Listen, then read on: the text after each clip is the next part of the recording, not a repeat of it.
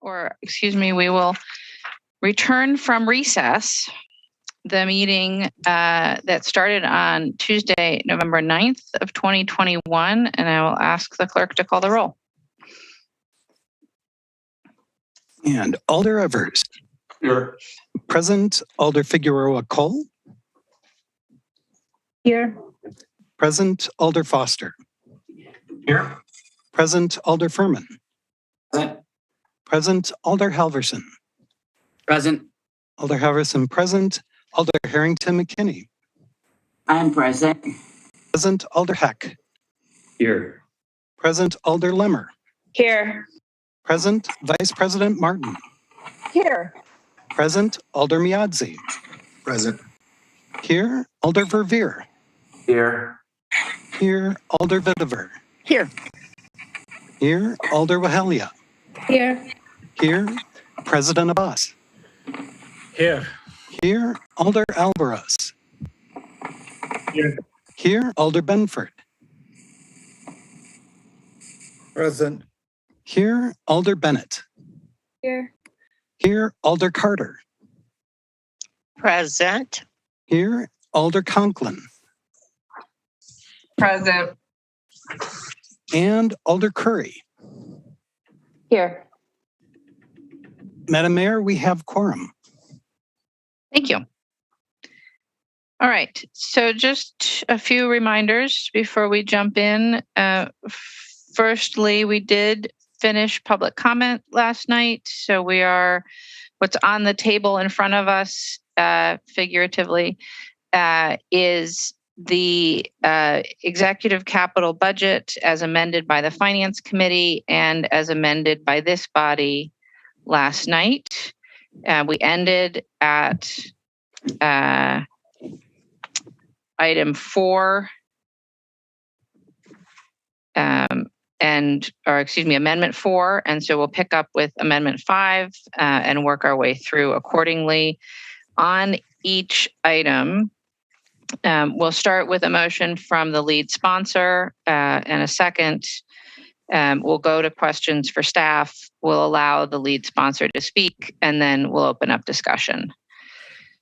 I will again be pausing at appropriate times, roughly every 2 hours, to see if we'd like to take a break. And we do again tonight need to recess at midnight unless we collectively vote by more than 2/3 to keep going. So just to set the stage for everybody, are there any questions about our order of business or our operations tonight? Alder Figueroa Cole? I will ask again if all possible for the agenda to be on the screen, please. Yes, Thank I believe Christine is prepared to do that. Thanks. Any additional questions before we get started? If not, then we are on the capital budget amendment number 5. So Alder Benford, a motion? Thank you, Mayor. Move approval. Second. It moved and seconded. And on Amendment 5, which is in the Economic Development Division regarding the acquisition of 351 Russell Street, are there questions for staff? Alder Figueroa Cole?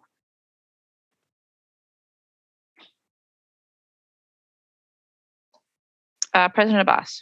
Thank you very much. I have a couple of questions. My first question is about the dry cleaner state program. I know state had a program to clean up the gas station in their tank. I'm just curious if staff can share information, what type of programs are available for contaminated property like that with dry cleaning. So there's probably engineering staff or maybe economic development. Want to take that question? I can cover this one. Go ahead, Rob. Sure. So a lot of people are familiar with PECFA. That was used to clean up leaking underground fuel tanks associated with fueling stations, gas stations. There was a fund called the Dry Cleaners a response, I'm sorry, DERF, Dry Cleaners Environmental Response Fund. And that has been closed for some time, and they have not been taking new applicants. It was grossly underfunded, and it was using tax, I think, essentially on dry cleaners, and dry cleaners were just less plentiful. So that fund went away. That's no longer available, unfortunately. Rob, do you have I'm sure Alder Benford perhaps share more history of this project. Do you have a history, like when did that funding was over? Did this owner apply for that funding? Could you have some No, history? I don't think he would have had an opportunity to. No, I think it would have been, it would have closed before he was aware of that. It closed in 2008, and he was notified somewhere around 2013. Perfect. All right. I appreciate that. Perhaps question for Matt Wachter. Go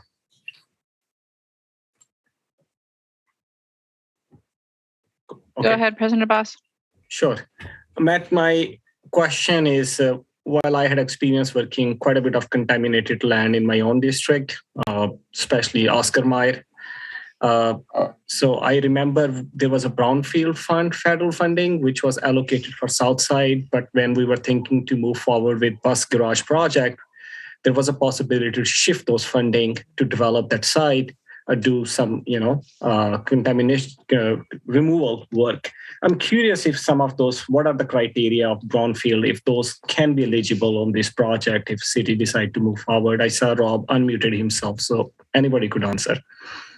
Yeah. Did the council get my letter? I sent a letter on this to the council. I hope everybody received. If not, I can. I apologize. I have 1,650 emails, so perhaps. No, don't apologize. I just want to make sure people did get it. So those funds are available, and that is actually it's our recommendation, at least City Engineering's recommendation, that we don't purchase the property, but that we make our the brownfield funds that are available to us available to the property owner to investigate the property. That is actually our recommendation. So it's a good question, and thank you for that. So Rob, again, I should read your memo. Unfortunately, I'm sorry, I haven't read it. There's so many emails. So I'm going to ask you a question on the floor, and sorry asking that question, and you have to repeat it for me to get understanding on this brownfield. So my understanding with brownfield is you have to redevelop the site. So if the owner, can he use this brownfield grant without redeveloping, like as existing structure? Yeah, staff talked to the DNR, and they were comfortable with this. But you are absolutely right. The fund is typically associated with redevelopment. But no, we are able to use the fund for investigation only. So the property owner would still have some expense here, but a great deal would be paid for by the brownfield fund. Okay. And I also saw in the amendment, there's mention about TIF funding, WEDC grant, and other stuff. I'm just curious about TIF as per city policy. We never use TIF money for removing contamination. We use only for economic development purposes. So I'm just curious to hear if there is any flexibility. I saw Matt hand is raised using TIF for that particular area. Matt. Sure, Alder. We have used TIF for environmental remediation in the past, but it's been in situations where the property has redeveloped and the value of the property has increased significantly. And then we were able to use that increase to fund that remediation. Okay. And I know the answer of my next question. That's the last question, but I'm going to still ask. Do we have any financing option or any help on a contaminated land, providing education, awareness, or some sort of financial help to help mitigating some of the impact? Because I'm getting into my comment section, but anyhow, that's the question.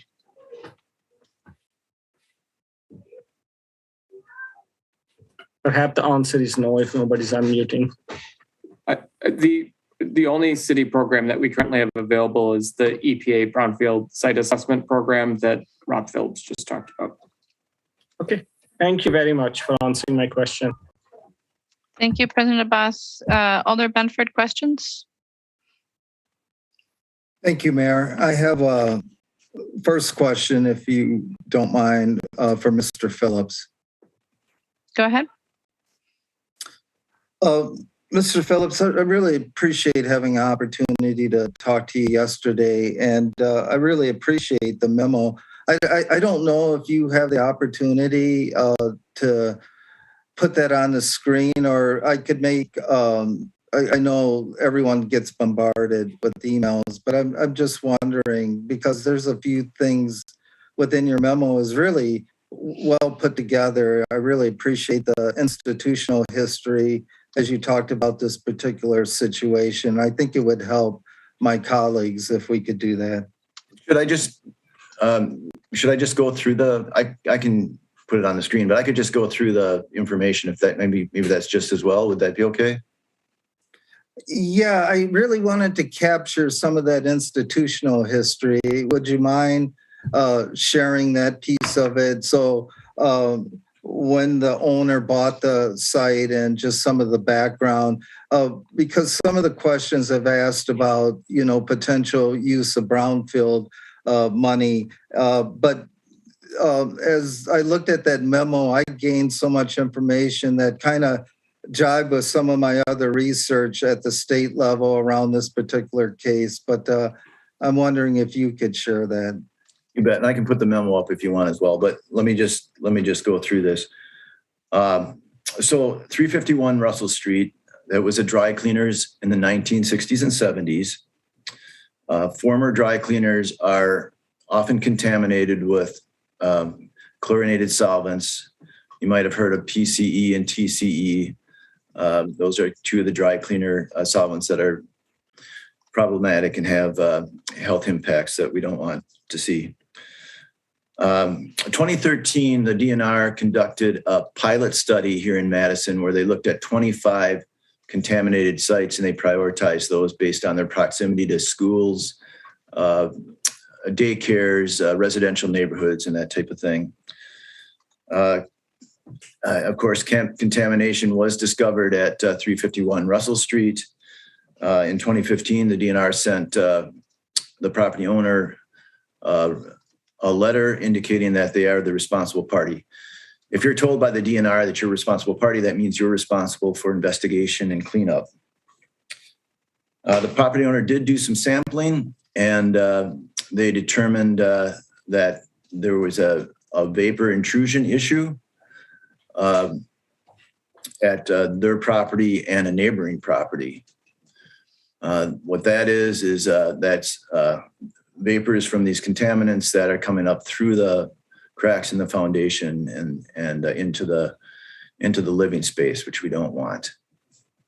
The solution is actually, at least to the vapor problem, is not that difficult. It's the same as if you have a radon problem in your house, and many people do, and you put in a radon system to get the radon out of your house. Well, the same thing for this. So essentially, they put those systems in this property and the neighbor's property.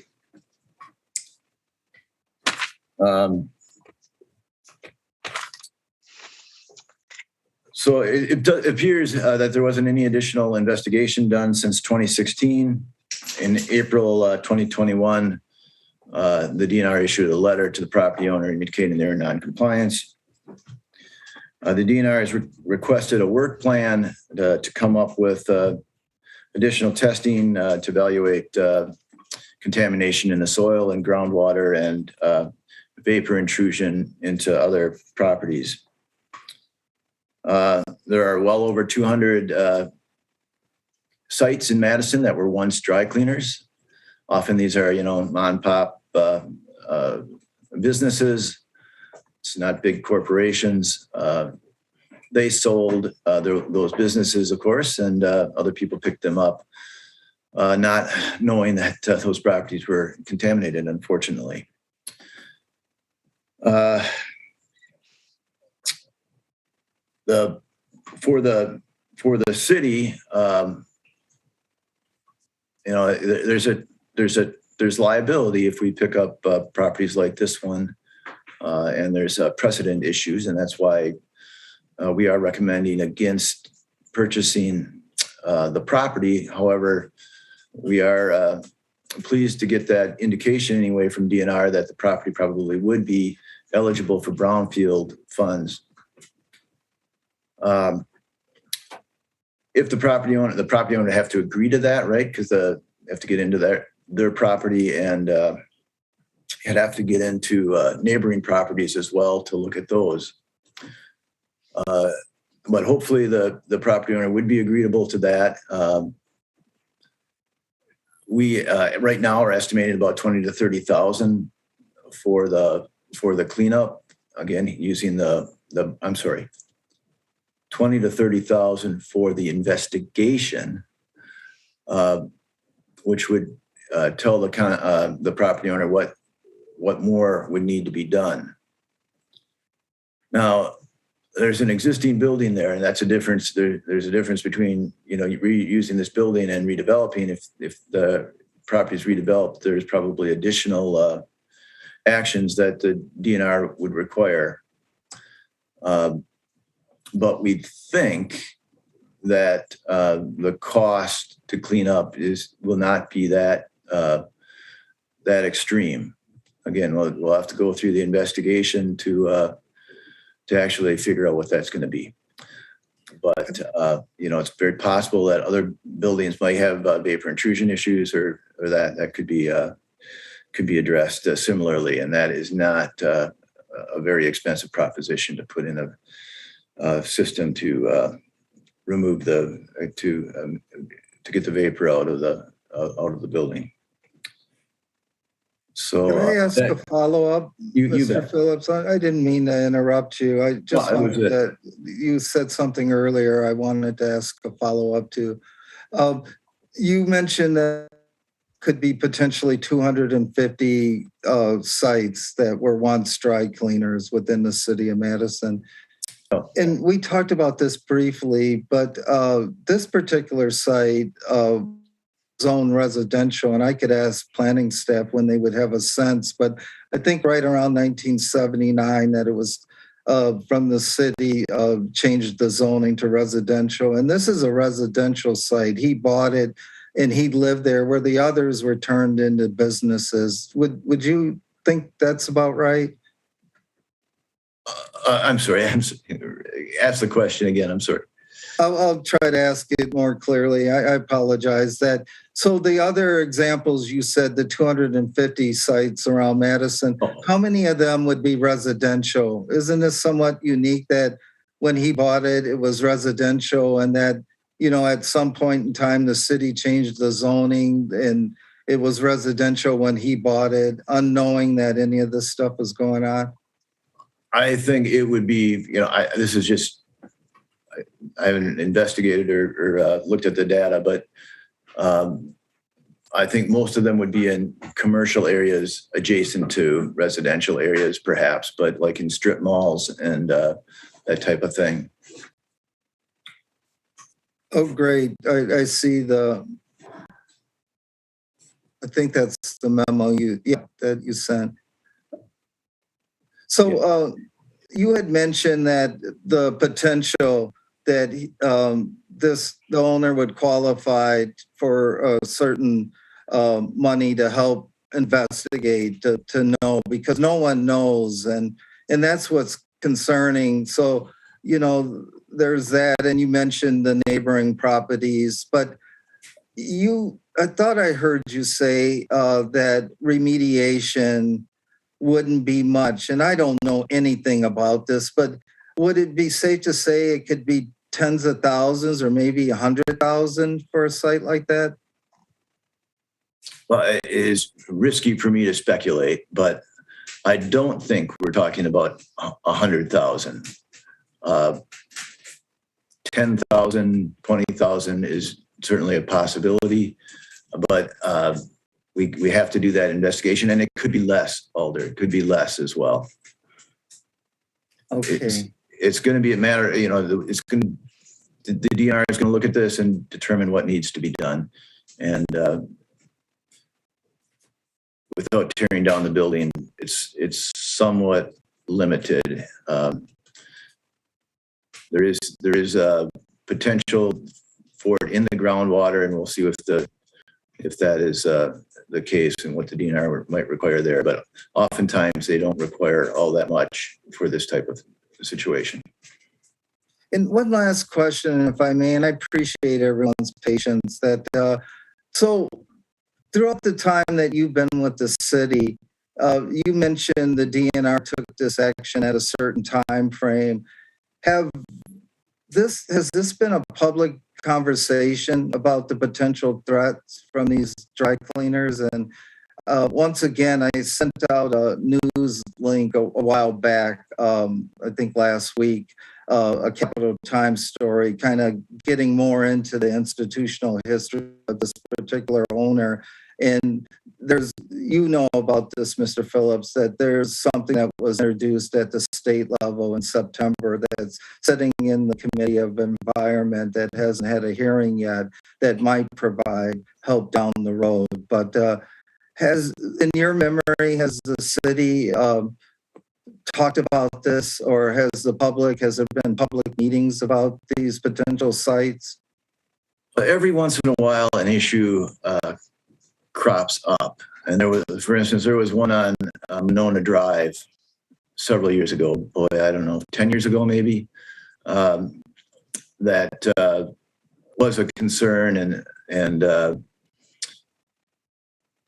that was talked about in the news. There's school over there, and I recall that one being talked about. I don't think that this comes up that frequently, but I would say it's a very difficult issue just because of the lack of funding for cleanup, the fact that many people purchase these properties just like this owner did without that knowledge, and just the sheer number of properties. And this, of course, I'm sure you're all aware, it's not just a city of Madison problem. It's not just a state of Wisconsin problem. It's a nationwide problem. So I would hope at some point that it is addressed better at the federal and state level in terms of making money available for cleanup. Thanks for answering my questions. Thank you, Mayor. Thank you, Alder. Alder Carter, questions for staff? You're muted, Alder. I think this goes to Matt. Matt, let's say we do all of this, we clean it up, etc. What kind of development can go on this property, or are we going to make it green space?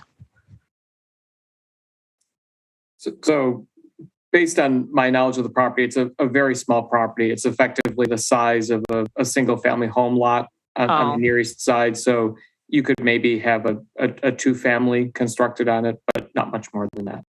Okay. Thank you. And one other thing, I'm sorry. Can you tell me if we have, maybe you've already said this and I just missed it, have we applied for any of the brownfield grants for this? The city has not, no. Okay, and neither has the owner, correct? To the best of my knowledge, yes. Okay, thank you. Thank you, Alder. Alder Heck, questions for staff? Yes, thank you. This would be for Matt, probably. Matt, does the city generally make it a habit of paying full purchase price for a property that has, let's say, contaminants or some other issue that would typically reduce its property value?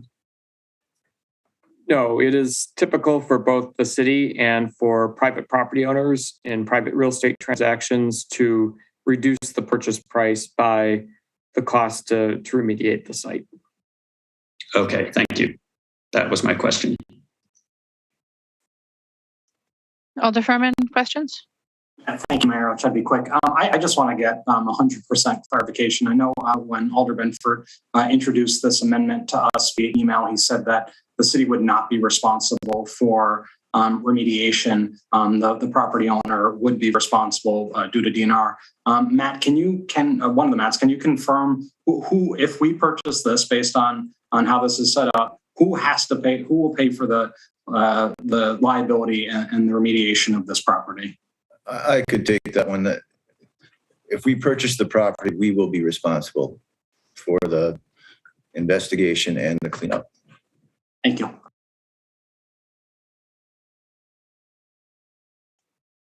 Alder Benford, questions for the second time? Yes, I don't want to make it a habit, but I do have a couple questions. One for Matt that it was a great question by Alder Heck, Matt, and I wanted to piggyback on that would you speculate that the current assessment, just living in the neighborhood, that's low, and wouldn't that had already been factored in? So if it wasn't for this contamination, that assessment would most certainly be higher. Would you think so? I do not know, to be honest. We'd have to do some additional research with the city assessor to determine whether or not that has been factored into the current assessment. Okay, and thank you. And one last question for you, Mr. Phillips, that I think that there's some confusion. Can you verify that a private individual like the owner is not eligible to apply for brownfield? Doesn't it traditionally have to be a municipality or a nonprofit or another governmental entity? I am not certain on that answer. I'm sorry. I can provide some feedback to that, Alder. There are some, especially federal EPA programs, that communities are only eligible for applying for. However, for the state brownfield grant program, the applicant can be a private property owner or a municipality. And for the city's own EPA brownfield site assessment grant program, it most certainly can be the property owner. Thank you. Thank you, Mayor. Thank you, Alder. I have no other questions. Anyone? I have no other alders in queue for questions. So Alder Benford, do you wish to start the discussion? Thank you, Mayor. I appreciate it. And once again, I know we have a lot to talk about. So I was trying to pull up that amendment where I could see it easier while I talk. And maybe we can do that again if we could screen share. But essentially, there was 3 issues in my mind, and many of my colleagues, Mayor, are faced with this. And you served on the council that when you make contact with constituents, sometimes you find out that they have more concern about the primary point of contact. And I discovered that the property owner had this history, and there had been media coverage about it. And as I mentioned before, that something recently was introduced and back in 2018 at the state level. So throughout these conversations, and I applaud city staff, I heard the word liability, and that's certainly something we should all be concerned about. Our vested interest is for the greater good of the city, but also in our role as alders, as policymakers, in trying to do the best that we can to take away unfair burden for those that we represent. So it was clearly demonstrated that at the state level, the owner was failed. We can certainly talk about how at the federal level, there's not enough funds that pass through to help with these situations. And I had asked the question, out of these 250 sites, how many of those were owned by individuals? So the financial burden, I think it should be noted that this person has put in well over $20,000 up to this point with the wells and having to pay the city $600 and $1,000 a year for insurance. And I'm not qualified to speak about the owner's financial well-being or anything like that, but the other issue that popped up are the neighbors, the surrounding houses, everyone else. And we know whether it was PFAS or other toxins in our soil. I'm not naive to think that this was all once an industrial corridor. So yes, there is this liability. But I can't walk away, Mayor, thinking like, okay, there's this liability, so let's turn a blind eye. And I'm not suggesting that any staffs would recommend that or anything, because Mr. Phillips said that he believes that this property would be, I thought I heard him say a couple of times that the property would be eligible for testing. So there's the testing, but if it comes back that it's in other houses that once again, I'm not an attorney, but I make the assumption that he would be on the hook. So there's a few things that are going on. There's my concern as the alder of the district, but I'm wondering if you all feel concerned that these other 250 places spread across the city, and maybe they are commercial buildings, they're not residential, like this continues to be with the vapor system put in place. But I just hope that we don't say, okay, we're willing, tough luck, property owner. Hopefully the state will work it out. But I would also say, if you don't know where this is, it's right on the bike path. You probably, if you ride the bike path, you've probably gone by it 100 times. So I'm not a real estate expert, but I do believe that if it was cleaned up, that the city could turn it around. And once again, I asked about the assessment price, and I can tell you in my neighborhood, like all of our neighborhoods, nothing's cheap these days. It's just going up by the minute. So I believe we could get an investment on our return. So that's why this amendment's before us. I hope you would consider it. Once again, it's not about necessarily the particular owner, but it's about us signaling that this is really important. We can take a stand on this right now because it's very unique. Thank you. Thank you, Alder Furman. Thank you, Mayor. I appreciate Alder Benford sharing details on this. One of the things that he shared and all this stuff came late, so I'm not sure if everybody had an opportunity to read the Cap Times article that he referred to. But in the article, the owner of this property literally said, I couldn't give away this property if I tried. Unfortunately, we are offering him money for a property he said he couldn't give away if he tried. I just think this sets a terrible precedent. I think what this owner has gone through is awful. I am grateful that staff has put out some plan to see if we can help hook them up with programs. But I think this would be a terrible precedent setting thing. And we have no idea what the liability is as a city. And with tons of other sites like this, this is a really bad direction to go. So I won't be supporting this. Thank you. Thank you, Alder. President Abbas. Thank you very much.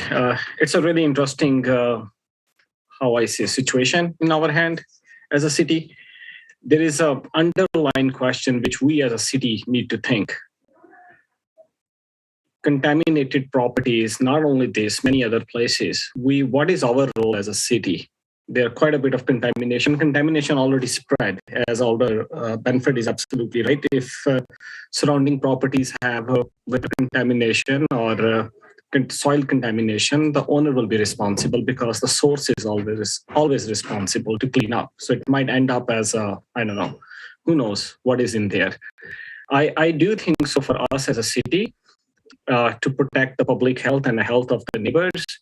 It looks like a step, and it could be a new precedent, but I think so we should take that step and help if we can. And from economic standpoint, that particular neighborhood is very desirable. And if we have resources, we also get federal brownfield as well grant. We could do that and help out the neighbors and surrounding area. I will support Alder Benford with this particular amendment. But if we as a council decide not to support, I will put a question in front of all of you. In case of environmental contamination, if it's this property or any property, how far, what role we have? Could we ask the owner to do? Could we check for the contamination? Should we have those funding? It's a really complex issues, and I think so as a citywide, we need to put more effort and keep public health as the priority. So thank you very much. Thank you, Alder Heck. Thank you, Mayor. I agree with much of what President Abbas said and other alders too. I come to a different conclusion, though. I mean, I really would like to help out, and I think the city should do so. But this seems like kind of a one-off to me, and that we'd be better off with PFAS and all the other contaminants that are floating around, as President Abbas mentioned. I think that we need to commit to establishing some sort of program or studying what the options are for how addressing these contaminants will play out. But I don't think addressing it with a budget amendment for a single property is the way to go. But I do hope we can do something in the future. Thank you. Thank you, Alder. I have no other alders in the queue wishing to speak. I anticipate a roll call will be requested. So all those in favor of Amendment 5, aye. Those opposed, no. As your name is called, then I'll ask the clerk to call the roll. Alder Evers. No. No. Alder Figueroa Cole. No. No. Alder Foster. No. Alder Foster, no. No. Alder Furman. No. Furman, no. Alder Halverson. No. No. Alder Harrington McKinney.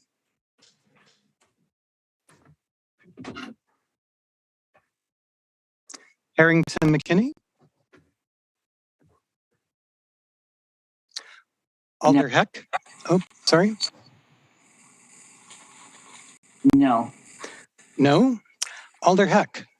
No. No. Alder Lemmer. No. No. Vice President Martin. No. No. Alder Miadzi. No. No. Alder Verveer. No. No. Alder Vitiver. No. No. Alder Wahelia. Aye. Aye. President Abbas. Aye. Aye. Alder Albaraz. No. No. Alder Benford. Aye. Aye. Alder Bennett. Alder Bennett. No. No. Alder Carter. Aye. Aye. Alder Conklin. No. No. Alder Curry. No. No. I have 4 aye, 16 no. Thank you. With 16 noes, Amendment 5 fails, and we'll take up Amendment 6, which is in engineering major streets regarding South Park Street. Alder Evers. Oh, excuse me, Alder Foster. Thank you, Mayor. I just wanted to raise a point of privilege. Would it be possible that I think the screen sharing is helpful, like at the beginning when we're looking at it, or if somebody needs to reference it, but if we could turn it off when we're kind of having discussion and stuff, I think it at least would work better on my end. Although you might try sliding the shared screen all the way to the left so you can see the rest of the group. That's what I've done. Yeah, I've been working on making it more tolerable, but if not using it, maybe we could at least turn it off when we're really not referencing it. But I'll let you make that call. Thank you.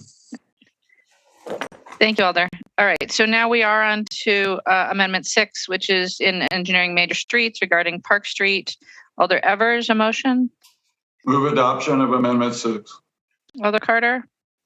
Second. Moved and seconded. Are there questions for staff on this item? Seeing none, Alder Evers, would you like to speak to it? This particular amendment shifts money from that was budgeted for 2023 into this next fiscal year, 2022, in keeping with a change in the DOT schedule. It aligns our schedule with theirs. It doesn't change matters in terms of debt service or impact in any regard. It's just a matter of shifting what we had already planned to spend in 2023 into this next year.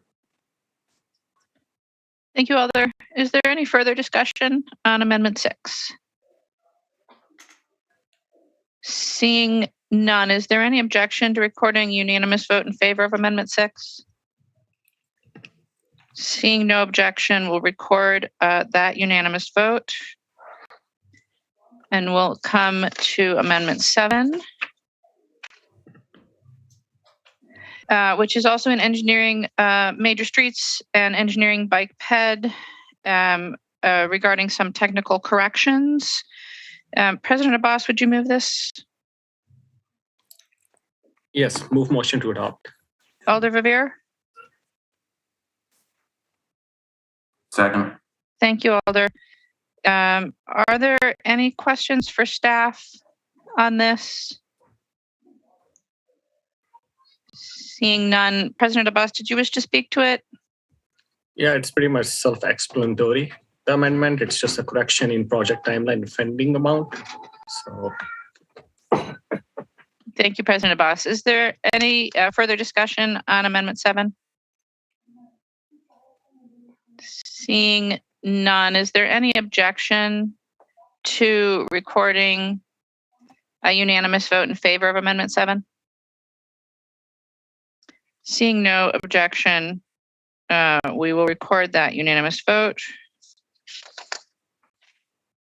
That brings us to Amendment 8.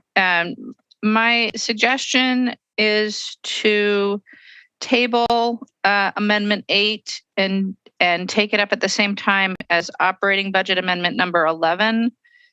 Can I get a motion to that effect? Motion to table. Is there a second? Second. All right, so moved and seconded to place Amendment 8 on the table. Is there any objection to recording unanimous vote to place on the table? Seeing none, Amendment 8 is on the table. That brings us to Amendment 9, which regards the zoo. Alder Figueroa Cole. I move motion. All right, moved, and Alder Foster. Second.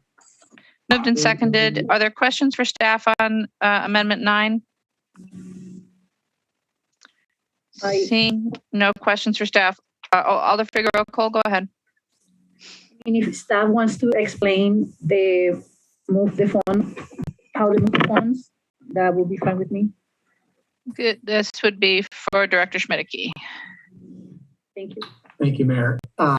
Yes, this amendment would replace funding that the city provides to the county for capital projects at the zoo. The executive budget funds that through a transfer in from the general fund. This amendment would change that funding source to general obligation borrowing.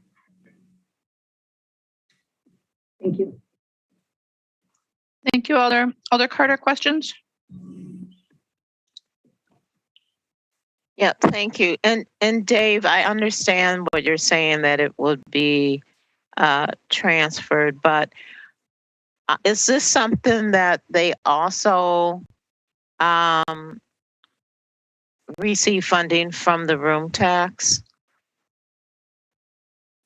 Alder Carter. Or is this separate? This is the capital contribution the city makes. I think you're referring to the operating contribution that the city makes. Yes, Which had been funded from room taxes in the past.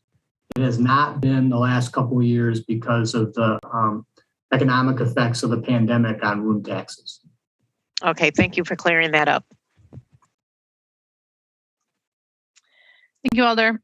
I see no other questions. Alder Figueroa Cole, did you wish to speak to this? Yes, thank you. This $75,000 is on regards to the request from the homeless commission and asking for to fund a contractor to work on the plan, the 5-year plan, on how to incorporate all the services that we are currently putting into people experiencing homelessness. And this comes with a caveat or a condition that the county will also match the $75,000. On Monday, the county did actually indeed match the $75,000 to make this possible. So I would like to ask my colleagues to please support this amendment. As I was super impressed to see how the council budget went, and this particular resolution took a lot of discussion, and it was extremely evident that there's a lot of supervisors currently that are very willing to work with Madison City Council to provide this, to collaboratively provide the services that our houseless population needs here in Madison and in the county as a whole. So I'm excited to be able to see this through, to have a plan that incorporates the funding that the county is putting into this issue, as well as all the money that the city is putting into this issue. Thank you. Thank you, Alder. Is there further discussion on Amendment 9? Seeing no further discussion, is there any objection to recording unanimous vote in favor of Amendment 9? Seeing no objection, we will record a unanimous vote in favor of Amendment 9. And that will take us to Amendment 10, which is in IT regarding a 311 system. President Abbas? Move motion to adopt. Alder Foster? Second. Moved and seconded. Are there questions for staff on this? Alder Foster?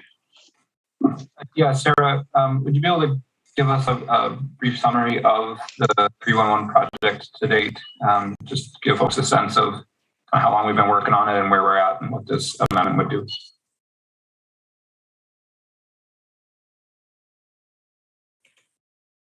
I would be happy to. So the 3101 project, as some of you may recall, I did a presentation back in September about the 311 project and the next steps as part of that. So as I noted, the city's already invested in several enterprise-wide assets. This includes our enterprise permitting, licensing, code enforcement, and service request management system, our work order system, and our financial and asset management system. So for the past 10 years, we've invested resources in software and hardware and city staff time that's set up to support the city's continuity of operations.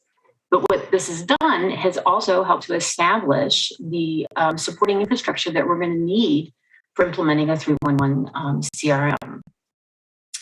So right now, one of our big projects that we're working on as part of a capstone grant that we got is connecting our reporter problem back-end system that I'm sure many of you have sent to your residents, asking them to use that, or used it yourself. And so we're setting up that back-end system to our service request management system. And this is a major piece of that technical implementation that is required for a 311 system.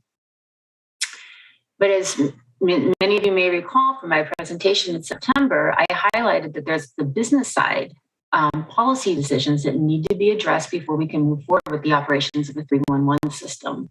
And that's what this request is for this amendment. It's to ask for providing funding to hire a consultant who would act as basically a project manager to develop this 311 roadmap we need for the city. And one of the major reasons why we would like to hire this consultant is that this is new to us, and we need to do this correctly for our residents, and we need to do this correctly for the city. And we also want to have that sort of impartial third party helping us to move forward with this, because there are so many different decision points that need to be made. And so, the consultant scope of work is going to include the city leadership, working with city leadership to collaborate on all of those business decisions that need to be made. So we've done all of the investment, and now it's just moving forward with what this position or what we need to do in terms of the operations and making those decisions.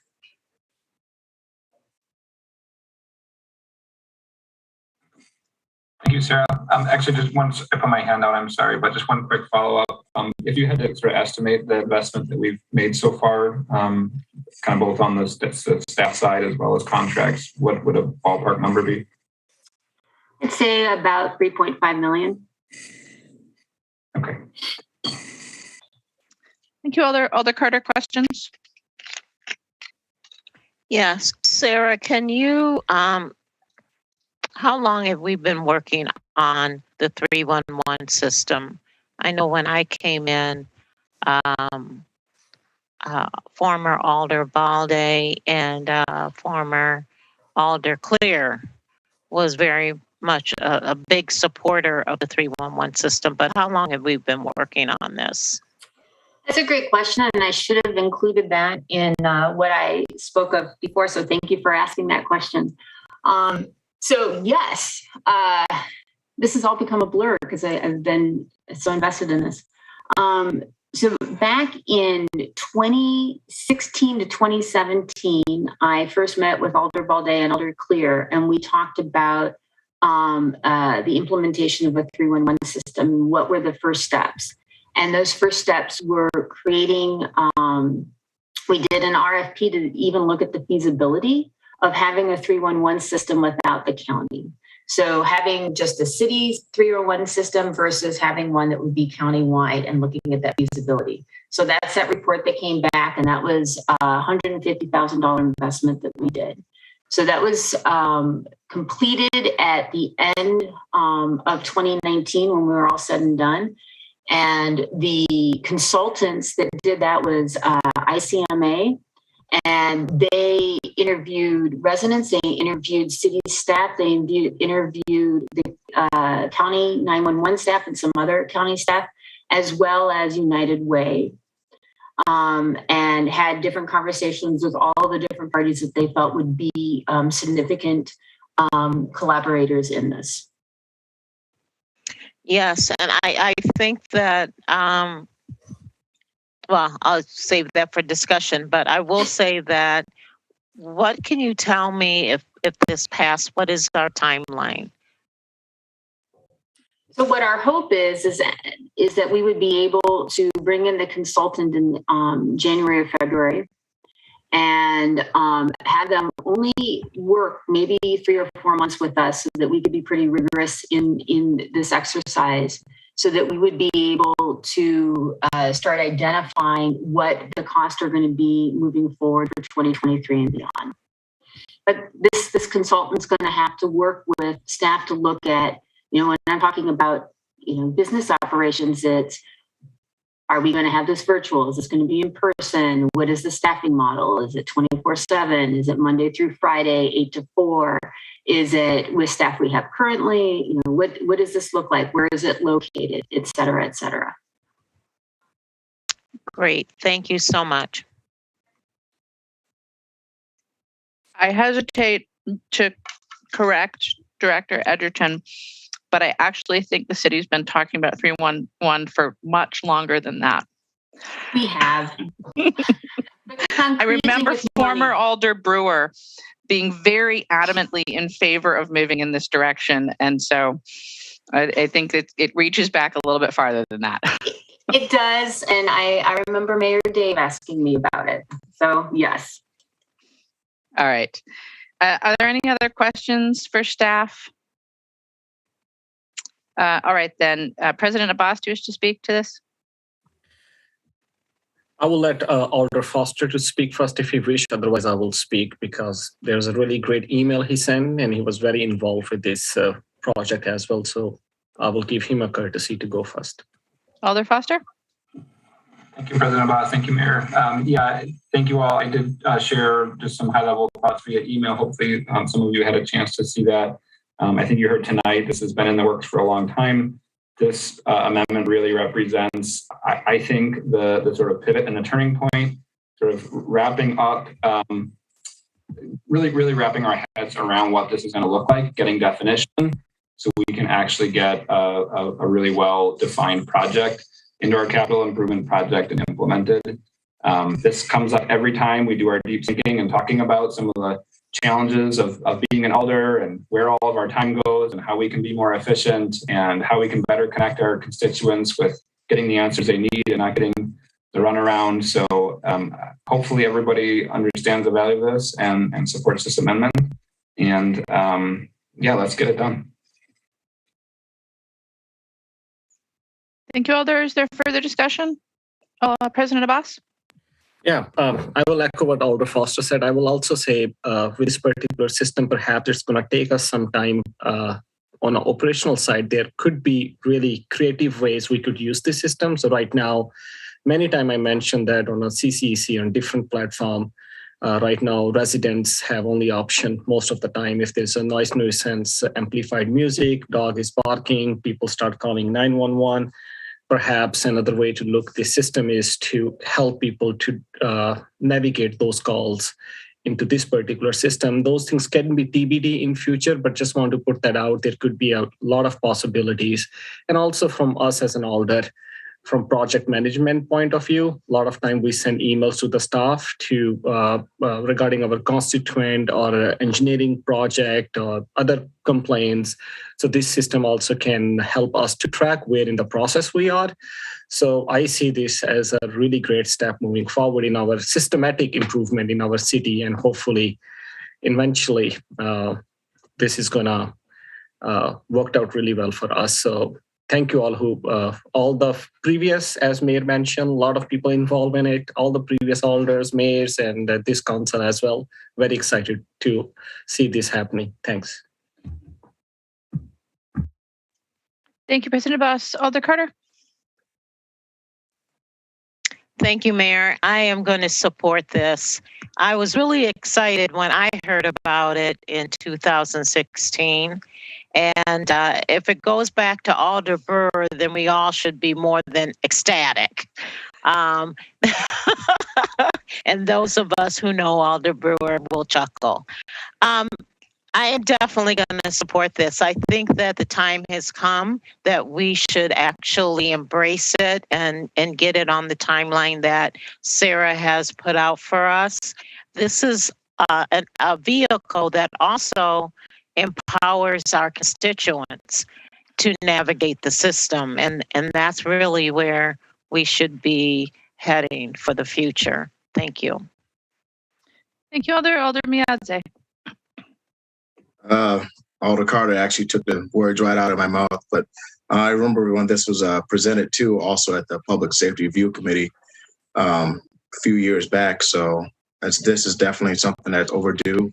Definitely something to outreach our constituents better. Any community engagement that we can do, I'm all for it. So I'll definitely be supporting this too as well. Thank you. Thank you, Alder.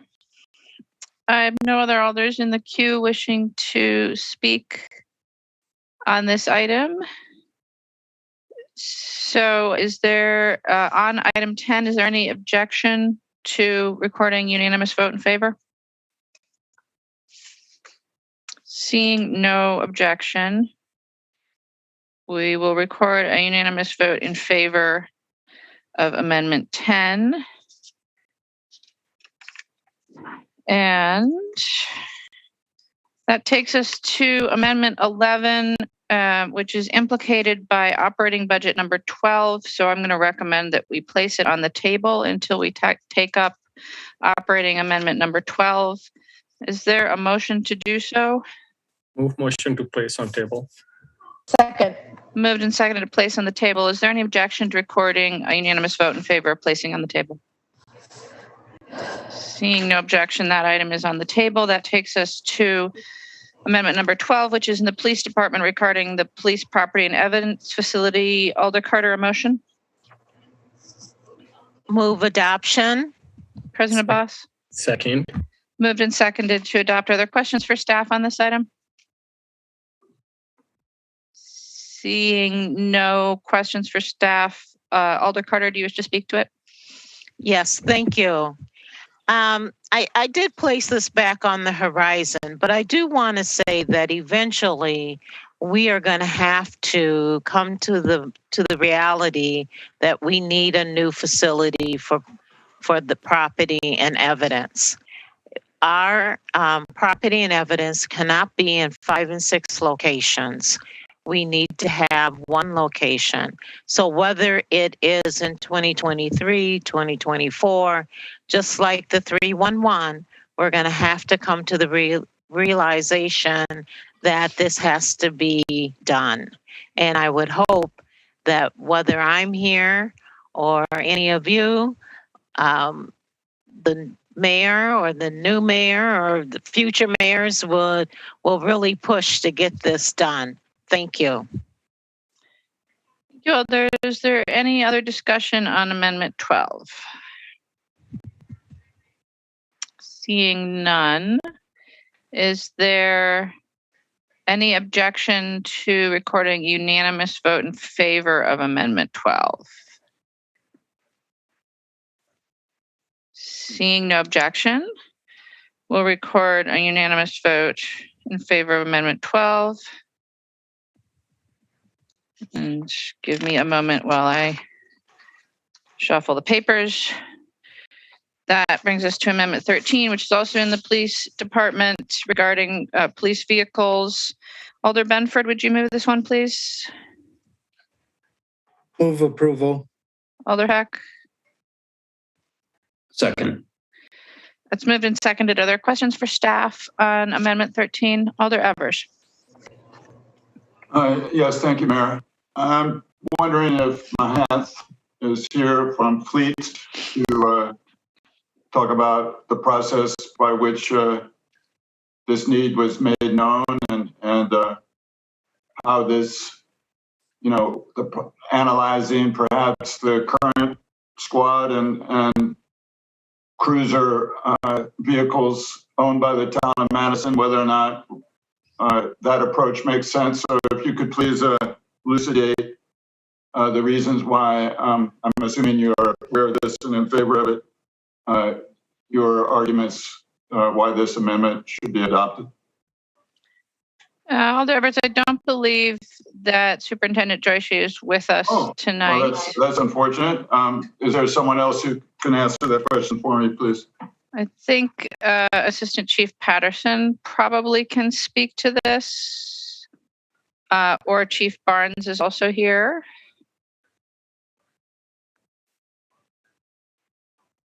If either of you want to speak to the Alder's question. Sure. If you can restate the first and second question, I want to make sure I understand. Yes, Chief. We've heard from the community questions why we weren't purchasing vehicles currently owned and operated by the town of Madison, why it's necessary to purchase new vehicles. And I hope that Fleet had played a role in this, but excuse me, sorry, here I just jumped on. Could you repeat the question again, Alder? Let me try. And then we'll give both the chief and the superintendent a chance at it. And thank you for joining us, Superintendent. The amendment is to acquire vehicles for the new patrol officers that are anticipated in the operating budget. The question is, the town of Madison has police cruisers, and why are we not acquiring those in the settlement with the town and using them instead of purchasing new? Yeah. So we have looked at the list of vehicles the town of Madison had, including the police cars, and we decided we didn't want to take those on along with the police department. Basically, when we procure old vehicles like that and we don't know how well they were maintained, it's likely to cost us more to keep maintaining them with all of the usage they've gotten. Thank you. Alder, did you have a follow-up question? Well, yeah, I asked this question because it didn't show up in the executive budget. So I guess I'm wondering the process by which it comes up now. Yeah, Alder, I can speak to that. Okay. When we introduced the capital budget, we had not yet made any decisions around additional police staffing for the operating budget. And so we weren't in a position to know if we would need additional vehicles or not when we introduced the capital budget. And so we weren't able to include these at that time. Well, thank you. That helps. No further questions. Thank you, Alder. Alder Carter, questions for staff?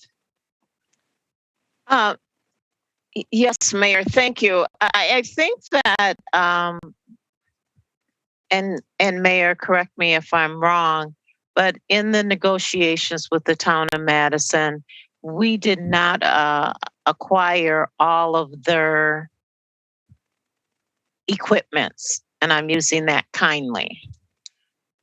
And because of that, that is why we are purchasing new vehicles and even using our own fire trucks versus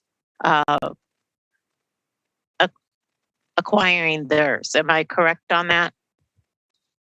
I think you're correct, Alder. I think that's what Superintendent Joyce said, is that we did evaluate their equipment and chose not to acquire it. Okay, thank you. Thank you, Alder. Alder Bennett, questions for staff? Yes. Upon this evaluation of their equipment, I guess what exactly was wrong with it? Like, how old are the vehicles that they currently are using? I'm just thinking, what's the sense of purchasing new vehicles if the vehicles town of Madison is using aren't that old? Superintendent Joyce? Yeah, so we looked at all of the vehicles of all different types, including public works vehicles, including the police cars. They were quite old. So just to give you a reference point, we try to replace our police vehicles around every 5 years or so. Sometimes we keep them a bit longer. If I remember correctly, and this was a couple of years ago, they were already over 5 years old in the case of police.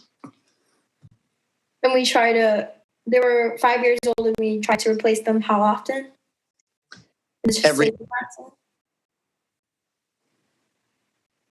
Sorry. Every 5 years. So, if we're buying a police car this year, like we would hopefully try to replace it around 2026. Okay. Why is such a short turnaround? I don't know how much wear and tear these vehicles take on.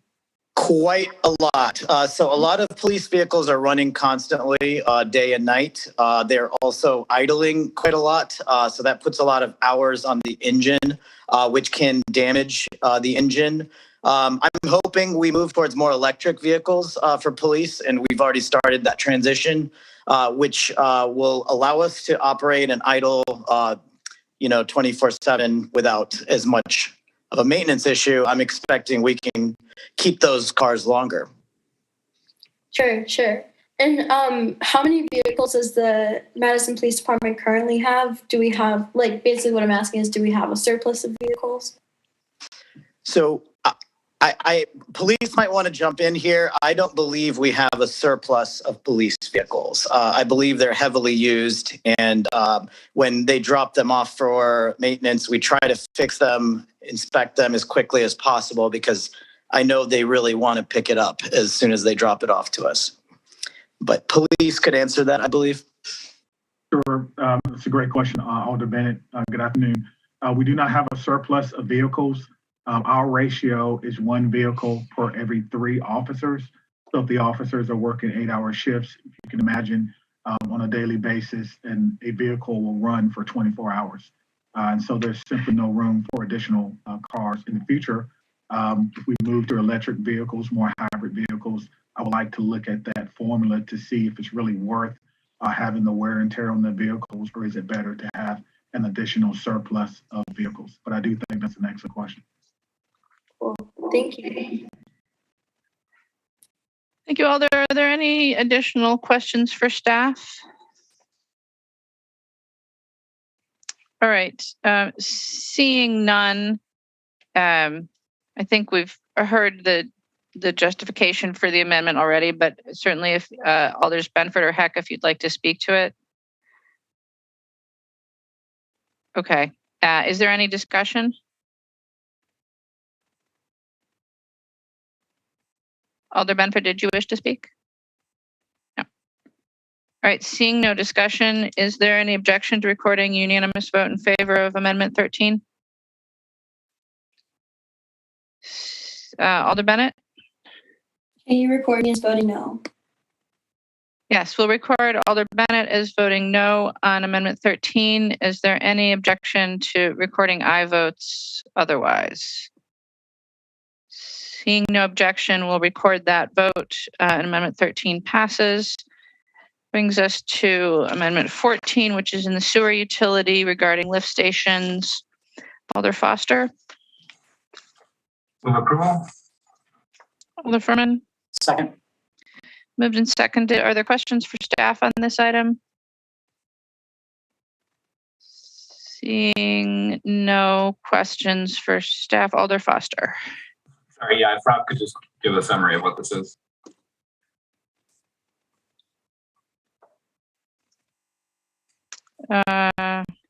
Engineer Phillips? Yeah. There we go. So we did a lift station project at Winona, at what was the former Winona Sanitary District. In the town of Blooming Grove, we took over some of their facilities a couple of years ago. And that lift station was more expensive than anticipated. This funding then will allow us to do another lift station that needs to be done. I believe that's the Harper lift station. And we can continue to stay on schedule with our lift station replacements.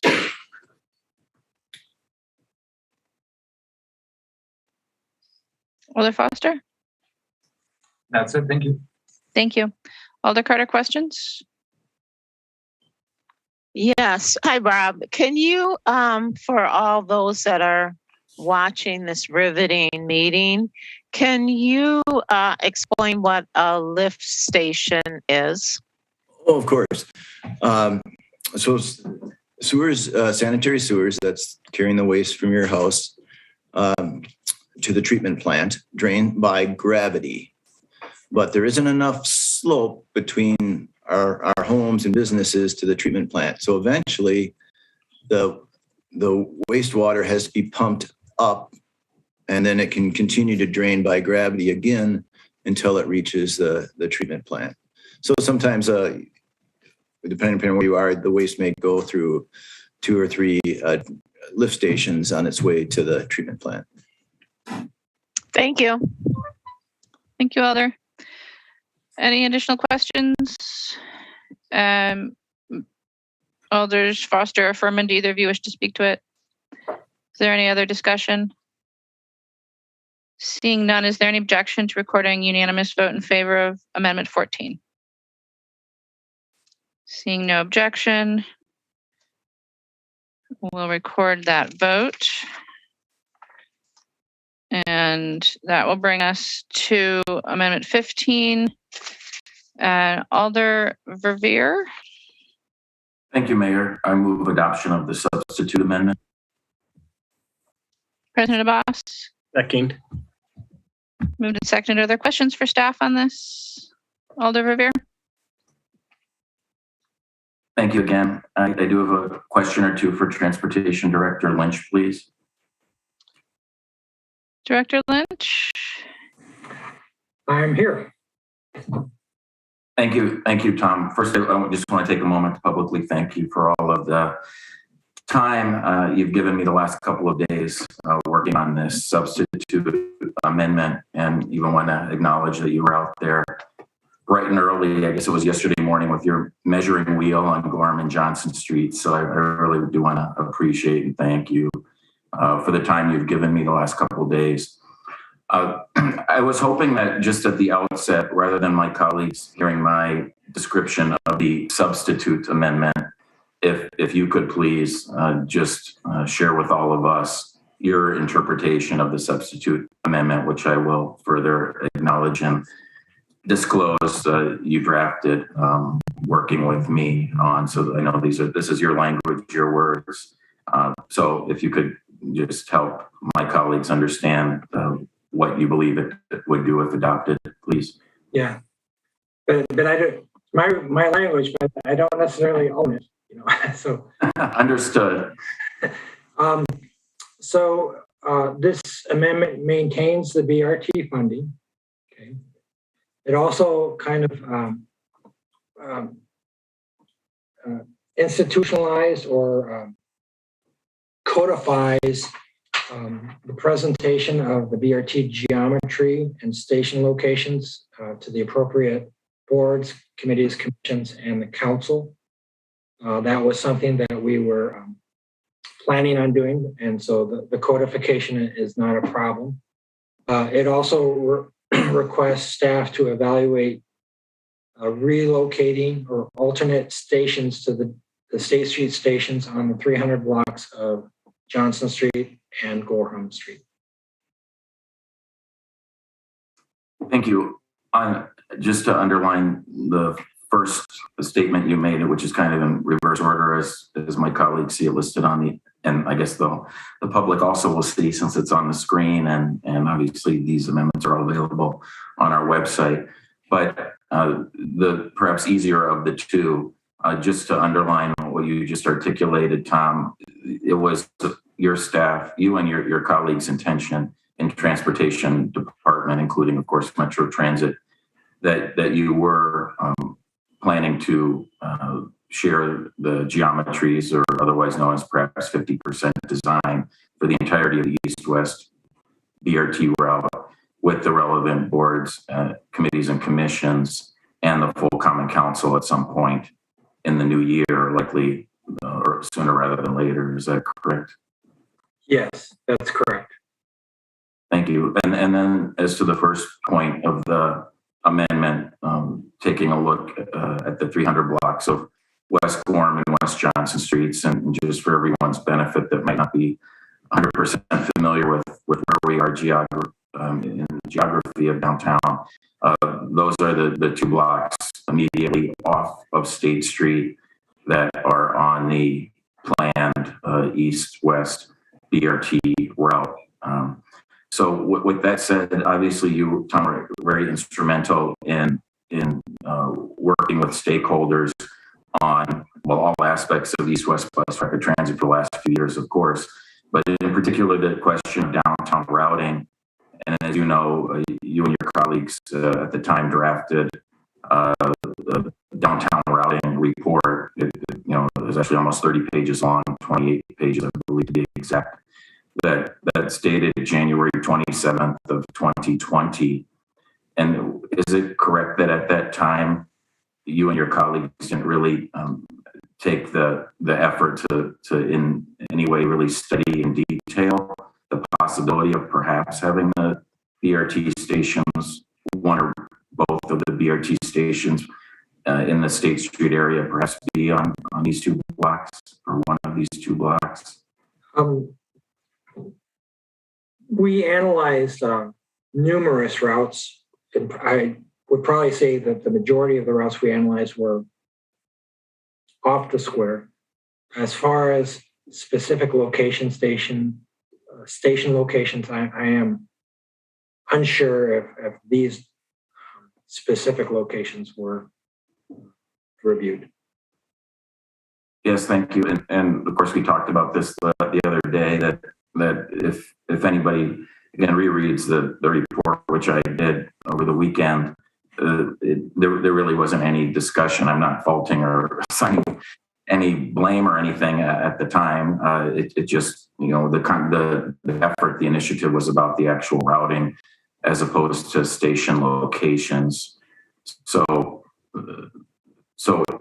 is it fair to say that either that January 2020 report, which is what the council had at the time to educate ourselves on that seminal March 31st, 2020 council vote, selecting the locally preferred route, that we really didn't get into the discussion of station locations in a specific way. It really was about the routing.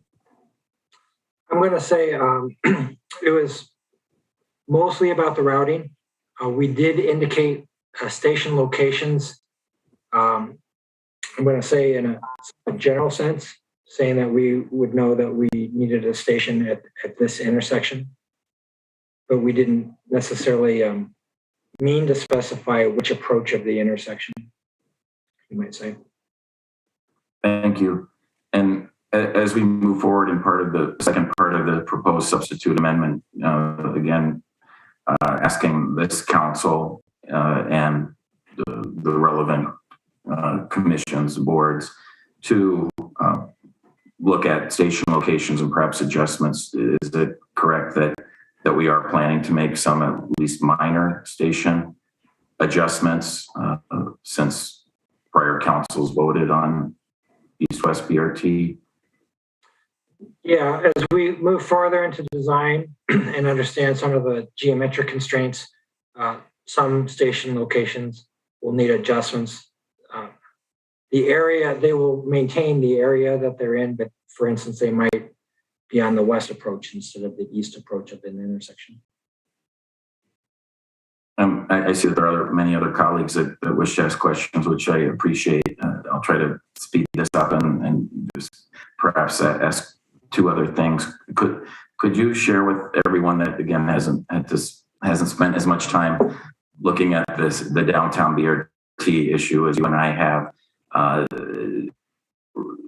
Remind folks, or perhaps share with them for the first time, the fact that the current thinking of city staff, and I guess I could also say our consultants, is that the original State Street BRT stations in the 200 block have been adjusted since I would say in-depth conversations that you had with stakeholders during the summer months, in particular, that announcement was made by the mayor, for example, this summer that did shift those station locations on State Street.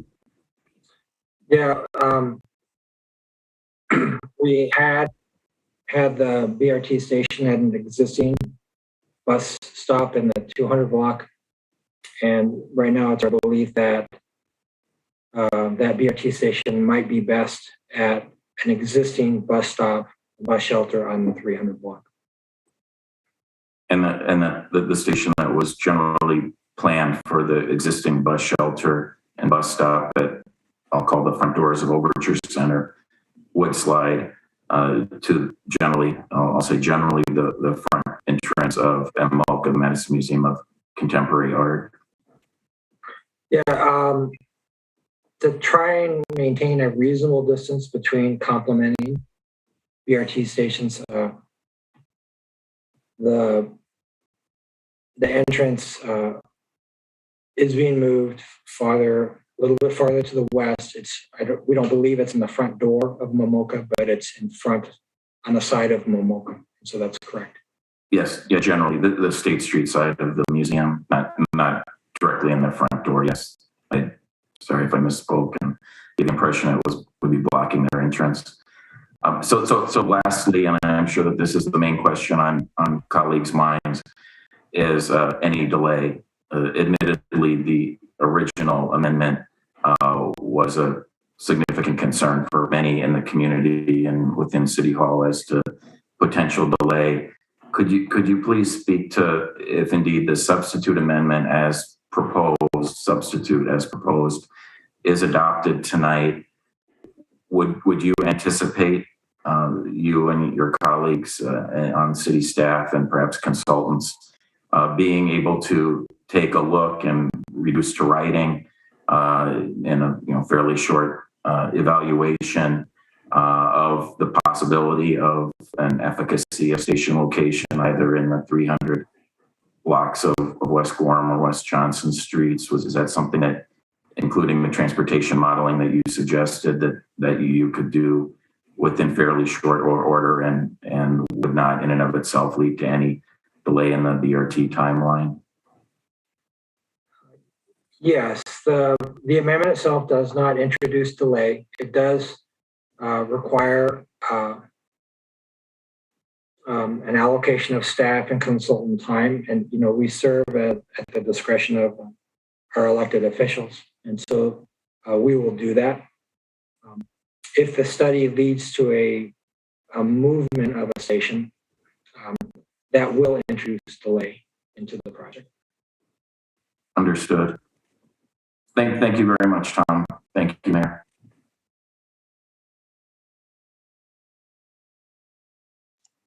Thank you, Alder. Alder Bennett, questions? Yes. So following up on the last thing you said, Tom, the language in the budget amendment says that choosing an alternate location could introduce delays. But what you just said, it will introduce delays. So I'm wondering, what is the probability that it will introduce delays, and how long do you believe those delays would be? It depends on if it's a sunny day and I'm optimistic or a cloudy day and I'm pessimistic.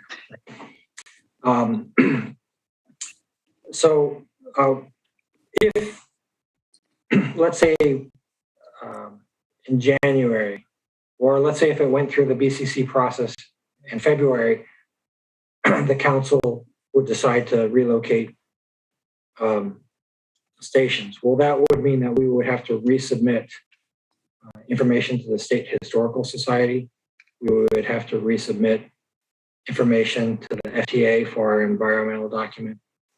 I will say that the FTA has really been a partner and has been quite responsive. But the State Historical Society has very prescribed timelines, and those timelines generally don't move, and we would need to get sign off on that. And I'm just going to open that question to if Justin wants to add anything to that. Feel free to, Justin. Yeah, I think good evening, everybody.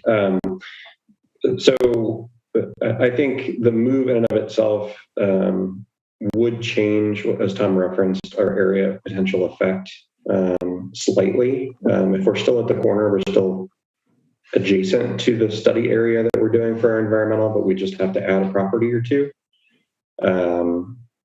So that would add, I would say, maybe 2 months to the process. But to be honest, we're in a position where, we don't have 2 months to give. And so, that's in order to meet our construction schedule. It's not like we can just delay things by 2 months. So that would in turn push out our construction schedule. And my broader concern, and I outlined this a couple times, is this is a type of project in a city like Madison that we can really only do in the summer. We don't want to introduce the rollout of a system like this is a big deal. And we don't want to do it when the system's already under a lot of stress during the school year. And we don't want to do it in the middle of winter because people trying to navigate to new bus stops that they don't understand when it's, below freezing outside. It's just not a good thing to do. And that's not something that really is done in transit anywhere. In cold weather climates, you just don't make major changes. So in the winter. So that's my broader concern, is that even though a 2-month delay in that process could end up delaying us on the opening side, could push us past a summer and then would push us all the way to the following summer. So, but that illustrates Justin is younger than me, and so he's more optimistic. So, which is great to have an optimistic person on staff, right? Right. Okay. So basically, delaying construction by 2 months would delay the construction out past summer months. Am I understanding that right?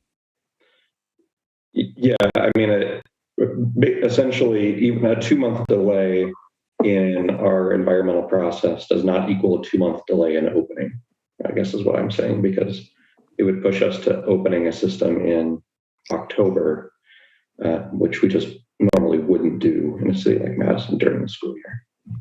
Okay. I can't see. Okay. And also under the analysis, it says that should it be pushed out every year that it's pushed out, it would cost us an additional $5 million. So would that, I guess I'm trying to understand the fiscal impact of delays.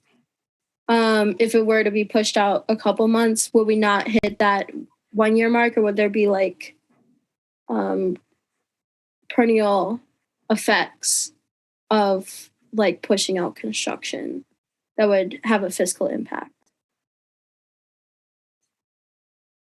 I don't know if my question makes sense. Yeah.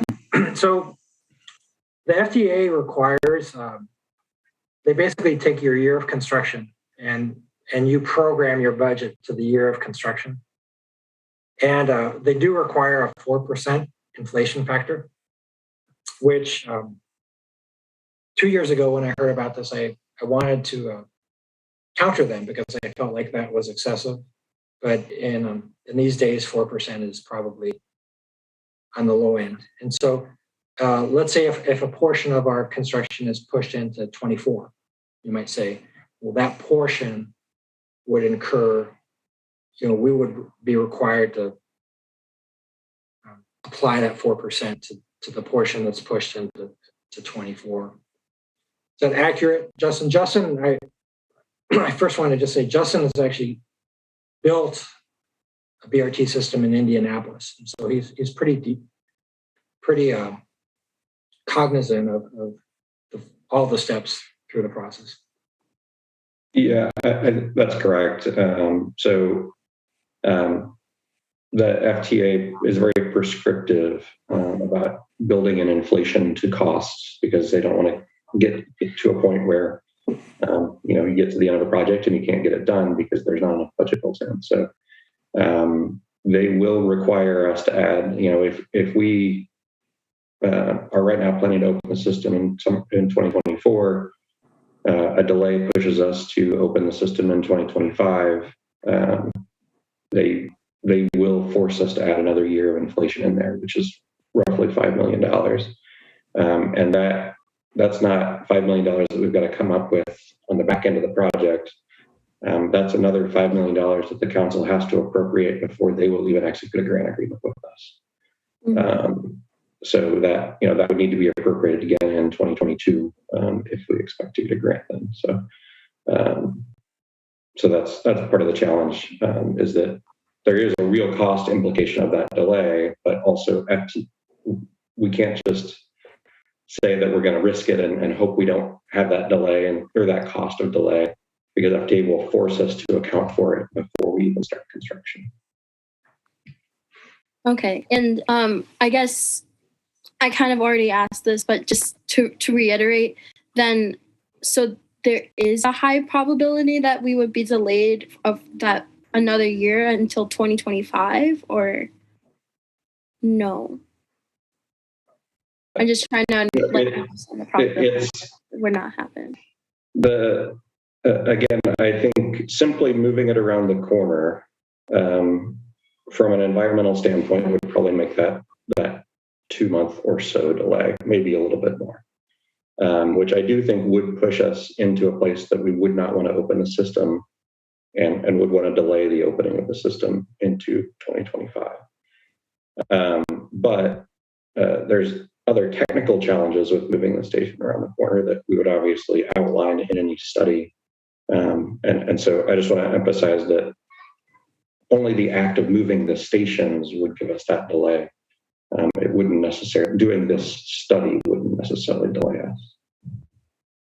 That wasn't clear. Okay, sweet. Thank you.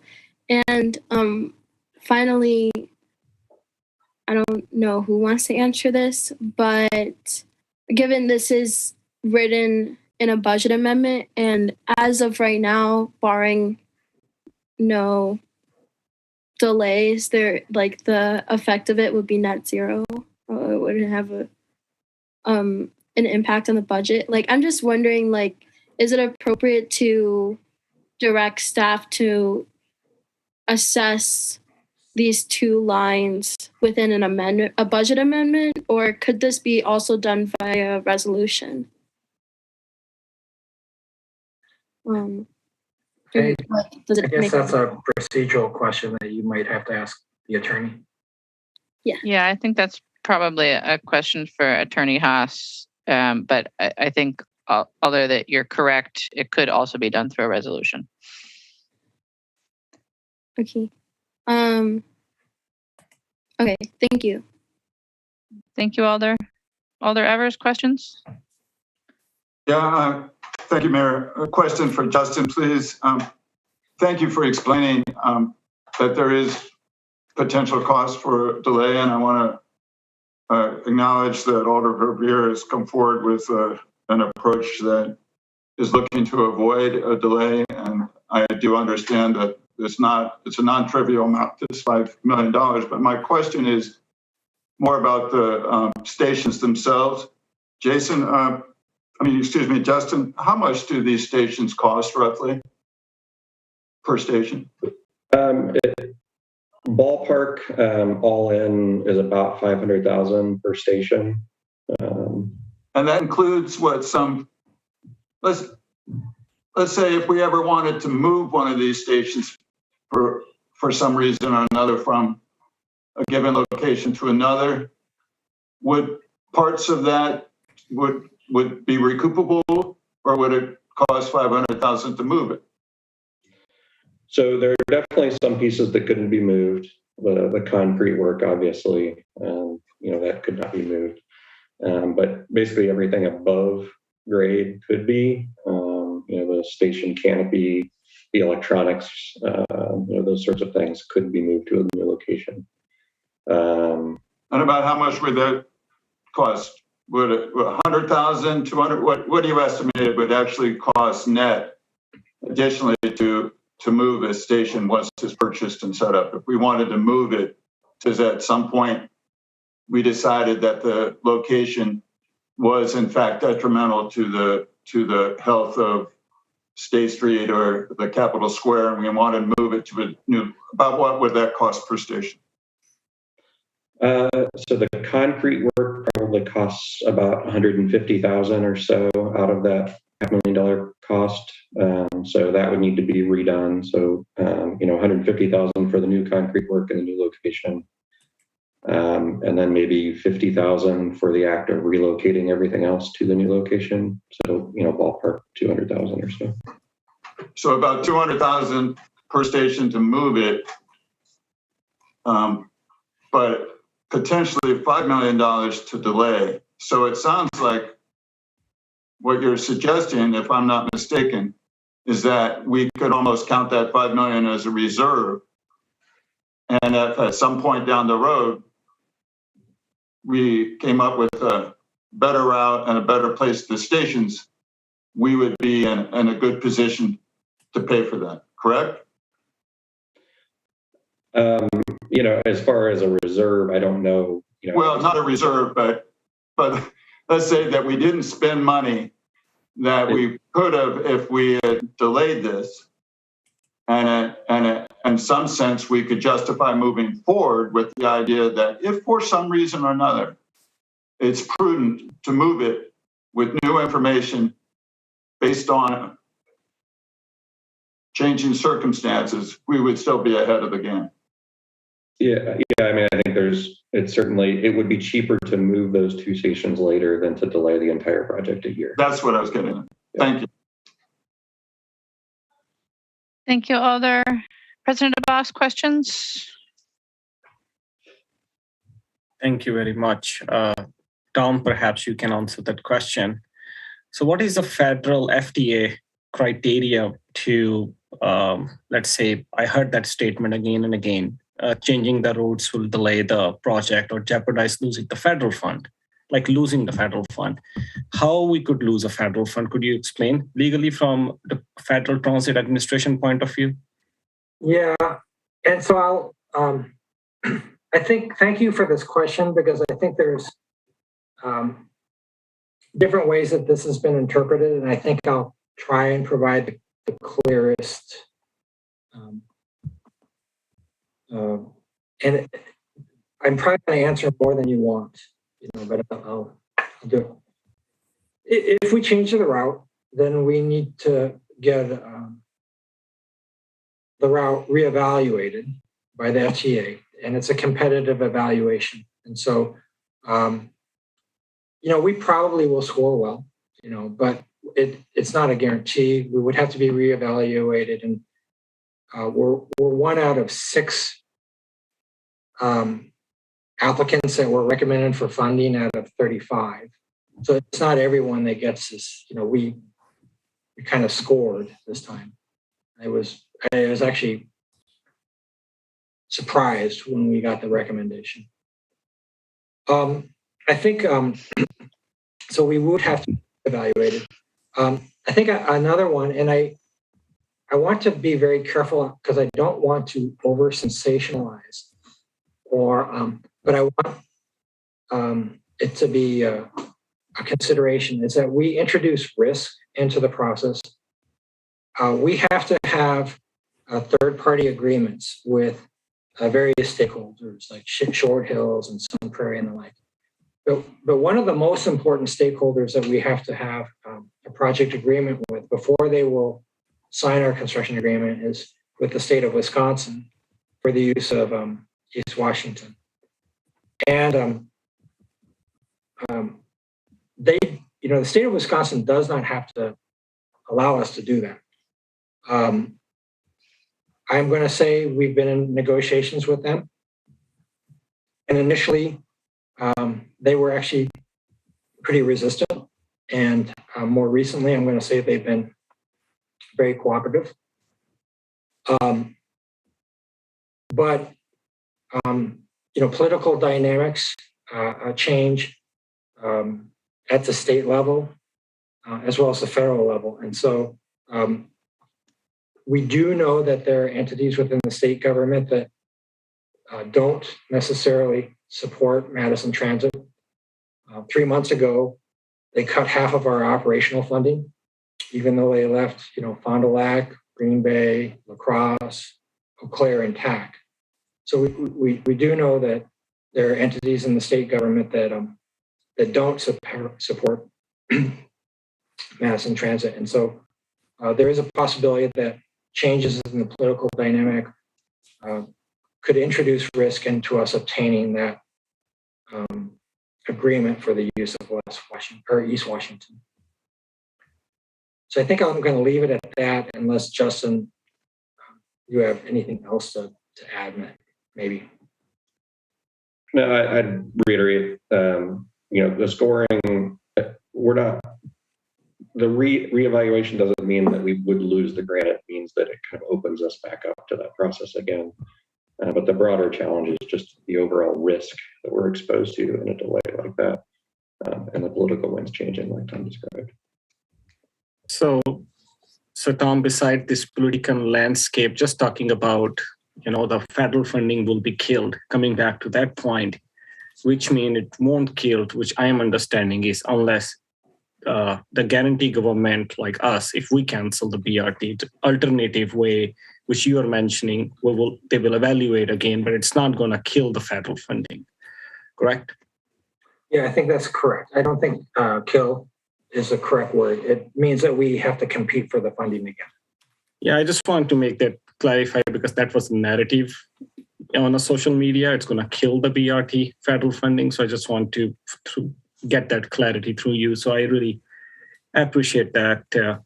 I also have a couple of other questions. I also have a question about, just give me a second. I have quite a bit of windows open here in my notes.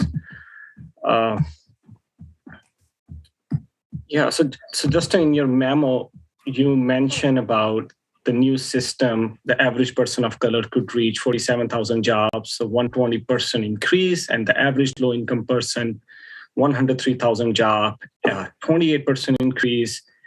Could you please elaborate how you collect this data? What was your mechanism of this data? Either you look into census, either you look into, how did you get that data? Let me just clarify. I think you're asking about the network redesign, which is not before us right now. But that memo is relevant because there was a whole, the memo created that momentum. It's going to kill the project, delay the project. I think so it's also relevant with that particular discussion. I will appreciate if I can hear from Justin the answer. I just want to be clear that the network redesign is not before us. It's not a topic of discussion tonight. If your question is how the East-West BRT line will impact communities of color and low-income communities, I think that's a completely legitimate question. Yeah, I'm asking about the data which was presented by the staff. I'm simply asking that question and would like to get that answer. So, Justin, if you can answer that for the BRT line. Sure. Yeah, so I guess with any of these projects that we're doing, a primary goal is to advance better transit for all of Madison, and especially communities of color and low-income communities. And actually, to that end, whenever we make any change, we have to go through a detailed Title VI analysis prescribed in the federal process for transit because we receive federal funds. And so with everything we do, there is a very robust analysis piece to that to make sure that we are not benefiting non-disadvantaged groups to the detriment of disadvantaged groups. And so I guess I'll state that more broadly, but I guess specifically to some of the data that we've presented, we've tried to present it in a way that really outlines not just who has a bus stop near them, but also how useful is a bus stop or how useful is the BRT.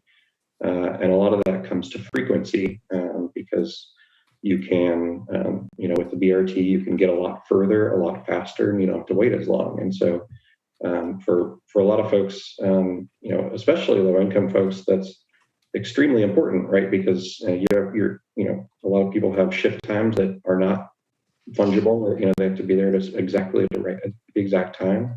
They've got to drop off kids along the way, and so they've got to make a stop and then get back on the bus. And so the frequency and the speed of travel are really important, and so it's kind of why we've framed it in that way to really illustrate that it's not just about having any bus near them; it's having a useful bus near them. So that's what those numbers are intended to illustrate. And just follow-up question. I think so. My question is really relevant to this amendment because we're talking about BRT, and BRT, correct me if I'm wrong, the BRT is built on network redesign. It's not like we're creating a special design for BRT. It's part of it. Alder, that's not correct. There are two separate projects. All right, Madam Mayor, please allow me to answer the question. And if staff decide not to answer my question, that's okay, or limited information they want to provide, that's fine. If you could allow me, please, I will appreciate that. President Abbas, it's the role of the chair to make sure that we stay on topic. Madam Mayor, I'm staying on the topic. BRT is all relevant. If you don't want me wish to speak on that, then that's totally fine. No, any questions you have about the bus rapid transit system are completely relevant. Questions about the network redesign or not? Network redesign is part of the BRT. BRT is going to run on the north side. Tom, can you please clarify that the network redesign is not part of the BRT project? Yeah, I'll I might be able to address both of these concerns. The network redesign is a totally separate effort and a totally separate timetable, and I'm going to also say that it's more in its infancy. That right now the design of that network redesign is fluid, and there's quite a bit of opportunity for alders and residents to weigh in and change it. So I'm going to say it's a separate effort. We could actually implement the BRT right now and just make very modest modifications to our existing transit network, and that would be fine. However, we have experienced a considerable amount of complaints and dissatisfaction with the existing network, with the number of times, let's say, people of color have to transfer, the low frequencies, and I'm actually going to say the range of service. That many people that have non-traditional jobs, if you have to get at the hospital at 5 o'clock, and you can't get there on transit, and so the network redesign has similar objectives, but it's a separate project, and the BRT is not dependent on the network redesign at all. Yeah. And if I could add one more thing, I think to the crux of the memo that I shared, I think that there's been a narrative that somehow BRT service is going to take service away from other parts of the city. And that's what I would emphasize. That part is not true. That basically the number of hours that we're spending in the BRT corridor is the same before and after BRT. Any changes outside the BRT corridor will be through the network redesign that would happen completely independently of the BRT, and will be approved by council separately. Understand that. I appreciate that, and this is correct. There are two different projects, but the thing which I do not understand, and perhaps Tom or Justin, you can help me, is that metro redesign can be separated from BRT project, as you mentioned. But when the designer and also our mayor and consultant all make it very clear that the regular non-BRT routes will be changed, and at the moment we don't know what it looked like as we're spending time and money. So that's where I was trying to get information. I hope that helped. I'm not saying it's different or same, but that's my question is. Yeah, and maybe I think it's becoming clear that we have not done a good job communicating in the network redesign process. We do have a public involvement consultant, and we have, I'm going to say, have done a lot of grassroots interaction, but I'm going to say that our communication to policymakers has not been frequent enough or clear.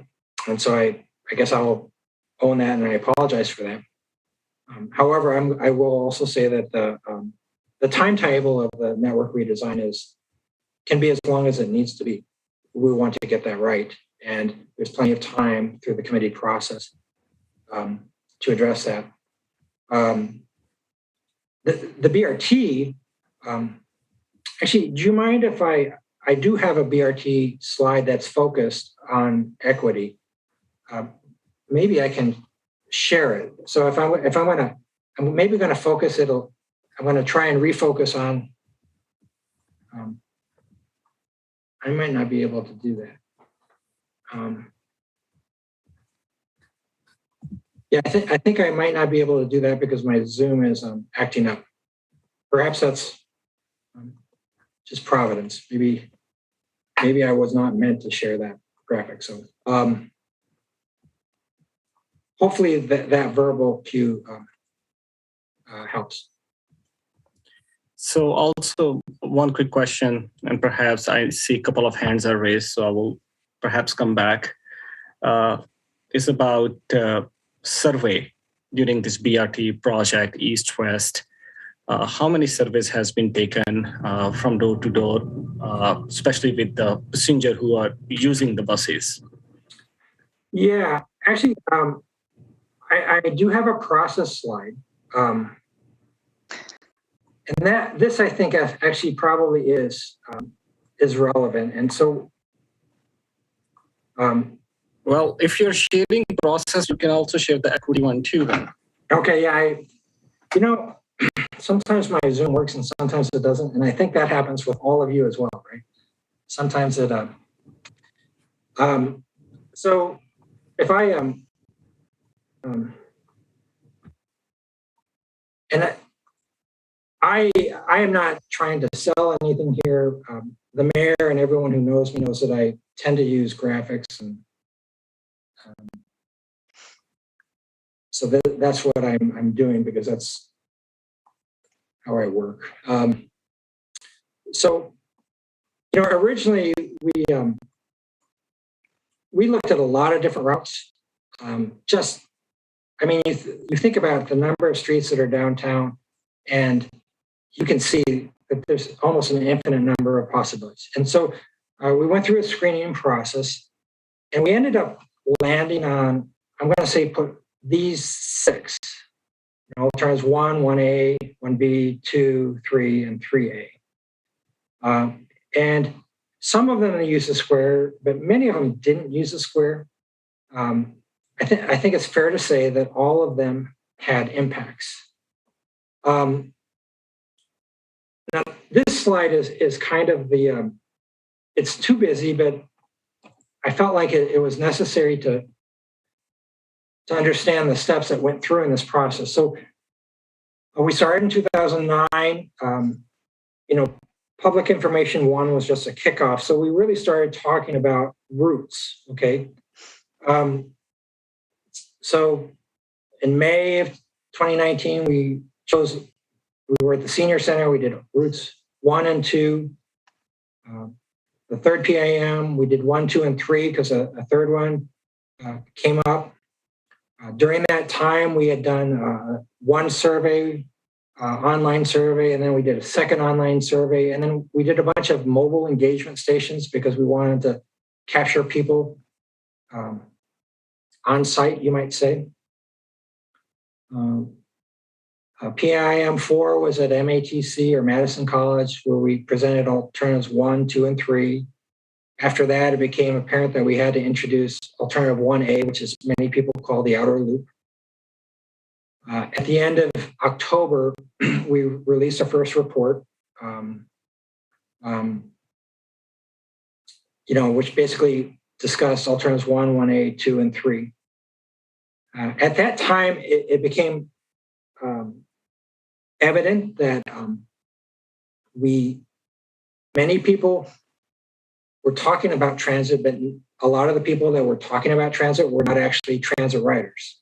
And it became apparent that we had to kind of get into the transit riders. And so we did a series of intercepts surveys. I personally did them. We did them on weekends and holidays because we wanted to capture the opinions of people that were using transit as a choice, not as a choice, but as a primary means.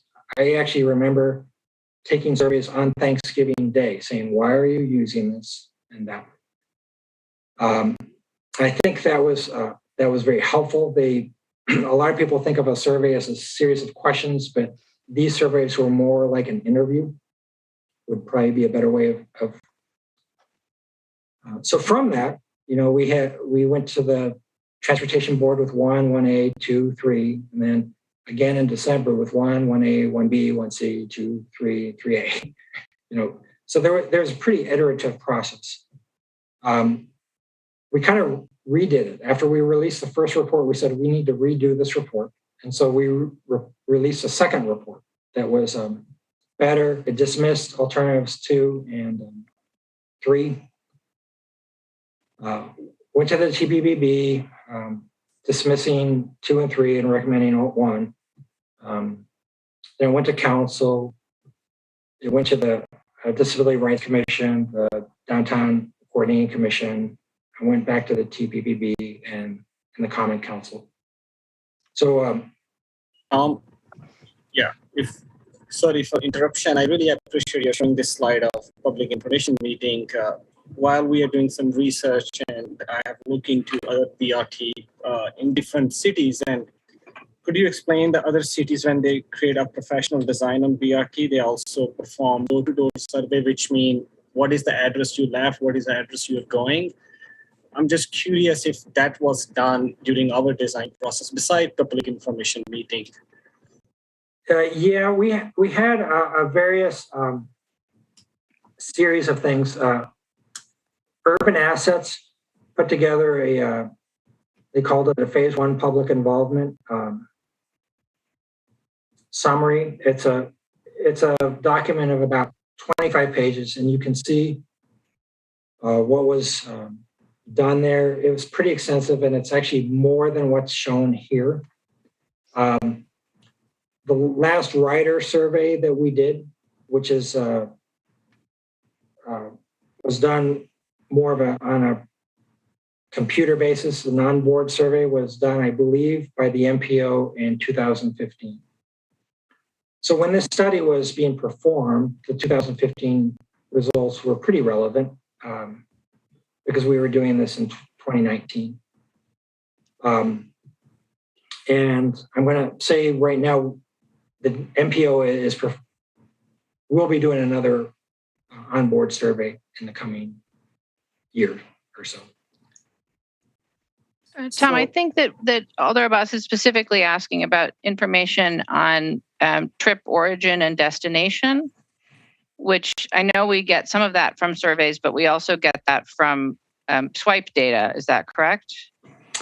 Yeah, we have the red dot data, which really fed into how the network was designed, as well as our modeling that we had to submit to the FTA. I can provide that red dot map, but Justin, why don't you explain it? You're very close to it. Yeah, so and what Tom's referring to as the red dot is basically our ridership by stop. The ridership volumes, boardings by stop. The origin destination, trying to figure out where people are going to and from is always done citywide. And that's the 2015 survey that Tom mentioned and is actually in our budget for 2022. That's extremely important and is required by the FTA that we do that on a regular basis. But it's a big data set that is citywide, statistical sample citywide. That often just because we do it in 2015, often the data takes over a year to clean up and get to us. So it's something that you don't do that every year. You do it on fairly large intervals. Thank you. Tom, I know you unshare your screen. I was curious to see that equity slide because the memo which I read, that numbers are still questionable how the data was collected, but I'm just curious through BRT, as we are talking about BRT, if you can share the equity slide, I would like to see what you have. Okay, so the numbers are questionable regarding the boardings. No, Tom, I believe the Alder's asking what data you accessed regarding the ability of households of color to access different employment destinations. What the basis of that data is. Yeah. Tom, I could take. I mean, it's a combination of census and ACS, American Community Survey data that's released on a more regular basis. So it's more census, but we don't know if that particular group use BRT or because it's not really attached exactly. As I'm trying to say here, with door-to-door survey where person is going and coming, we don't have that particular data exactly. That's okay. That's pretty much my question. I know a couple of my colleagues are waiting in line, so I will let them go. I took quite a bit of time, so I appreciate my fellow alders for waiting. Thanks. Thank you, President Abbas. Alder Conklin, questions? Yes, thank you, Madam Mayor. I first wanted to just thank Tom and his staff, Justin, and everybody for all the hard work that you put into this. I know that it's been a long process, and I just really appreciate your work. Tom also came and took me on a tour of the east to west route, and I really appreciate that. So I just had a couple clarifying questions, I would say. But first, Tom, remind me, now the BRTs, those are all electric buses, correct? 2/3 of them are electric. 2/3. One third that goes to Middleton are not electric. Okay. Thank you. And then another question, my other question is, just give me a minute here. I'm sorry. Okay, so with the route, there's already buses going down State Street, Metro buses. Yes. So how was it looked at to use the same Metro bus stop now, but just place it in the middle? Is that where we're going to? Or they're totally different locations from where the Metro bus stopped? Yeah, actually, most of the candidate bus stops on State Street are at existing stops. The one exception would be we're moving one that's in front of Overture, closer to Momoka. I have actually suggested, what if we went in the middle on State Street? And then real transit professionals say, we really get real. We are going to center running on Mineral Point Road, Whitney Way, East Washington Avenue. But some of the smaller streets, such as Sheboygan and State Street, will be side running. And then also. Oh, okay. Okay, so that's interesting. I didn't know that. I didn't know that on State Street in Sheboygan, they are still on the side. Actually, Sheboygan, they were going to be on. This is where Justin is going to bail me out because. All right, come on, Justin. We've decided to put them in the middle on Sheboygan. So, Justin, why don't you? Yeah, so it's basically they're still on the side, on the square on State Street and on Johnson and Gorham. Mainly, one-way streets. It pretty much has to be on the side. State Street is a two-way street, so theoretically we could put a station in the middle, but it doesn't really gain us anything because then we would have to widen the street for the buses to go around the station. So, that's ultimately why we felt that curbside stations on State Street would be less impactful to the overall experience of the street. So, okay, so the where Metro stops right now on State Street is going to be the same places where BRT does, except for one exception up at the top.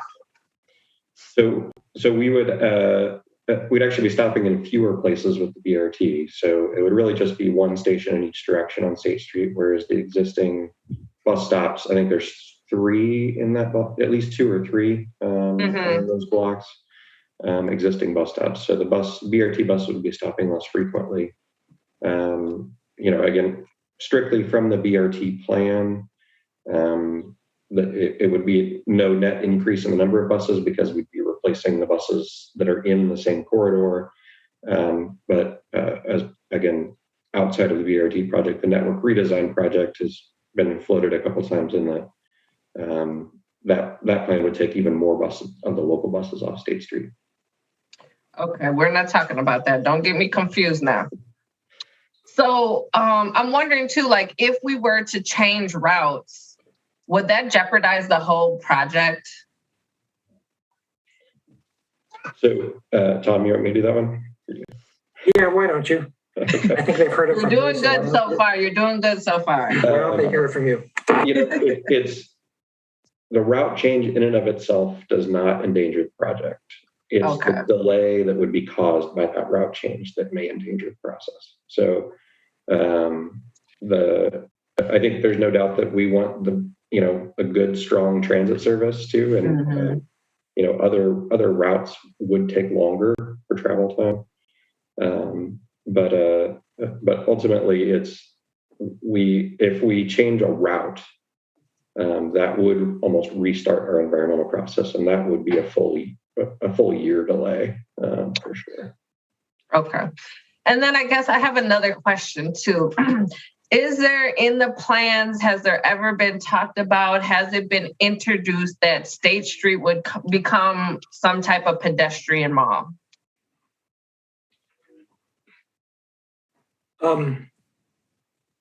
Maybe I'll take that And I may provide a little bit more information than you want.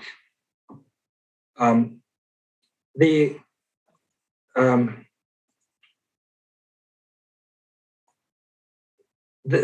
current State Street configuration was designed in the early 2000s with a study.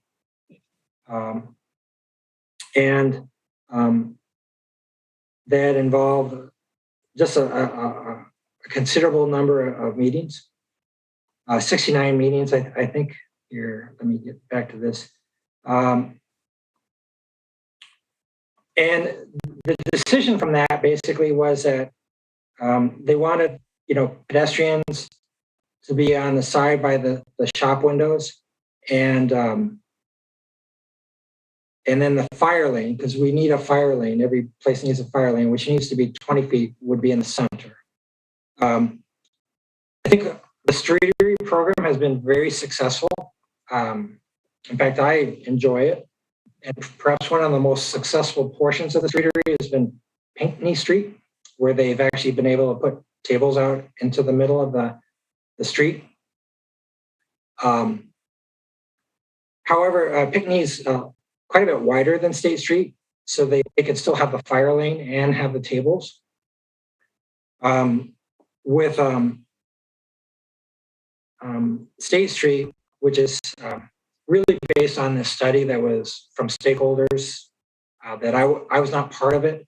They really said, no, we want the pedestrians by the storefronts and not in the middle. It could be redesigned so that, here's kind of our State Street right now, right? We have our fire lane here, we have sidewalk cafes here, and then we want to provide ADA accessibility everywhere, right? And so wheelchairs, those who are blind on the sidewalk. Now, if we want to change that so that perhaps there's more sidewalk cafes by the building and the pedestrians are in the middle, that's a decision by policymakers. We would have to probably reconstruct portions of State Street to remove the curb because we want ADA accessibility. This is not in a plan. It has been advocated pretty extensively by the Wisconsin State Journal editorial board and others. City engineering has developed some costs for this, and probably I would defer to them if you wanted to know how much it would cost. I believe Rob Phillips is online and he could provide more information on that. But that's where we're at right now. So my thing is, like, to me, in my eyes, I look at State Street as a pedestrian mall. There's not cars that are going down there. We walk from side to side, jump from street, to shop on either side of the street. And we see bikes and skateboarders using State Street freely, you know what I'm saying? And that's not really a place you need to look for high speeding traffic cars, you know what I'm saying? So it is kind of a pedestrian mall already where folks are able to freely walk from side to side to shop without the fear of being injured from, by stepping in the street. Is that right? Yeah, I'm gonna say that our State Street is not dissimilar to the 16th Street Mall in Denver, which is kind of a transit mall with pedestrians. And actually, recent efforts in Denver is that they would like to make their 16th Street Mall more like our State Street. Yeah. Okay. However, there are other examples where there are no buses on a pedestrian mall, such as in Boulder, Pearl Street in Boulder. And I think that's what some people are advocating for. Right. But we know with the UW campus right there, Alder, it's a question. Oh. And I'm just going to, I think you're on the edge because there's nothing in the amendment that regards a pedestrian mall. I know it's very relevant, but. Yes, it was. I just wanted to ask that question. So As far as the BRT though, I just wanted to, I'm glad you cleared that up about it. So it's on the side of the street. So I will yield the rest of my time. Thank you. Thank you, Alder. Alder Miadze, questions for staff? Yes, I just wanted to thank Tom Lynch for helping me out the other day as far as talking about the BRT and the corridors at which it's running down.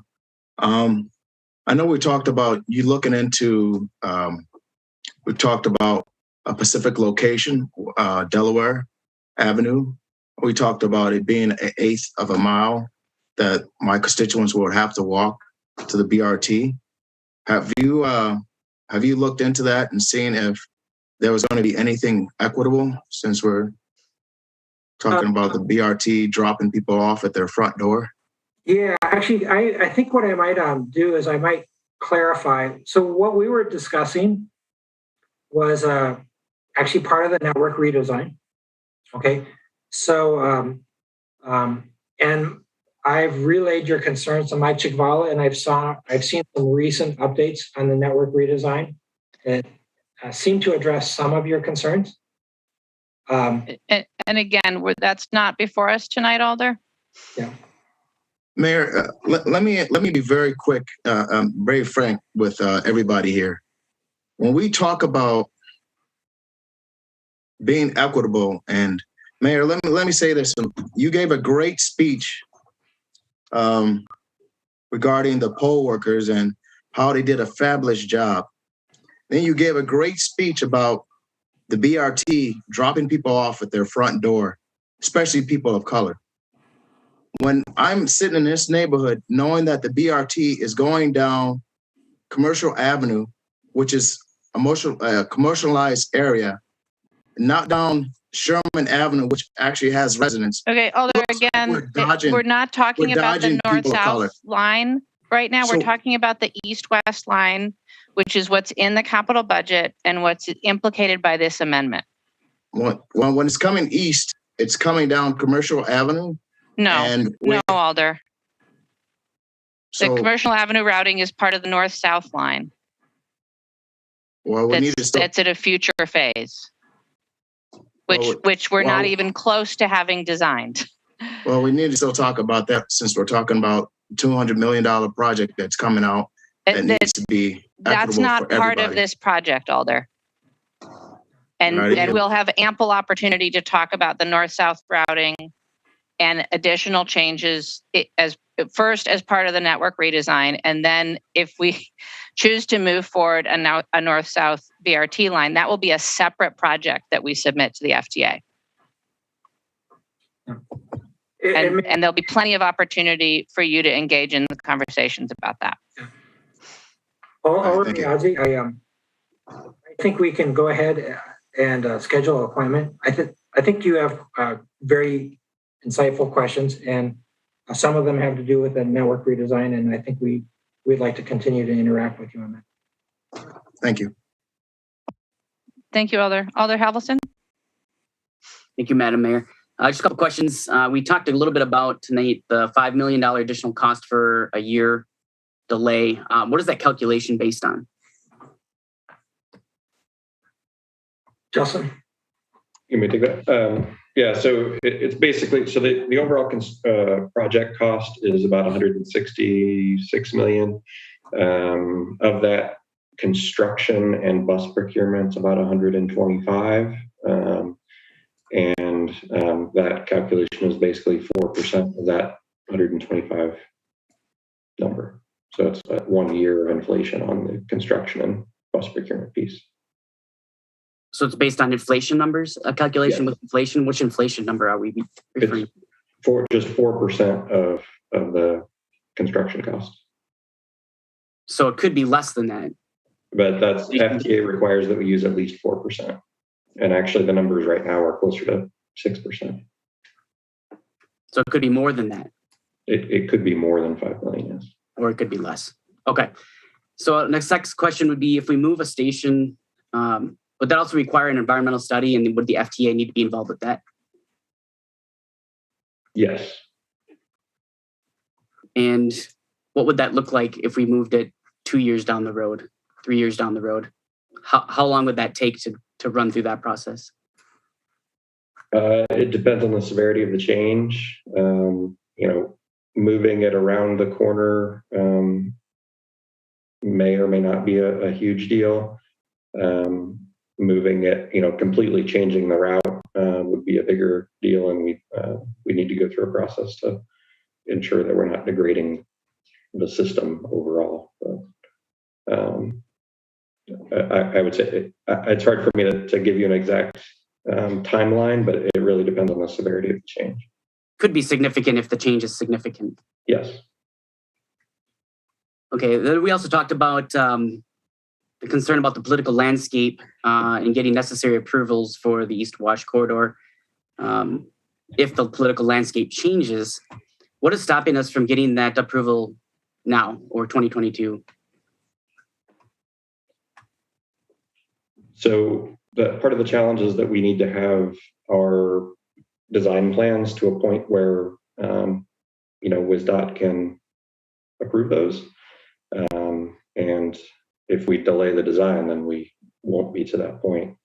It's also, just to be frank, it's a lot easier for organizations to change their mind when nothing is actually started. But if there's backhoes in the ground, it's a lot harder for them to change their mind on an agreement. And so we're not far enough along on our East Wash corridor designs to request approvals? We are working through those approvals, and we're negotiating with them. And right now, I'm going to say initially there was less cooperation with WSDOT, and now there is more. However, the agreements do have an exit clause, you might say, and so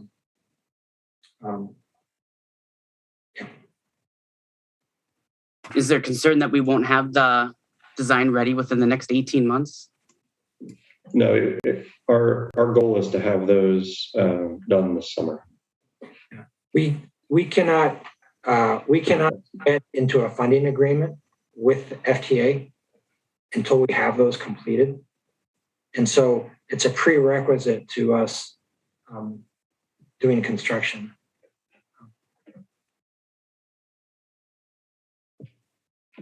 Okay, final question. Considering that we've heard that BRT and the Metro redesign are completely separate projects, so the funding of the BRT project will not impact the Metro funding nor return of pre-pandemic routes. Is that correct? Yes, that's correct. It's our intent to use the hours, the dollars that we're already spending in the BRT corridor for other local routes already in the BRT corridor and repurpose those into the BRT service. So it would not impact overall budgets or service in any other parts of the city directly. Or the return of pre-pandemic routes for Metro? That's correct. Yeah. I mean, honestly, our challenge with returning pre-pandemic routes right now is not budget, it's staffing. And we are fortunately making some significant progress on that piece. And hopefully by next summer, we'll be to a point where we can start restoring more things. Thank you. Thank you, Madam Mayor. Thank you, Alder. Alder Bennett, questions? Yes, and this is my second time, so I'll make it brief. But the discussions about the pedestrian mall spurred this thought in my mind that I wanted to clarify. The currently approved route for BRT, the East-West line on State Street, will be rerouted 70 days out of the year. Am I correct? No. Incorrect. How often will it be? Yeah. So the 70 detours generally is in regard to the capital. Okay. Which is detoured about 10% of the time. The State Street is detoured about 3% of the time. And it's I think a lot of people focus on the 10% and the 3%. But most of the 10% and the 3% are on weekends, right? And that leaves like the 90% and the 97% where, there isn't a festival going on State Street or on the Capitol. And sometimes, in that 90% and 97%, it's cold, and it's windy and it's snowing and you're in a wheelchair and you prefer not to have to go 2 more blocks or 3 more blocks. And so I think we value, and we're just going to, we all value, I like to go to a farmer's market, and we value what the vitality that the festivals bring to Madison. And we've said that we will do detour for those festivals. But when festivals aren't using these spaces, could transit riders use it to walk less? And could transit users ride it to have a faster ride? Right now, any trip that you take by car, double it, and that's how long it takes by transit, right? And so why do transit users have to always have the longer ride? Could we get the ride shorter? Right. Okay. Thank you. I think that was a bit of a discrepancy there with how often BRT would be rerouted on State Street as opposed to the Capitol. Were any of the other alternates, would they reduce or greaten the amount of rerouting for the buses? BRT? Yeah, most of the other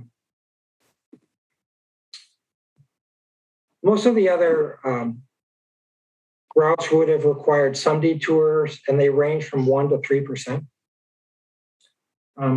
This is a graphic that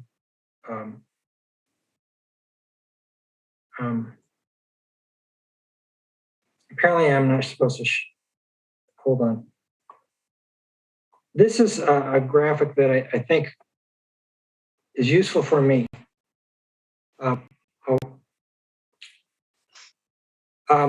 This represents our detours. The orange represents our detours on the Capitol. And so the orange represents the times when we have a bus somewhere else. And like I said, we all like our festivals, but they mostly occur on weekends, not when people are necessarily going to work. And there's a lot of blue on that graph. And so we're just saying that, and the blue is probably the fastest and provides the best environment for transit riders. So when we don't have the orange events, could we be on the square that's a little bit better for transit riders, both in environment and in distance walk? Cool. Thank you. Thank you, Alder. Alder Foster, questions for staff? Yes, thank you, Mayor. So I want to kind of just focus back on the amendment in front of us. So as I read it, there's 2 parts to it. So the second part directs staff to present BRT geometry station locations to appropriate boards, committees, commissions, and the Common Council for approval. So I think this is for Tom. I guess at this point, my understanding would be that we would present both of those items to the appropriate boards, committees, commissions, or Common Council for approval. So in your understanding, if this were adopted, what changes on that item? Yeah, there would be no changes on that item. That has been our intent. Okay, so that effectively has no impact. It has no impact on what we were planning to do. Okay. So then it's really just about the first part, which says it directs staff to evaluate alternate BRT station locations off State Street in the 300 blocks of West Gorham and West Johnson Street. So that's essentially the entire essence of this budget amendment. So my questions are probably maybe for Justin, I guess either of you, but I know Alder Revere mentioned sort of not having a formal and official evaluation of off State Street station locations as part of kind of part of our official process. I guess I wanted to ask both of you, obviously, I think pretty much since the station redesign, contest happened and some renderings were put out, that was sort of the moment that this got in everybody's attention and imagination.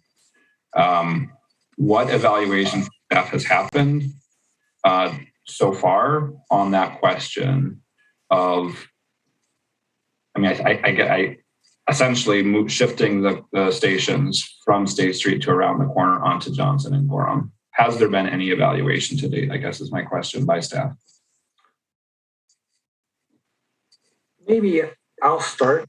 I think that, the station design contest showed, I think, very attractive stations, but they were large, right? And I think immediately that caused us to look at, are there ways for us to be more context sensitive, both in the placement of the station and the size of the station? We've evaluated the space needs of what it would take to place a station on both the 300 block of Johnson and West Gorham, and one of those is much more challenging than the other. But we have not drawn it up, and we have not done modeling for that. But we have evaluated the likely impact to the roadway geometry. What did your evaluation tell you? West Gorham has challenges, but maybe possible East Johnson has some pretty significant challenges. I guess West Johnson going eastbound has more significant challenges. Do you want me to add anything there? Yeah, thank you. I think, and one of the other pieces here that's specific to these stations is that a significant component of this is that the floor height of the station, it matches the floor height of the bus, so that we can enhance mobility for those with mobility challenges. They can just walk on any door or roll onto any door without having to deploy ramps and worry about all that. And so it really speeds up their boarding process and enhances their experience. And so that's really a core tenet of what the BRT system is. But there's just physically no way to do that within the sidewalk space that exists, especially on Johnson and Gorham. There's about 10 feet that exists from the curb to the building face. And in many of these cases, there's a door to a business right there. And so we can't raise the sidewalk up by 8 inches or so right at the front door of a business, because obviously then it creates a step into their business, which just isn't feasible. And so the only way that we think that this would work is to basically bump the stations out into the parking lane of each street, and that would have some pretty significant traffic impacts, especially on Johnson, because it does have that parking area is used for peak hour travel as well. So that would not be available anymore. And then the buses would be stopping in the lanes that remain and blocking traffic while it's at a station. So that's at a very high level. That we haven't drawn it up and we haven't done the traffic analysis of exactly how bad it would be, but that's kind of a high level where we see the challenges. So you have evaluated it, and in that evaluation, the determination is that the only possible way to accommodate a station on those streets would be to have the station in the flex lane, the rush hour travel lane / parking lane, in order to make it work, is what you're saying. Right. Yep. And so you have not done actual modeling to give numbers about what that delay or congestion would be, but we're talking about so at peak hour, Johnson and Gorham. So today there are 3 lanes of motor vehicle traffic to accommodate peak hour volumes. This would eliminate 1 lane completely and always to house the station. And then the BRT bus itself would then stop in one of the 2 travel lanes that are remaining for loading and unloading. It's correct for Johnson, yes. So without modeling and numbers, in order to accommodate this, we would need to be willing to accept closing down Johnson from 3 lanes at peak hour down to kind of 1.5 lanes for motor vehicle traffic. Yes. Yeah. And the bus would be stuck in that congestion too. And the bus would be stuck in that congestion, rapidly stuck. Okay, and so if this were to pass and you have the directive to evaluate that, I guess evaluate that further, and as Tom mentioned earlier, we could do that modeling. We could draw up what you just described, could have staff do that. We could have consultants work on that. We could take the extra time and open up the environmental study. Do you believe that there's any chance you would come back with a recommendation to pursue those stations? Justin. I mean, we don't know exactly how bad that traffic will be, but we know it will be really bad. And it's hard for me to imagine a situation that level of delay is acceptable. Okay. And then I guess my last question is, how much would you estimate the staff time and the consultant time or / money to do this further, kind of the modeling, et cetera, on this that has been evaluated, perhaps not fully?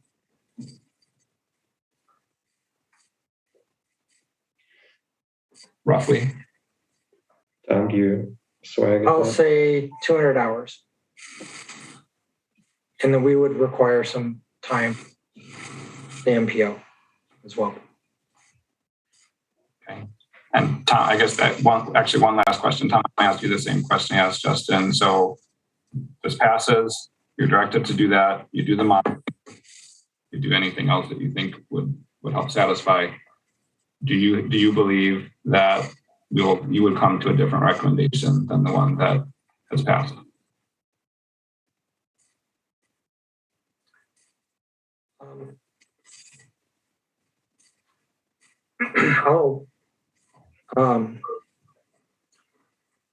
I think it's fair to do the evaluation and not presume. One reason why we're on State Street is because we believe that it's a heart of our cultural center, you know what I mean? And that we feel like it warrants being served with direct access. On Gorham and Johnson is very close, but the impacts would be more severe. There's also parking impacts that, we think that they're small impacts until you actually talk to the business owners, with that parking, and then all of a sudden it's a bigger issue. So I suspect that our recommendation would be the same, because the impacts are likely to be great or real with those alternatives. Thank you. Those are all my questions. Thank you, Alder. I have no other alders in the queue with questions. We're approximately 40 minutes past the time when I was going to call for a break. So I'll pause now to see if there's appetite to take a break now before we start discussion, or to finish. Someone would like to move a 10-minute recess. Alder Carter will move a 10-minute recess, and Alder Conklin will second it. Is there any, I'm seeing lots of nodding heads. Is there any objection to recording a unanimous vote in favor of taking a 10-minute recess? I see no objection. We'll take a 10-minute recess and we'll be back at 8:22 p.m.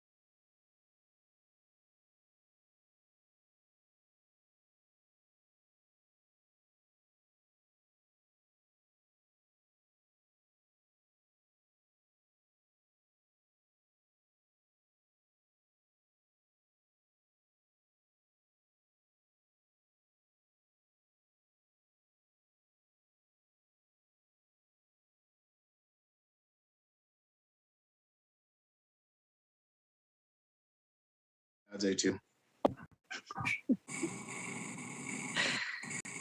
All right. Alderman Miadze is also present. And if you show up late, you can email the clerk that you've arrived, please. Thank you. Alder Verveer. Thank you, Mayor. So as I have mentioned to all of you via the questions that you heard me pose to our transportation director, this substitute amendment is a product of significant conversations we've had over the last several days. It is absolutely a compromise. It is modest, admittedly.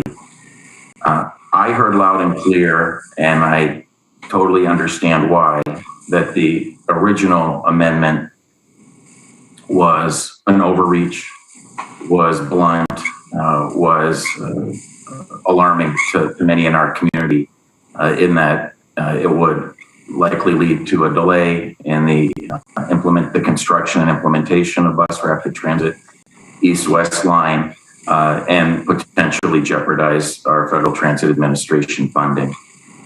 I greatly appreciate that. I get that, and immediately tried thinking of a substitute that would negate those very substantive concerns.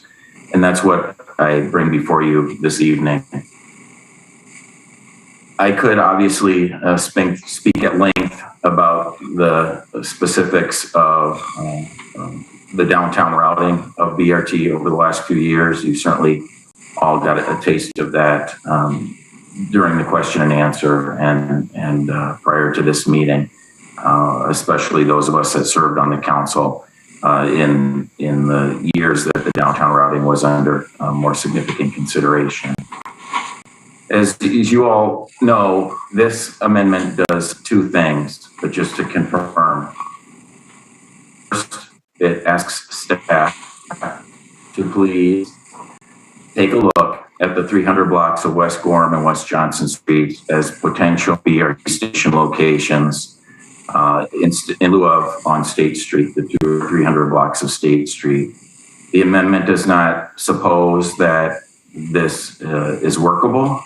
This amendment does not suppose that this is a solution to the concerns expressed by any downtown stakeholders as to the station locations on State Street. What it simply does is finally has, frankly, something that is reduced to writing as to why this likely will not work, as you heard the staff say. Mayor, you know that I have floated privately with you and our staff a compromise over the last many months of suggesting that one or both of the State Street BRT stations be located simply on the corner. Not suggesting that we reroute the what I accept at this time as what many believe is a settled question as to what the east-west route will be. And simply as a compromise, potentially try to find one or two better locations for these two State Street proposed stations. I have heard, as you heard tonight, from staff that they believe that this is not going to be an efficient possibility once BRT is operational. I appreciate that. They're the professionals, not I. What you heard Transportation Director Lynch say tonight, and I wanted to hone in on this in response to Alderperson Foster's questions, is that staff has never done the traffic modeling for the 300 blocks of Gorham and Johnson Streets, and it would be interesting to see. That's consistent with our conversations of this week, that it actually would be very interesting and I think frankly helpful, at least politically helpful, but I think moreover provide education for those that are interested in these issues as to why that potentially will not work. And I ask my colleagues to please give us the opportunity to see what an evaluation of these two blocks would do once BRT is operational. Specifically, having traffic modeling done by our staff that has never been done before. Something that, while I recognize staff has a work plan that they need to follow and are all very busy individuals, is something that staff has said they have the capacity to do, they can do, they will do, and will be able to do so in a very efficient manner that would not lead to any delays as it relates to the BRT timeline as we know it tonight. I think that's important for all of you to understand, is that, again, I personally, and I'm not by far the only downtown stakeholder that has suggested, couldn't we compromise and, for example, give the Madison Museum of Contemporary Art a break and have the BRT station around the corner from them? This evaluation would be immensely helpful as staff plans to move forward and bring the geometry and the station locations before the Transportation Policy Planning Board, the Transportation Commission, the Common Council in the new year. I think it would help provide for more efficient conversations in those venues in the new year. I think it would certainly educate me personally, not that this amendment is about me, but it would educate me. And if the traffic modeling is as horrific as some might think it will be, then I think that idea of potential movement of one or both State Street stations around the corner will be dropped. It won't be something that's pursued. It won't be something that's discussed in the future. Frankly, it's something that a lot of people have asked about, a lot of folks have brought up. It's not a new concept.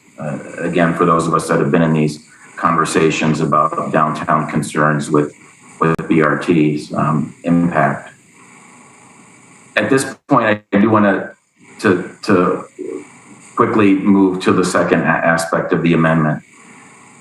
You heard staff say that they have no objection, that this was their intended plan all along, was to bring the geometry and the station locations before policymakers in 2022 as part of their normal work, their normal schedule of events. Why I would like this schedule codified in a document, a policy document, and the budget is indeed a Common Council resolution, is because of the past history, which I absolutely do not want to relitigate tonight, but the past history that when the down route was discussed in those vibrant public meetings and frankly in private meetings as well, including with stakeholder organizations, many of us heard, including myself, that there would be opportunities to reconsider the downtown routing of the BRT. I'm not saying that we were misled. We just apparently heard what was being represented to us by some of our city staff, and admittedly, some of those individuals are no longer with the city organization.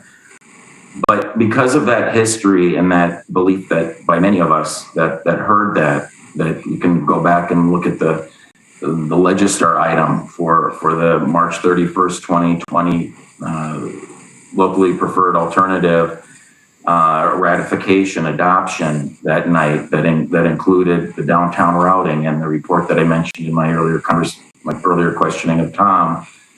You will see that it's there in writing that there was a belief amongst stakeholders that this would all be before us once again, and it wouldn't be something that would delay the project timeline or jeopardize federal funding, something that nobody I know wants to see occur. So with all that said, I really would similarly appreciate that the second aspect of this amendment be adopted this evening so that the stakeholders that believe that they were, and again, I hate using this word, but were misled or mistaken into thinking that there would be an opportunity to be heard on these issues, have the peace of mind that the council has agreed tonight to indeed have the final say of this current Common Council and the recommendations of the relevant bodies to be coming before us again in a timely manner, because again, our previous history was not one where the timeline was followed as we understood it. Fully acknowledging that there was a global pandemic, once in a lifetime pandemic that we are all dealing with individually and collectively, which perhaps had a lot to do with the way we got to where we are this evening. Almost half of this council was not present when these earlier votes were taken. Those earlier votes, by the way, on consent agenda without any public testimony, any public input. I did not separate the resolutions from the consent motion because, again, I was under the understanding that these questions would be before the council again in due course. Well, again, times change. We are here. I accept the fact that our professional staff is extremely worried about a delay and a jeopardizing of federal funding. So this compromise substitute amendment addresses those concerns head on and in no way, shape, or form will jeopardize federal funding or delay the project. All I'm asking for is a couple-page memo that includes the traffic modeling that will be available to policymakers at boards, committees, and commissions and the council when the geometry and the station locations come before us next year for approval, for final adoption. This again is very modest. It's something that I hope that all of you can support and agree to in the spirit of compromise. We all support transportation. We all support bus rapid transit. We all know why we support this critical generational project. And I know that we don't want to do anything to jeopardize or delay that. I absolutely agree with all of you. But the reality is that there are still some unsettled questions, perhaps parochially amongst downtown stakeholders, people that care about downtown, people that live, work, and play downtown. And this modest amendment would help address their concerns, I truly believe. So I appreciate your support of this substitute amendment this evening, and thank you. Thank you, Alder Verveer. Alder Foster? Thank you, Mayor. And I wanted to ask permission, just based on something that my colleague just said, I wanted to get some clarification from Director Lynch, if that would be permissible. We are past questions. Is there objection? Not seeing any objection. Go ahead. Mayor. Tom, when I had asked you sort of an estimate for how much time this might take for the evaluation, et cetera, and you put a number forward, and I just heard Alder Verveer, I think, describe kind of what his hopes are and expectations for this. And, obviously the budget language or the amendment language is somewhat vague, just says evaluate it. What with the description that he sort of just gave of looking for kind of a brief memo explaining, sort of what that evaluation of Johnson Gorham looks like and those challenges, et cetera. Is there a way to do a sort of light version of that evaluation so that it doesn't take so much staff time and so much contracted resources, that we could essentially kind of put the evaluation that's already been done, whatever additional work is needed, and get that into onto paper so that those that have been really following this have a better understanding of why those stations have not been put forward? Yeah, I really believe that you either have the traffic modeling information or you don't. And I feel like the traffic modeling information is a factor in this selection. And so sometimes I like to do things quickly, and sometimes I like to do things well. And I think this is an important enough issue that it should be done well. And just to confirm then, so at this point, hearing everything you've heard, would you like to be able to to do this work that he's asking for?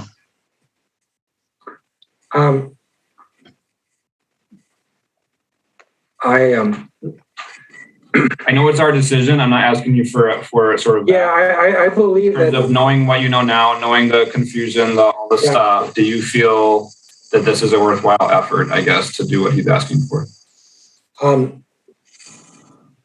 I believe that the process that we used was a process and involved a lot of stakeholders. We are willing to do this analysis. I believe, because I'm a traffic engineer and I've been one for 30 years, I know what taking a lane and a half off of Johnson Street is going to do and how far the queues are. So I can surmise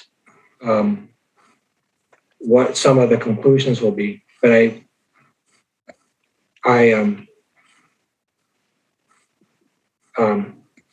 so I don't think that the analysis will change staff recommendation at all. However, I believe if we do an analysis, we do it well, and so that it's stands up to scrutiny and review. Thank you, Mayor, for allowing me to ask those follow-up questions. So I'll just share my comments, and thank you, Alder Revere, for your comments, for your work on this amendment. Certainly much improved as compared to what we were looking at before. I was actually feeling moved to try and support this, given what you were describing as your hope and intent. But I guess hearing from Director Lynch that if he's going to get this direction, that it is going to require that fairly significant staff effort to do what I think we've heard again is going to lead to the same results. At this point, I can't support putting those staff resources and those contracted resources into basically just coming back and saying, yes, we didn't evaluate this because it was not feasible to evaluate. So perhaps, so I'll be voting no on this, but perhaps we can still get some documentation that maybe doesn't include full modeling to better explain why the recommendations were the way they were, and why we did not pursue and did not recommend stations on those other streets. Thank you. Thank you, Alder Foster. Alder Evers? Thank you, Mayor. Some of my fellow council members may not know that I've lived here in Madison now since 1988 when I moved here for grad school, and I spent many an afternoon sitting at cafes on State Street or in restaurants and wondering why these diesel buses were interrupting my dinner that I was trying to have at Hemel Chuli. So I've long been a fan of trying to get the buses off of State Street. And I admit that at a certain point, I was enamored with the possibility that we could do this here and that this fantasy or this fantastical notion of a pedestrian mall could be actualized. And then I started responding or paying attention to transportation experts, people who made it clear that, Madison, because of the geographical constraints of the isthmus, are not like Boulder, Colorado. State Street is not Pearl Street. And that it is very, very challenging to actually have transit that goes through our downtown area and avoid State Street because of all the one-way streets and all the complications. I do want to say that I appreciate Alder Revere's efforts in this regard, and in particular, the spirit of compromise. I was discouraged by the comments in the press that suggested that city council members who wanted answers a year ago were ignored, or that there's been stonewalling. My experience has been when I have gone to colleagues who sit on the Transportation Policy and Planning Board and asked their opinion, I was not ignored. When I spoke with staff, I was not ignored. When I sought answers to why we were going to put BRT on State Street and around the Capitol, everybody took time to address that question. I don't think going through this process is likely to result in a different outcome, but for the sake of convincing stakeholders who are still clinging to this idea that moving buses and stations off of State Street would be preferable, I'm willing to support this amendment. But I do think in some ways it's unfair for us to ask staff to go through this again. And it's certainly unfair to pursue a narrative that staff has been stonewalling, or that the mayor has been stubborn, and that somehow or another council members have not been able to have their questions heard. That's just totally inaccurate. So I appreciate your flexibility and your compromise, and I'm open to supporting you in this amendment, Alder Verveer. Thank you, Alder Evers. Alder Bennett? I'm going to take my glasses off so I can see my notes. Never mind, I can't see anyways. Okay, so firstly, I've been ambivalent isn't the right word of how I felt about taking BRT on or off State Street. It's just being a downtown alder, and also representing the campus district, there's like varying views that you have to take into account when making a decision such as this. So I've kind of thought of it as someone that has lived on State Street, that currently lives on State Street, as someone that has lived on West Gorham, which is where the alternate is hoping to be. I've heard from stakeholders in downtown businesses about issues that they have with the noise pollution, as previously referenced.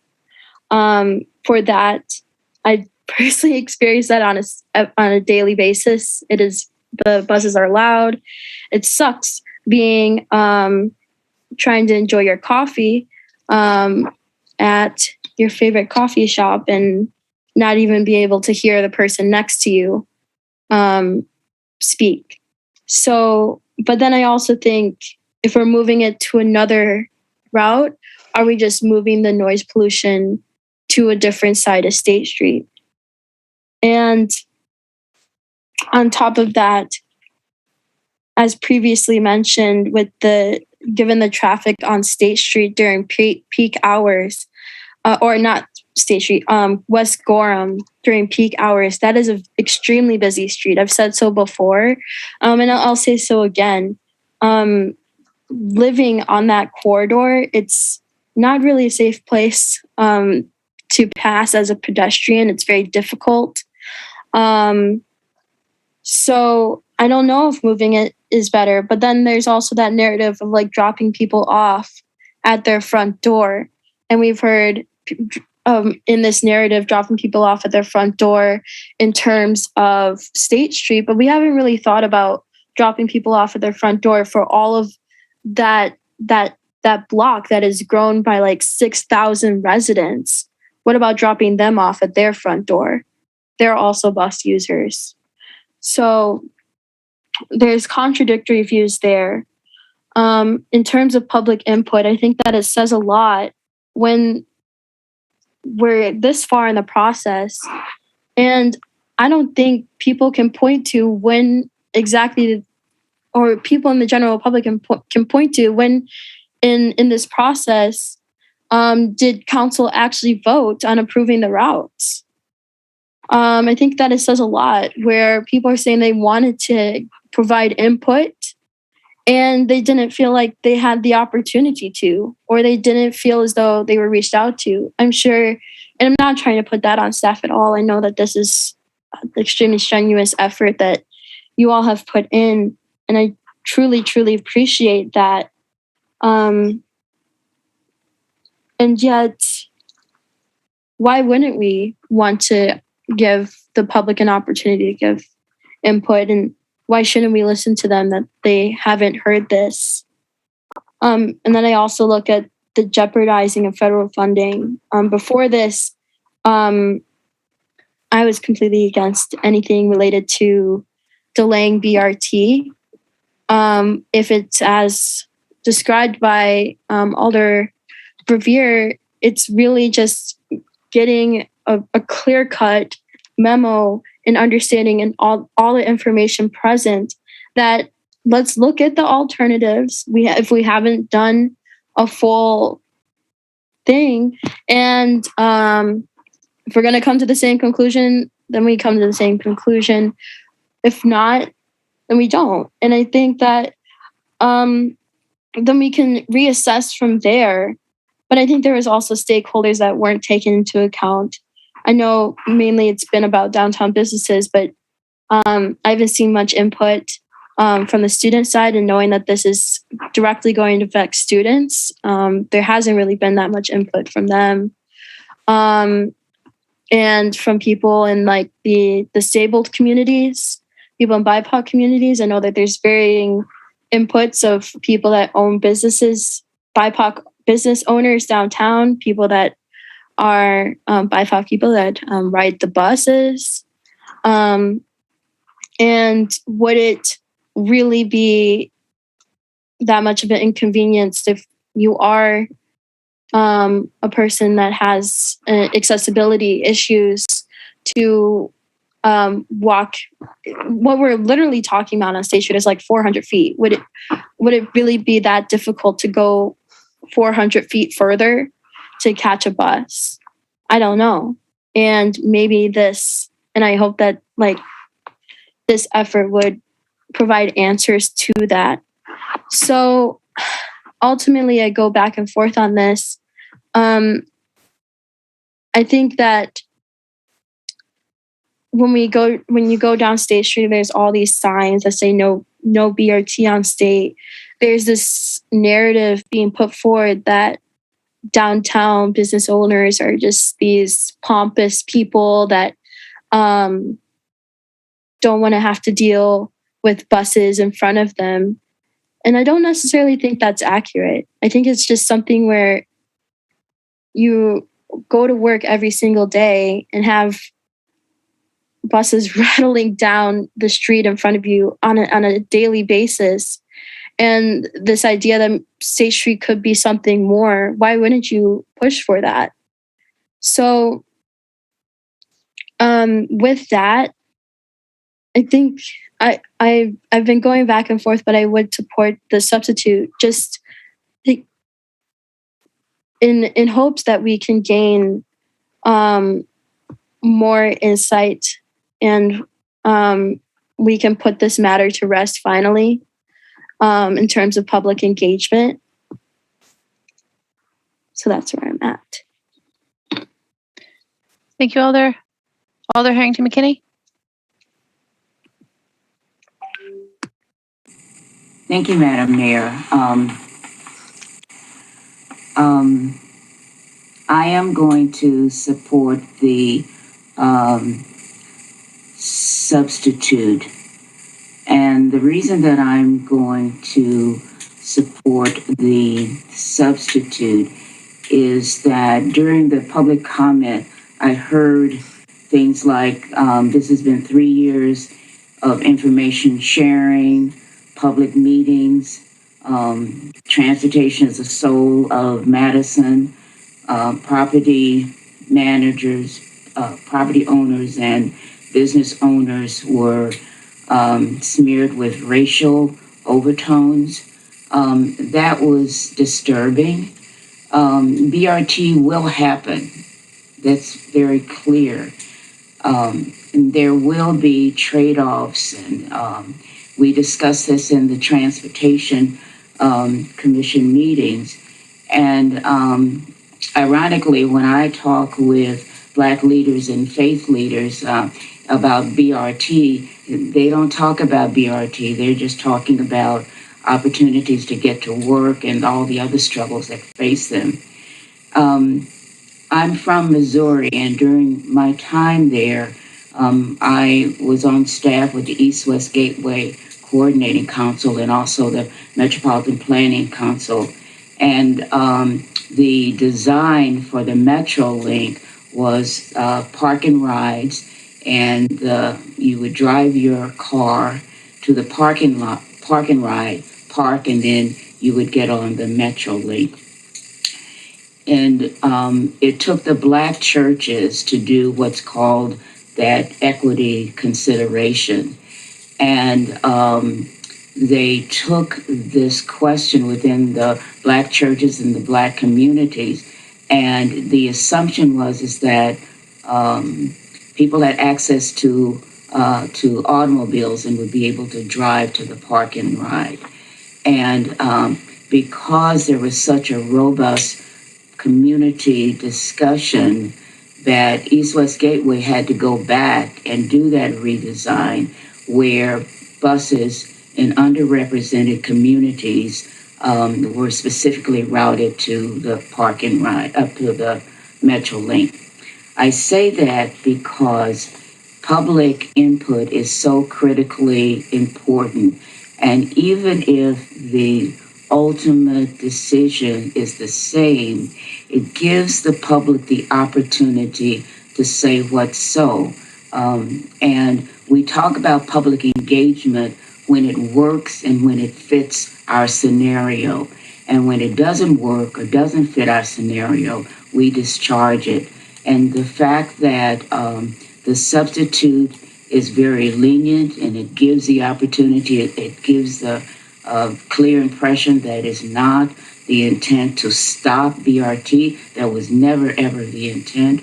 But it does give the opportunity for our staff to say, we looked at it, it worked or it didn't work. And so that, and I heard one of my colleagues say that it gives the opportunity to say is that we looked at it, we evaluated, and this is the decision that we made. So I will be supporting the substitute, and I will ask my colleagues to do that consideration as well. Thank you, Alder Heck. Thank you, Mayor. As a soon-to-be lame duck alder for the westernmost parts of State Street, the westernmost 3 blocks, not the blocks that BRT is proposed to run down. I think and the fact that I do represent some of that area now, I paid a lot of attention to this issue. And honestly, I got to say, I'm amazed that some of us don't know the details about BRT, not these particular issues, but this is a $200 million project, and staff, I think, has done a great job with reaching out to alders and the public, and I think public engagement has been superior. As for this particular issue, I honestly think that until the routes and stations go through BCCs and Common Council, we will not stop hearing about this issue. This amendment, in my opinion, is not going to stop or placate anyone that's upset about buses running down State Street. I also think that staff has really told us what the result of their study might be, and not might be, but will be. And for that reason, I just don't think it's worth wasting their time. And so I'm not going to be supporting the amendment. That said, I do think that in the coming months, we're going to continue to hear about this, regardless of whether this passes or not. And I'd be happy to co-sponsor a resolution with Alder Verveer and anyone else that codifies the review by BCCs and Council of the routes. Because we're going to hear from all the stakeholders for the next months, no matter what. Thank you. Thank you, Alder Furman. Thank you, Mayor. I wasn't going to comment on the public engagement part of this, but having been part of the BRT process as a member of Transportation Policy Planning Board, the debate has been incredibly frustrating with me by the public. Claiming that they didn't have input or didn't have say, or we didn't look at alternatives, et cetera. The proof is in the documentation. The proof is in the meetings that were held, the long memos that were written, all the different scenarios, et cetera. I think people obviously get frustrated when they didn't get their way and now are saying it's time to look at something different. As an alder, I think one of the departments that I honestly struggle with the most is traffic engineering in the transportation department because of how busy they are. I will not support this because they are way too busy to do this project when it won't change anything. I think this just gives people false hope that we're going to look at something that was extensively looked at, which is the routes, and magically change them because some of the people are being loud. The other thing, we talk about, sometimes I get emails from people saying, see how many people are sending you notes about stuff. I am actually surprised overwhelmingly the amount of emails we've gotten on this issue. We're very detailed, understanding the process, appreciating the process, and wanting us to move on and continue. And so, again, I will be supporting this. I think it's important for us to move on to this project and not waste staff's time. Thank you. Thank you, Alder. President Abbas? Yeah, thank you very much for the opportunity. I will support this substitute. I think so Alder Verveer covered all the points, and I appreciate all the work he put on the substitute. So thanks for that. I will not want to repeat that. I would like to say a few things. First of all, first thing is really frustrating is on the staff level or administration level, not sharing factual information, more sharing the narrative the way they want to present, especially about delaying or jeopardizing or killing the federal grant if it's get delayed. As elected body, as an alder, that's our responsibility to ask questions and listen our constituent and bring those questions in front of the council. That does not mean somebody start questioning integrity of their intention or start creating that narrative. The intent is to kill the project, which is absolutely false. I will say that I'm a huge supporter of BRT, and my district will take a lot of benefit from that. So I want to clear that out, number one.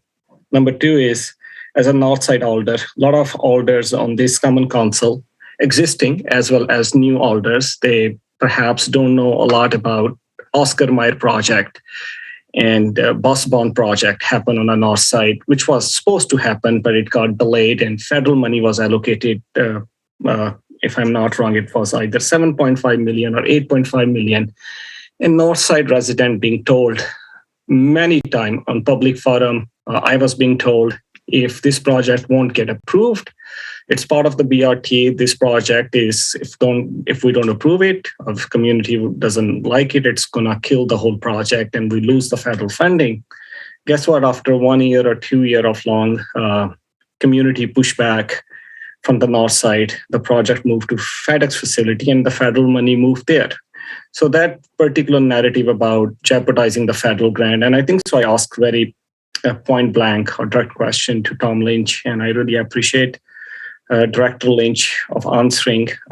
It's not really true. There are many other factors involved. It's not true if any delay is gonna jeopardize the whole project. Again, I don't have a ball aid in my hand to know exactly how the thing's gonna move forward. But one thing regarding the transportation and BRT, one thing I really found curious is that we are being told that the other BRT system in United States did door-to-door surveys. And you saw during my question answer, I asked that question quite a bit about door-to-door survey and what is address people left and what address they are going, existing and future passengers. 2015, they did a survey, as Justin mentioned. I believe he said 2015, there was a survey being done. But with this BRT route, BRT system, we saw other places where BRT was conducted, they did that. So in the comment of the staff, they mentioned about some of those surveys are done through bus stations and also electronically. I really want to, before I go into depth of this door-to-door, I just really want to clear one thing here. Like some of my concerns are not only about State Street or Outer Ring. It's not all about State Street or Outer Ring. It's about equity, and especially when we look for not present passenger, but also future passenger. And did our department, the data we collected, and we really throw some information about equity and a different number of BIPOC community.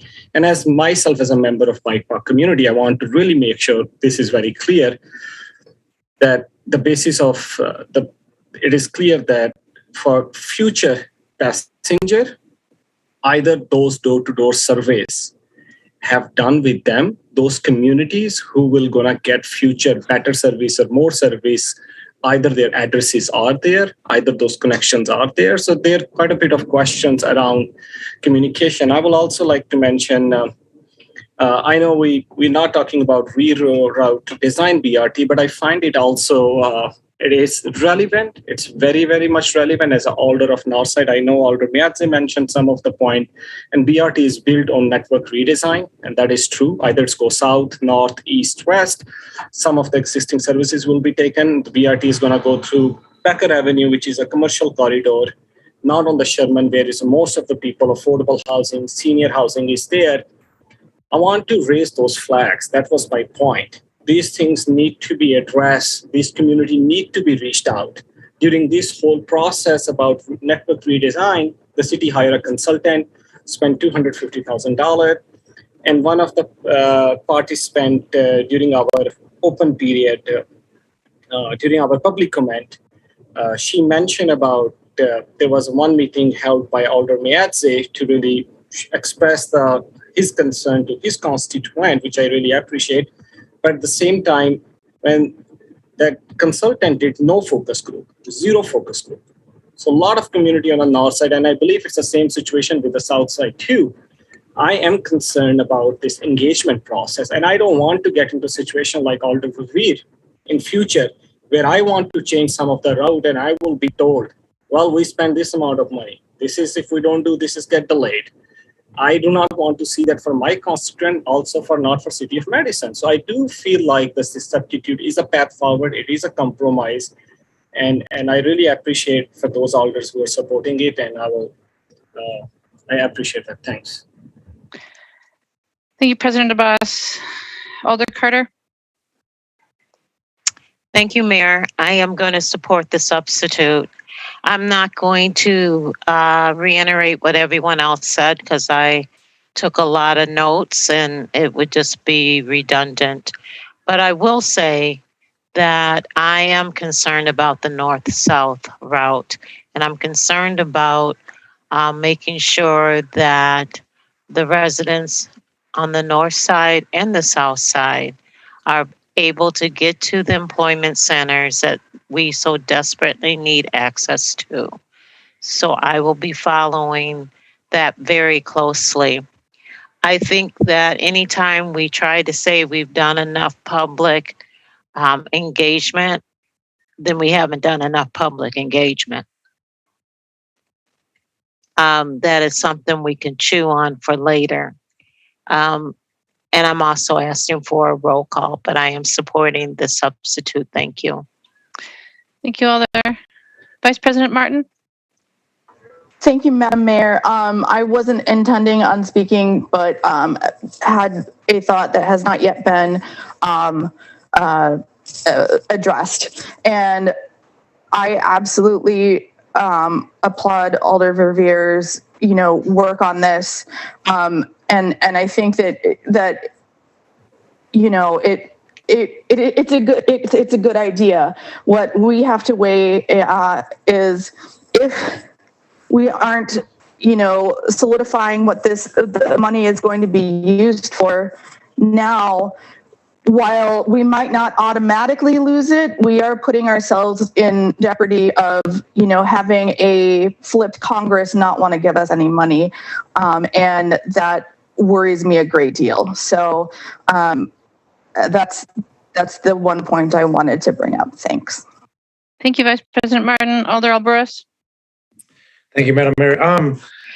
I'll just briefly echo what Alder Bennett said. I think Alder Bennett put it really well that going through this process of having the amendment passed would allow for a little bit more of a memorialization of stakeholders' concerns, be it riders, folks who have accessibility issues, students, and many others. And so I think that she put it quite well. So I won't fully reiterate that, but I think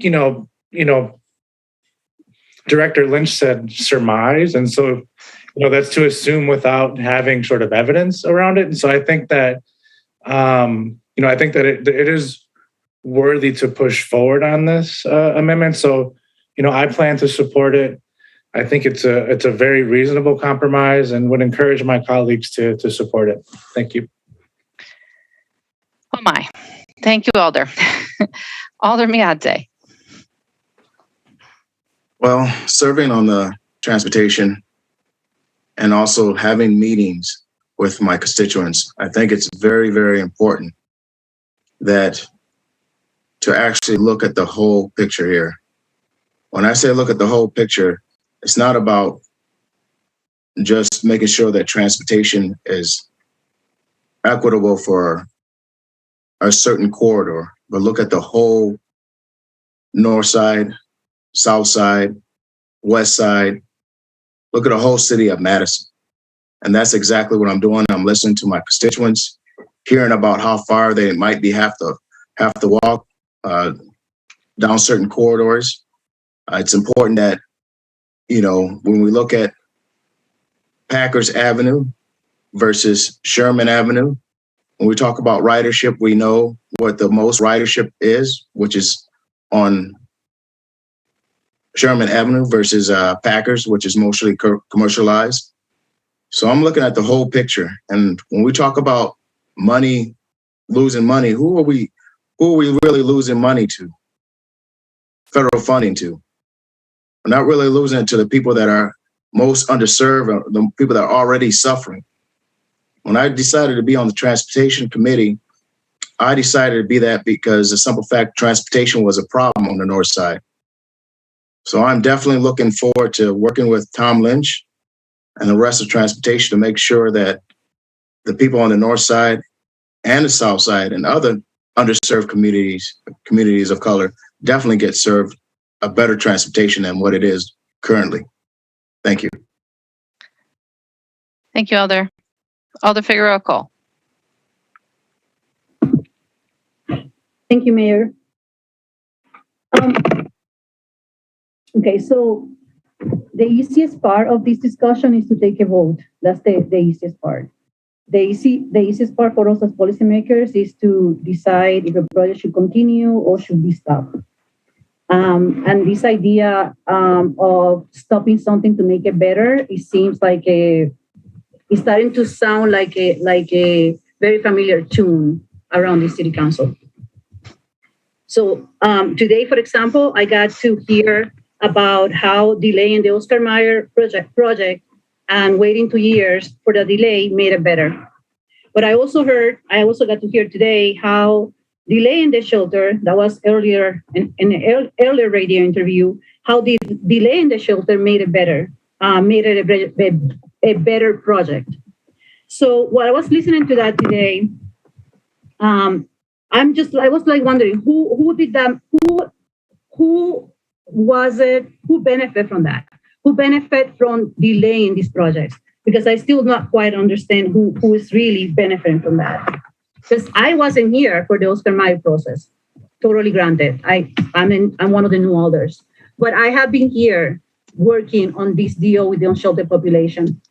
So what I've seen so far from that decision of delaying something that has been on the works for a while, what I have seen is a lot of extra hours from staff working on these projects. Our endless times trying to negotiate locations for these for the purpose of the shelter, working with other alders to find ways to make sure that we move the process forward. So all I see is more work, more money through the door, more time just spent on a delay that we could be spending in other areas. But the part, I know I signed up to be an alder, and I get it. I mean, there's a lot of work to do, and I'm more than happy to do it. I will continue to do that. I am giving up the time for that. But the thing that I struggle with is the people that is getting impacted by this. So in the case of the shelter, we still have all this unsheltered population struggling out there. It's winter time, and here we are, and we still don't even have a decision on where we're going to house these people. It's going to be another 2 years. And I just don't see how is that making it better. So here we're back in the transportation thing, using the same tune that delaying this will make it better. When we hear from staff, clearly they are the experts on this, and they're telling you we don't think you're going to get a different result. So again, and I'm going to echo Furman's comments. I had gotten tons of emails from my constituents on this, and only 2 people have said vote, they're in favor of this change. So I get that there's people that want to wait, but so far, even the majority of the emails that we got into all alders have been in support, has been against this vote. So this idea that delaying it is going to give us a different result, I don't see that flying. And then the other thing that it really bothers me is to question the narrative that is out there when some of the same people on this council are the originators of those narratives. You make a comment with information that may not be complete, or maybe you didn't intended that, and that just becomes the story. And the other thing, lastly, I'm going to say that is really annoys me is that I will please ask for the people that have been at the council before me to please stop speaking for me as a new alder. As a new alder, transportation and giving access to people's transportation is one of the biggest things that is important for me for public safety. So knowing that it is something that I wholly believe that we need a good system for it. I have made it a commitment to be in those meetings every single time. If I don't have time to go to a meeting, I will listen to it. I am already on top of this. Just because I'm a new alder doesn't mean that I don't care. I have actually been participating in the transportation meetings when it comes to the redesign and when it comes to the BRT. So please stop talking about giving me an opportunity as a new alder to understand what is happening, because for the love of God, I am putting the work and the hours to understand what is happening. So just have a little better respect for my time on that regard. I'm really asking you that from the bottom of my heart, because I just find it a little bit disrespectful, and that, I don't know, like it's implied that we are not doing our jobs by getting educated on the issues that are in front of us. So I definitely do not support this amendment. I think we just need to get going with it and move on. And like Alder Evers said initially, what is the cost? How do we balance the cost? If we need to move them later, it's going to cost us way less money than if we continue to put delays on it. So that's what I got for you guys tonight. Thank you for giving me the time. Thank you, Alder. I have no other alders in the queue wishing to speak. So we will move to a vote on Capital Amendment 15, the substitute. All those in favor, aye. Those opposed, no. As your name is called, and the clerk will please call the roll. Evers? Aye.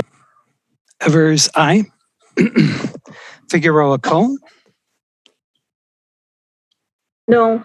Figueroa Cole, no. Foster? No. Foster, no. Furman? No. Furman, no. Halverson? Aye. Halverson, aye. Harrington McKinney? Aye. Harrington McKinney, aye. Heck?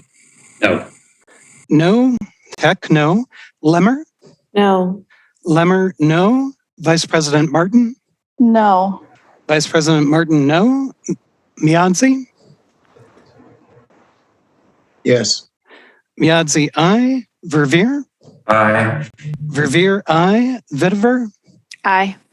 Vitiver, aye. Wahalia? Wahalia? Aye. Wahalia, aye. President Abbas? Aye. President Abbas, aye. Alvarez? Aye. Alvarez, aye. Benford? No. Benford, no. Bennett? Come back to me. Carter? Aye. Carter, I. Conklin. No. Conklin, no. Curry is excused. Bennett.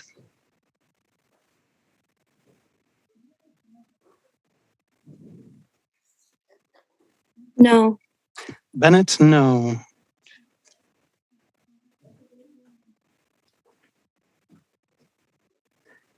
I have 10 I, 9 no. With 10 ayes and 9 noes, the amendment fails. And that brings us to the end of the capital budget amendments, except that we have 2 that are still on the table. So not to get too complicated, but can I please have a motion to place the capital budget on the table as a whole? Move motion to place capital budget place on table as a whole. Second. Moved and seconded to place on the table. Is there any objection to placing the capital budget on the table? Seeing none, it's on the table. And the reason we need to do that is so that we can come back and adopt it after we deal with the final 2 amendments. All right, it's 9:20. Motion to recess 10 minutes. Second. Moved and seconded to take a 10-minute recess. Is there any objection to recording unanimous vote in favor? Seeing no objection, we are recessed until 9:30 p.m.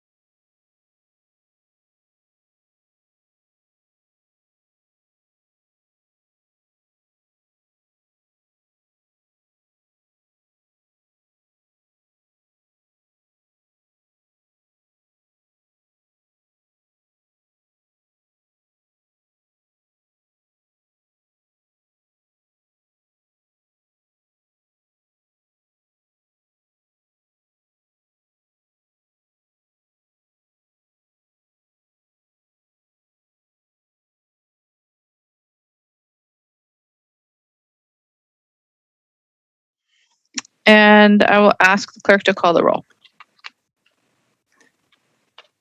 Evers. Here. Evers is present. Figueroa Cole. Here. Figueroa Cole is present. Foster. Here. Foster is present. Furman. Present. Furman is present. Halverson. Present. Halverson is present. Harrington McKinney. Present. Harrington McKinney is present. Heck. Here. Heck is present. Lemmer. Here. Lemmer is present. Vice President Martin. Here. Vice President Martin is here. Miadzi. Present. Miadzi is here. Verveer. Here. Okay, Verveer is here. Vitiver. Present. Vitiver is present. Wahalia. Present. Wahalia is present. President Abbas. Present. President Abbas is present. Alvarez. Here. Alvarez is present. Benford. Benford is present. Bennett. Here. Bennett is present. Carter. Carter is present. Present. Excellent. Conklin. Present. Conklin is present. And Curry.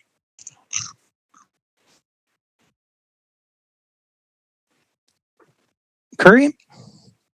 Sorry, I'm here. Curry is present. Thank you. Madam Mayor, we have quorum. Thank you. So we are at the executive operating budget as amended by the Finance Committee. President Abbas, a motion to adopt, please. Move motion to adopt. Second. That's moved and seconded to adopt. We'll go on to amendments and work in a similar fashion that we have been. Our first amendment is in the Common Council office regarding outreach for low-income bus passes. Alder Miadze. Thank you, Madam Mayor. In the year 2020, 2021. Alder, just a motion first. A motion? Oh, okay, I'm sorry. Motion to adopt. Second. Moved and seconded to adopt. We'll see if there are questions for staff first on this amendment. Alder Furman. Thank you, Mayor. I'm hoping Justin is still with us. In fact, he is. Fantastic. Justin, I'm curious to know more about what engagement resources Metro has and what work they have done with low-income passes and how Metro can take this on opposed to possibly the council office. So my understanding of this program, so the last couple of years, we have not sold out of these passes just because of COVID. But my understanding is that before COVID, we did sell out of these because we were allocated a certain number of dollars from the council to subsidize these passes, and there's a limit on that. And so in previous years, we've always run out of them, and so we've never made much effort to further advertise them because we don't want to advertise a program and then run out and not be able to get more of them out. So that's so we've sold them at a couple locations. We've not made a secret of the program, but I don't think we've actively pushed it out. But certainly that's something we can do. But I do think it will. If we're advertising a program and pushing a program and then run out of dollars for that program, that might not be a great look for us. I appreciate the background. So, Justin, you guys, if the council directed you via resolution, have the resources to further promote this, but it sounds like you'd also probably want to come back and ask for more resources for the free bus passes if that promotion went well. Would that be correct? I think that's fair. Yeah. I mean, the challenge right now, we certainly could benefit from some outreach just because of the lower pass sales in general because of COVID. And so, we certainly would want to get those out. And so I do see this being helpful in the short term, either this or some other outreach activity. But I do expect that before very long, we'll be back to a situation of running out of those passes and would need further council support to expand that program to everyone. Thank you. Thank you, Alder Benford.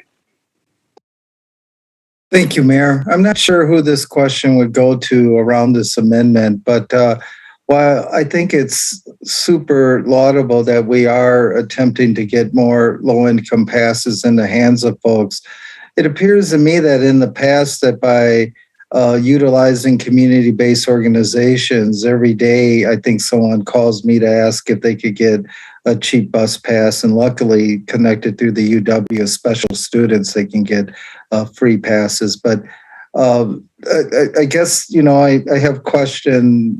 I don't know if Justin, if there's been talk about really the need of someone in the council office to do community engagement around this issue when there's 20 of us that do community engagement. So maybe I'm diluting the two. Maybe I'm on the edge, Mayor. I don't know. But I'm curious about that.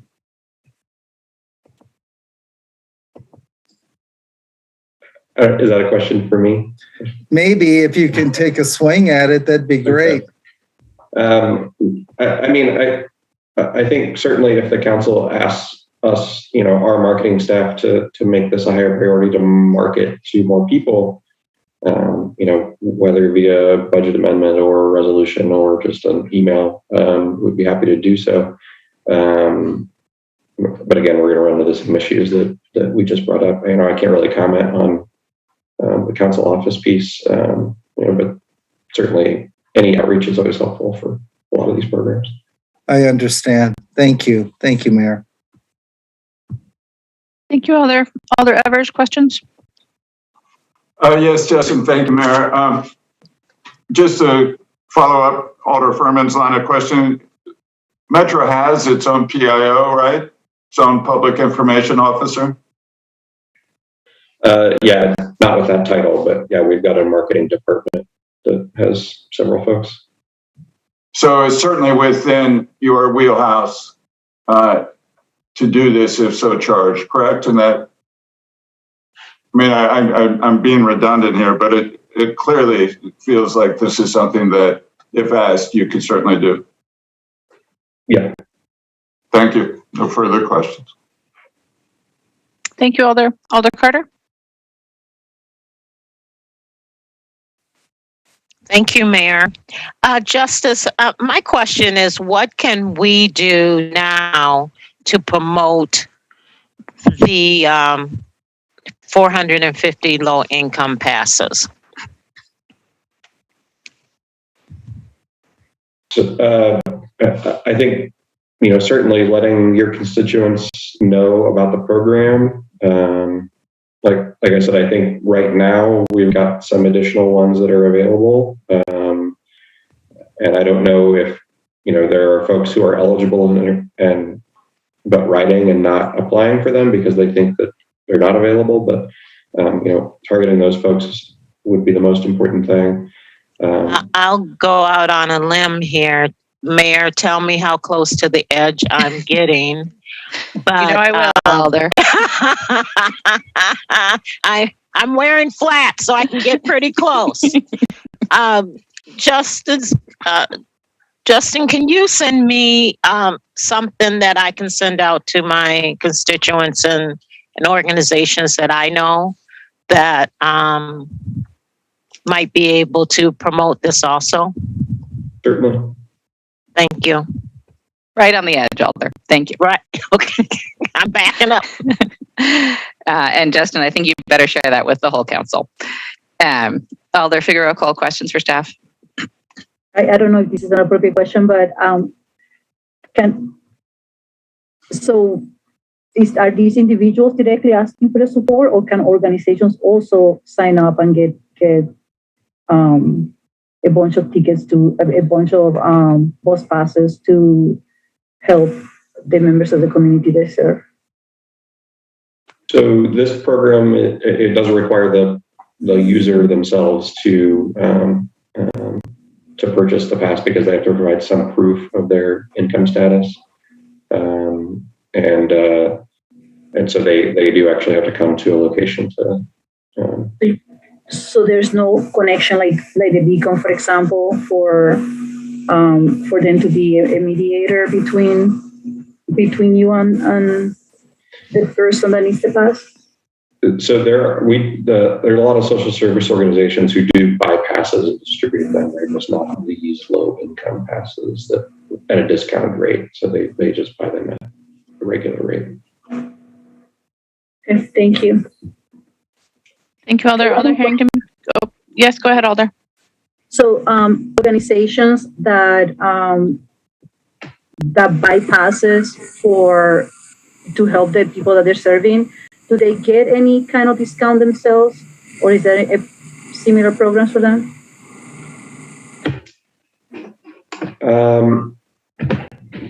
I'm not 100% sure on that question. I'm not aware of anything specifically, but I'll have to defer on that question. I'm sorry. That's okay. Thank you, Justin. Thank you, Alder. Alder Harrington McKinney. Thank you very much, Madam Mayor. Justin, I have two questions for clarification. When I did work for a nonprofit, we were able to order reduced priced bus tickets. And then is there two sets? We're talking about two different sets of bus tickets, one that a nonprofit could order and give out and disperse themselves. And is there a lower cost for the bus pass if the individual has to go in person? So I just need clarification to see whether those two things have changed. Yeah, so I think what we're talking about here is the discounted monthly passes. And those are, I think that's what's capped at the $450. I think what you may be referring to is, we do a lot of like single and two ride pass for the social service organizations to hand out. And that's where I don't recall if those are discounted, but you're saying that they at least have been at points in the past. Follow-up question. What happened is that the availability of these bus passes ran out, and you had to, make sure that you got down to you retrieve them early. So, is there any plan for once the number designated is completed, that's all that you have? Is that the plan? That's correct. That's how the program currently works. Is that we're funded to provide up to 450 a month, 450 monthly passes at a discounted rate per month for those who qualify. And then once that limit is reached, then we are not able to sell any more of them. So that's currently how the program is set up. Thank you. Thank you, Alder. President Abbas. Thank you. Just in amendment, there's also mention about a west side location. Could you please explain which location people can get passes and where we don't have a coverage? Yeah, so my understanding is that we do this at 3 locations, our office on East Washington, the Dane County Job Center along Aberg Avenue, and then the city building downtown. So I believe, unfortunately, I can't pull it up right now, but I believe the wording said something to the effect of adding a west side location. The amendment reads, and to evaluate options for a west side location to make passes available. Yeah. Thank you. Thank you, President Abbas. Alder Miadze, questions? Yes. When I received an email about the current, how many passes were used, can you give me the exact for 2020 and 2021? How many passes out of the, was it 5,400 per year? I can, but I don't have that pulled up at the moment, so I may have to come back to that question if that's okay. Yes, please, because I was only told that 92% of them were actually given out. And I guess another question is, with the annexation and the town of Madison, is there any thought about increasing that number? Ultimately, the limit comes to us, from the council, is my understanding, and so that would take some modification to that amount from the council. But again, it was certainly the program was all set up before my time, so I'm by no means the expert on it, but this is my understanding of how it functions. Alder, the council would need to appropriate additional funds to increase the number of passes. But to answer your question, I think that sounds about correct. In 2020 and 2021, with COVID, we did not sell out all the passes, so 92% seems about correct. Again, I'm struggling to find the actual number. We'll go on and come back when you have that number, Justin. Okay. Alder Figueroa Cole. Thank you, Mayor. So my questions now are regarding this amendment. So can you please tell me how does it work today? Do you have collaboration with the Common Council, with anyone at the Common Council to manage this program? I mean, 92% of these passes have been given. That's like an amazing number. That's kind of a nice rate there. So how do you achieve that 92% distribution? Yeah, I think, as I mentioned, even before COVID, that was always 100%. Because there's more demand than there is supply, and so it's really just during COVID when our ridership is significantly reduced that even a half price monthly pass still isn't a benefit to people who aren't riding on a regular basis. So how will these I guess I'm trying to understand the resolution itself, bringing this to get some sort of collaboration with the council staff or the new position that we're trying to hire. So is that something that is done today, or how do you manage the distribution of the passes and things like that? Do you need that help? I'm trying to understand. So it's really just managed by our staff, and like I mentioned, we have not really advertised the program to a great extent just because it was so oversubscribed that we did not want to advertise a program that we, was resource limited, that we would potentially run out of passes for. So, but yeah, I don't know that, without an increase in that funding, I'm not sure how effective an increase in our marketing campaign is going to be, I guess. Yeah, I'm going to wait to see if the sponsors can explain exactly, because I'm a little bit confused about this resolution, but thank you. I'll wait and see other questions answer mine. Thank you, Justin. Thank you, Alder Figueroa Cole. Alder Carter, another question? You're muted, Alder. Yeah, Justin, so for most of 2020, you didn't charge for bus rides. Am I correct? It was for about a 3-month period in 2020. It was only for about 3 months? Yeah. Maybe 4, somewhere in there. I think it was March to June. Okay, thank you. And that contributes to your surplus now? Certainly in 2020 it did. Okay, thank you. Thank you, Alder. I have no other alders in the queue wishing to ask questions. So now, Alder Miadze. All right. In 2020 and 2021, Metro passes were not used to their full capacity. The amendment directs Common Council outreach engagement person to work with Metro to create an outreach plan to increase the reach of the program to the most deserving.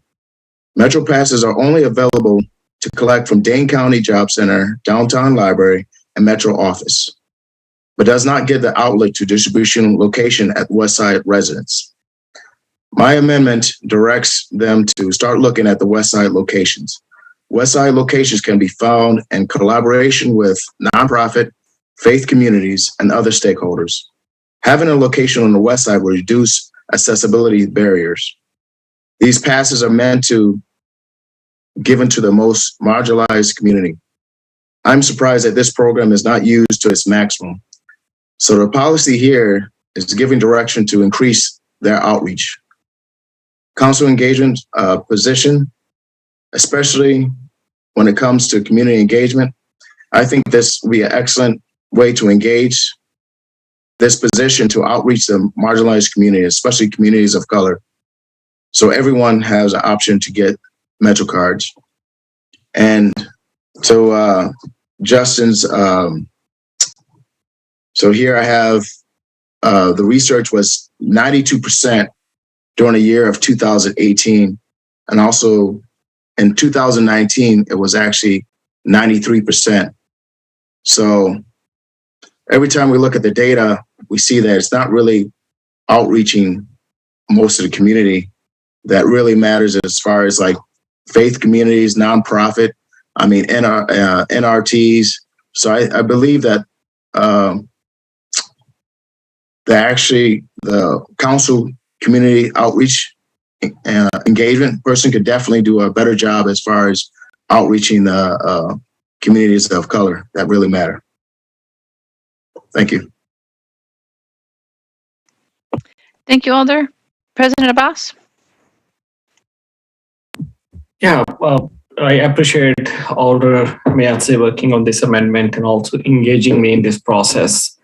I will also share a couple of things. I know some of you might think, well, there is a public information officer, there's a marketing team, why not Metro do that? We don't need to provide any resources. The amendment clearly talk about collaboration, and especially the what Alder Meazza said, I agreed with him during time of COVID, where health disparities and people are struggling financially, people are struggling with resources, people struggling with job. The particular program collapse, or collapse might be a too harsh word, but it's not used at its maximum. That definitely shows there is a chance of improvement. And as the intent of community engagement officer position, Common Council office will be boots on ground and especially connected with nonprofits and faith-based community, people of color and BIPOC for engagement purposes. And that collaboration could help Metro during those emergency and stressful time. And this year and last year, we can see substantially those passes not being used. So that could be a path forward to help them, but it's not, the intent of the amendment is not to micromanagement the Metro, and I believe my fellow alders will support that. It is and it's also finding a solution for a Westside too, and helping to see if there's faith-based community or other communities. So Westside resident, the coming to all the way to downtown or Northside Dane County Job Center could be a barrier for few community members to come all the way here and get the pass. So having some certain location there could also help, and that amendment also address that too. So I hope you will all support that. Thank you. Thank you, President Abbas. Alder Evers? Thank you, Mayor. Certainly appreciate and support the goals of this amendment, but I'm mindful that this is a policy directive, and I don't think budget amendments are the right place for a policy directive such as this. If we wanted to get into specific tasks that the community engagement specialists would be doing, and any one of us could come up with probably recommendations and suggestions, but that's not really what goes into a budget amendment. And not in my mind, policy directives should be or the proper domain for a policy directive would be a resolution. Otherwise, we're getting off track. So I unfortunately won't be supporting this, but I certainly support the principle and the objective and the goal. Thank you. Thank you, Alder. Alder Figueroa Cole. Thank you, Mayor. So thank you for the clarification. Now I think I understand where we're going with this. And I definitely sympathize with the sentiment of helping people that need these passes, make sure that they're served. But at the same time, as someone that is part of a chair of a nonprofit organization who actually spends a lot of money on bus passes to serve the community, and I'm talking about we buy a lot of bus passes to help the people that need them. I would rather have this resolution really be a full amendment to the budget by stating something on the lines of having a budget increase for this program, using data that is based on times that COVID has had such an impact. I don't think it is fair to claim, that we didn't distribute 8% of the passes, and that makes this program not whole, especially when staff has said that it is an extremely popular program and they don't have enough. It sounded to me, maybe I'm misinterpreting this, but it sounded to me that they are saying they actually don't have enough passes to give away in the regular, times out of COVID. So I would 100% support this resolution if it was something that is going to improve the program by adding more money to the need, because we all know that the need is out there. So I don't have anything on this resolution for me to stand on. So I appreciate what you guys are trying to do, but I would love to see maybe in the future some kind of resolution that will put additional funding to the program. Thank you. Thank you, Alder. Vice President Martin. Hi, thank you, Madam Mayor. Sorry, I look through my screens at all my other tabs with information.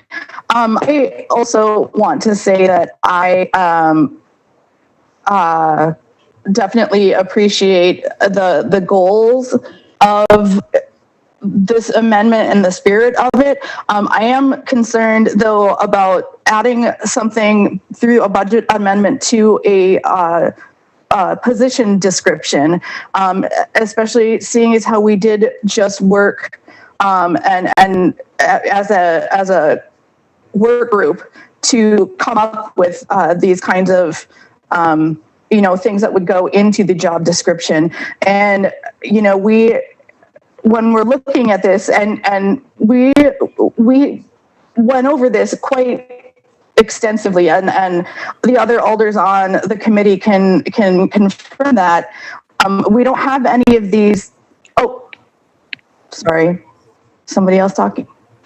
My bad. We don't have anything that specific within the job description, and I think that it would be placed. The spirit and what it's asking is already in there.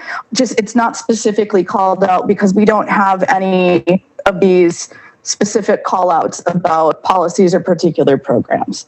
So I will support any other efforts to get some of these things rolling, but I don't think I can support this particular amendment. Thanks.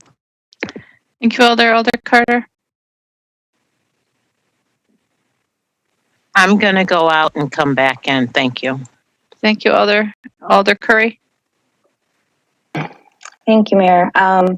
I also appreciate the spirit and intention behind this, especially as I know there are advocates within the Homeless Services Consortium who have been advocating for years long regarding those who are low income and the disparity between a nonprofit needing to pay the full amount for a bus pass to give to someone who would qualify for a low income. That said, I do agree that there needs to be additional places to get low income bus passes, but don't agree that this work is in line with, again, a position description and this type of work. So I would like to expand that advocacy, especially considering that vulnerable population and knowing that there's already folks working on that. So I will not be voting in support of this. Thank you, Alder Foster. Thank you. Yeah, I'll be voting no. I guess I will just say I'm maybe more confused than others about what this is supposed to even be. What I read is saying the problem is we have too many bus passes that we're not getting out to people, but most of the conversation has been about we need more passes. So I think it would be helpful to even figure out what the goal is. As Justin said, you could very easily implement whatever we want if you just got some direction. So I would really encourage folks that are interested in this to reach out, work with Metro. And I'd also just say, keep in mind, we actually just got a presentation on fare collection system that will be pretty completely overhauling, likely, our fare collection system for Metro, at least at the same time that we're going up with BRT. And so even the question of what passes would look like, et cetera, it's all going to be changing in the very near future. So it could also be a great time to talk about how we might increase accessibility for subsidized riding. And it could even look very different than a quote unquote subsidized bus pass. So lots of stuff to work on here, but it'd be good to just reach out to staff and start working on something and bring something that's really coherent that we can all get behind. Thank you. Thank you, Alder. I have no other alders in the queue. Anticipate a roll call is needed here. So all those in favor of Amendment 1, aye. Those opposed, no. As your name is called, and the clerk will call the roll. Evers? No. Evers, no. Figueroa Cole? No. Figueroa Cole, no. Foster? No. Sorry? Foster, no. Furman? No. Furman, no. Halverson? Aye. Halverson, aye. Harrington McKinney? Aye. Harrington McKinney, aye. Heck? No. Heck, no. Lemmer? No. Lemmer, no. Vice President Martin? No. Vice President Martin, no. Miadzi? Yes. Miadzi, aye. Verveer? No. Verveer, no. Vitiver? No. Vitiver, no. Wahelia? Aye. Wahelia, aye. President Abbas? Aye. President Abbas, aye. Alvarez? No. Alvarez, no. Benford? And Benford? Bennett? No. Bennett, no. Carter? Aye. Carter, aye. Conklin? No. Conklin, no. Curry? No. Curry, no. And Benford?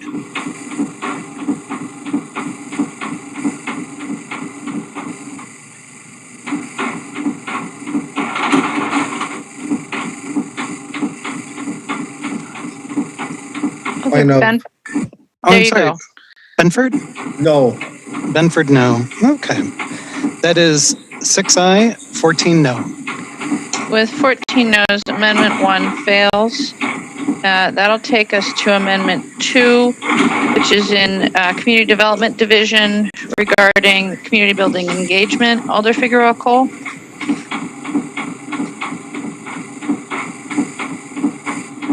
A motion, please.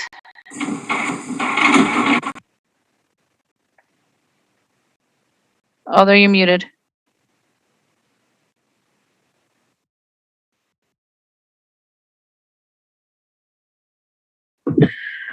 Motion for approval. President Abbas?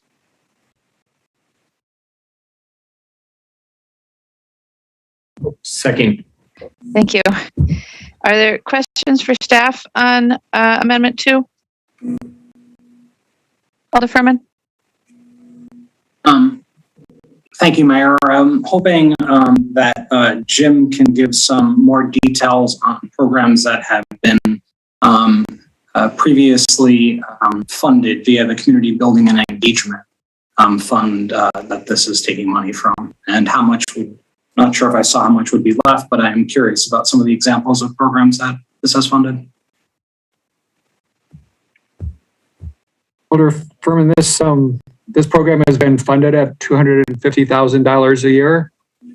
It's been suspended for the last 2 years due to COVID, and then last year it was reallocated to support the creation of a COVID relief fund. You might recall that. Previously, it supported a handful of programs. I think most notably a Leadership Academy program that was hosted by the Lucier Community Education Center, and in collaboration with Goodman. It also supported a program that was operated by Senator Ospano that developed health outreach services serving health services serving the Latinx community. So when the program was created back 5 or 6 or 7 years ago, I think it had been anticipated that it would be more like the Emerging Opportunities Program, and that those awards would be time limited, maybe lasting for a year or two. In practice, it turned out that there were just a handful of programs that continued to receive funding over most of the life of the program. But this amendment would transfer the entirety of the funding that has supported that program to a different use. Very helpful. Thank you. Thank you, Alder Carter. Questions? Yes, thank you, Mayor. So Jim, am I reading this correctly? This amendment increases the funds to 1.73 million. Is that correct? Yes, Alder. By transferring the $250,000 that has been allocated to the Community Building and Engagement Program and transferring those funds for use instead to support our crisis intervention and prevention programming, it would raise the total available to that program, that series of programs, to about $1,750,000. And by transferring those funds, is that transferring it out of CDD to public health?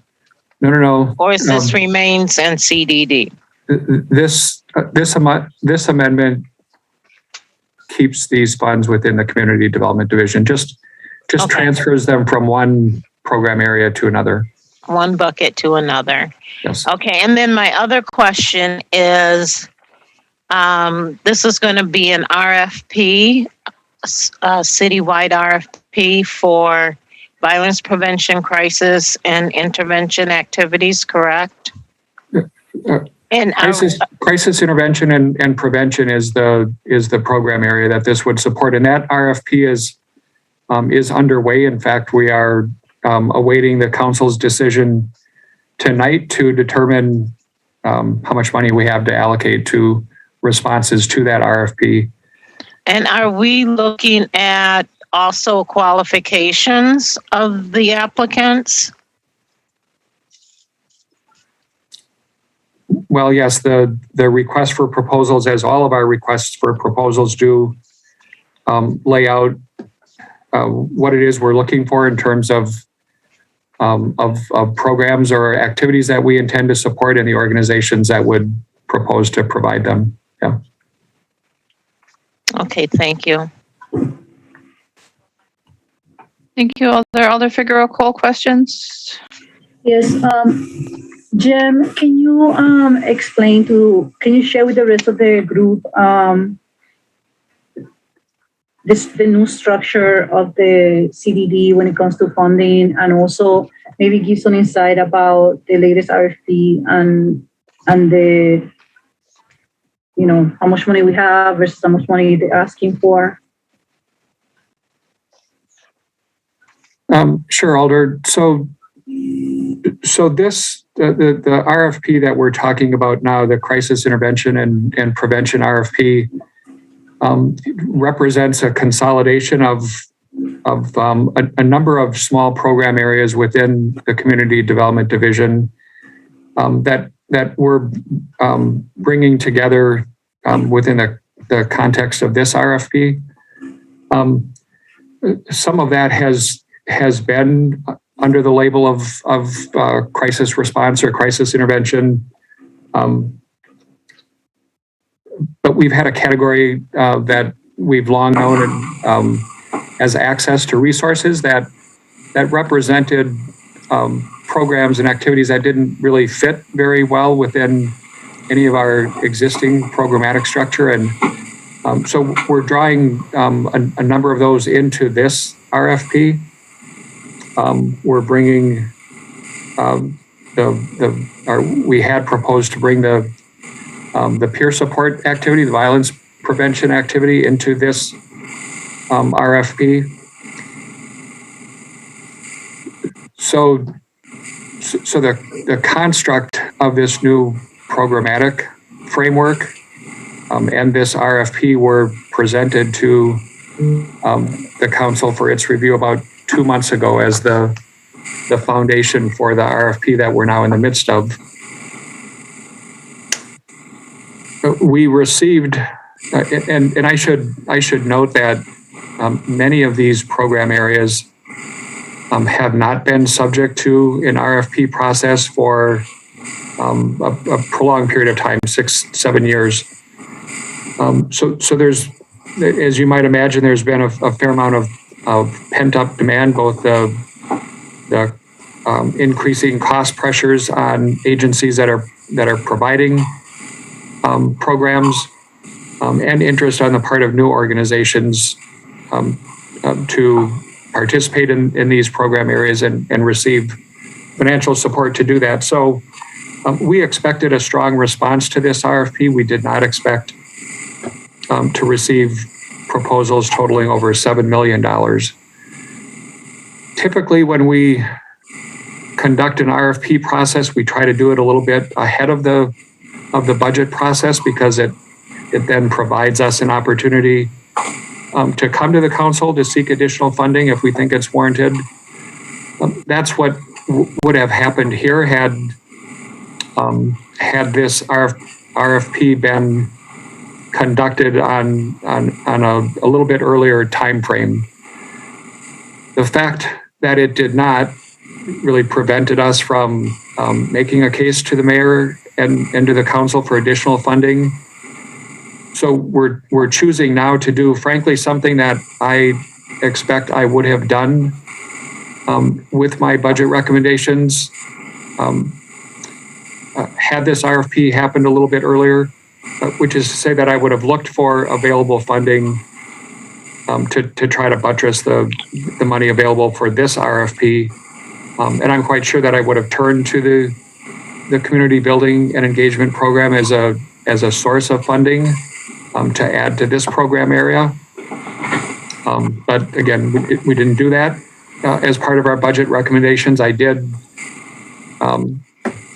speak with the mayor about this proposal because it was changing her executive budget, and received her approval before I came to members of the council looking for sponsors for this amendment.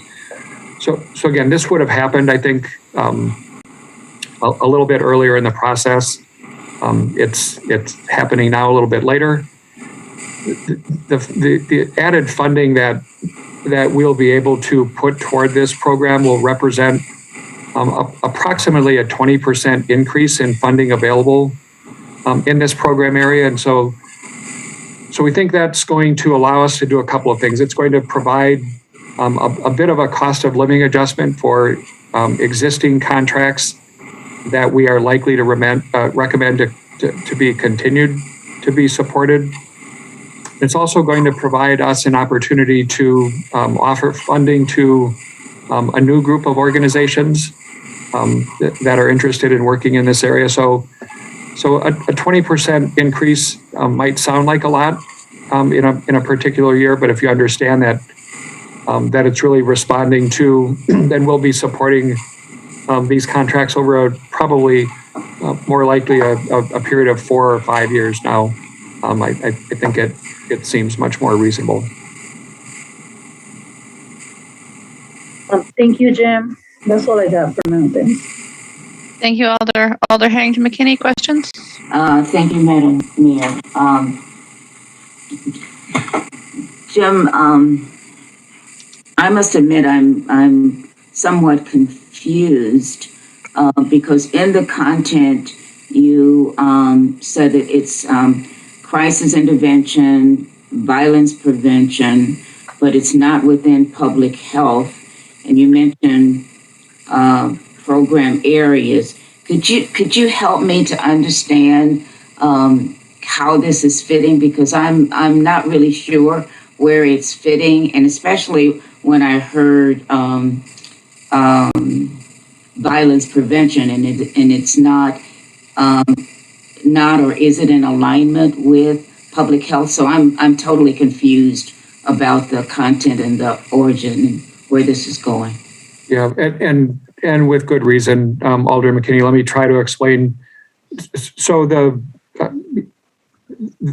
peer support, the violence prevention funding that we have administered since 2016, 2017 has been a small part of this program. It really has never been part of the core of the work that we've done in the Community Development Division. It was a program area that really didn't fit very well within any of our existing program structure. When we restructured and consolidated some of these program areas, the funding for violence prevention and peer support was among those that we brought in under the broader umbrella of crisis intervention and prevention. While we were preparing for this RFP, our budget process was ongoing. The mayor's executive budget proposed to transfer the violence prevention peer support contract that you've talked a fair amount about in the last day or so, transferred that from the Community Development Division to Public Health. And so that contract and that program activity and the funds that had supported it were also transferred out of the Community Development Division and into Public Health. So violence prevention and peer support are not really any longer a meaningful part of this new program structure and this RFP process.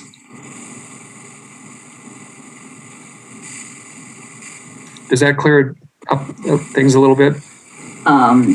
So I'm going to say it's not clear as mud. So violence prevention is not, because I think I heard two different responses. It is or it is not a part of this new structure that you're talking about. With the transfer of the violence prevention contract out of the CDD and into Public Health, and the funds that have supported that contract, it is no longer part of this RFP process.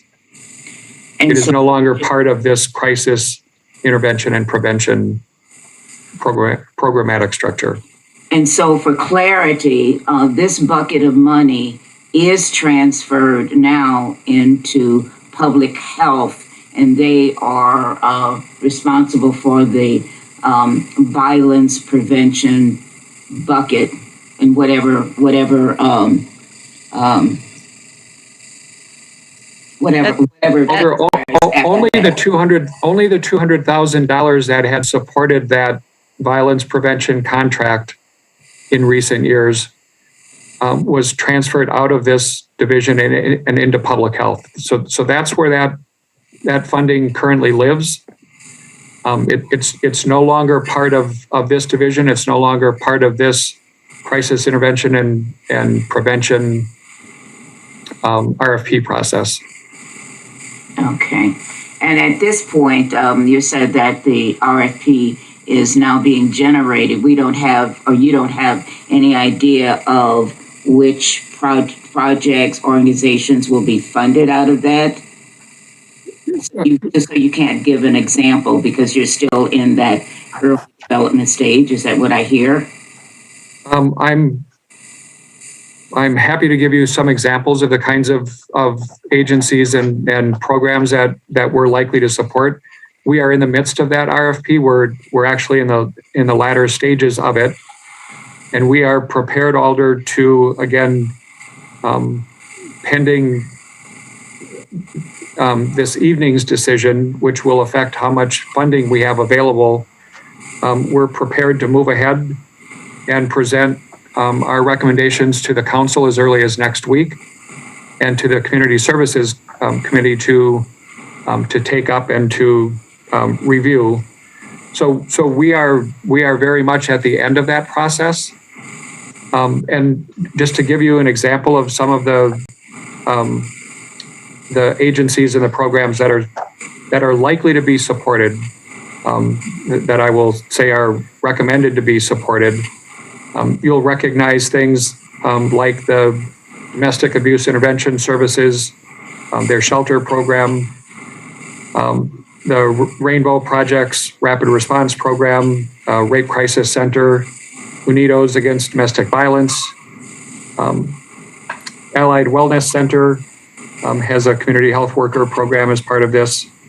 Briar Patch does work in restorative justice with the youth shelter program. So gives you a flavor for the kinds of organizations and programming. There are many others, but. Well, Jim, my final question is that you picked out some good flavors. Thank you. Thank you, Alder. Alder Figueroa-Cole, is your hand up again? No. Alder Carter, questions? I just have one quick question. Jim, when was the closing for the RFP? I forgot to ask you that before. I believe, Alder Carter, I don't have that date in my head. I believe that, I might be able to find it. Well, if you can't find it, I'll just email you. That's fine. We've been in the review process for probably 3 to 4 weeks. Okay. I'll just email you. Don't worry about it. Thank you. Thank you, Alder. Alder Conklin, questions? Yes, thank you. And Jim, I might have missed this. I apologize. I'm dealing with some personal family stuff over here. But so is the CBE going away? Yes, it would. If this amendment is adopted, that program would be discontinued. Yes. Oh, okay. Yes. Okay, that's good to know. Yeah. Okay, I'm gonna save my rest of my stuff. So I'm glad you cleared that up for me. Thank you. Thank you, Alder. I have no other Alders in the queue with questions. So Alder Figueroa-Cole.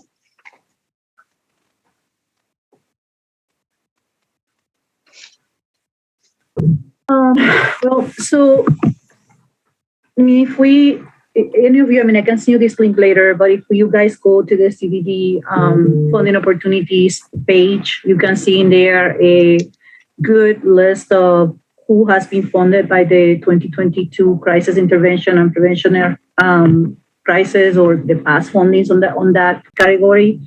So we are coming from difficult times with this pandemic, and like Jim is saying, there has been a surplus of RFPs coming that way.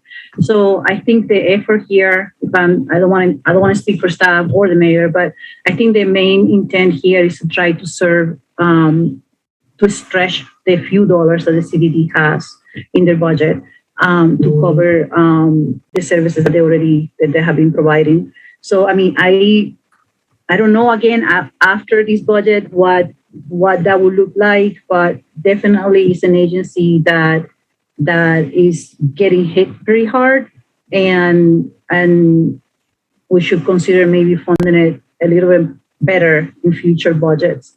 That's all I can say. I mean, I have been following how CDD has restructured their entire funding strategy.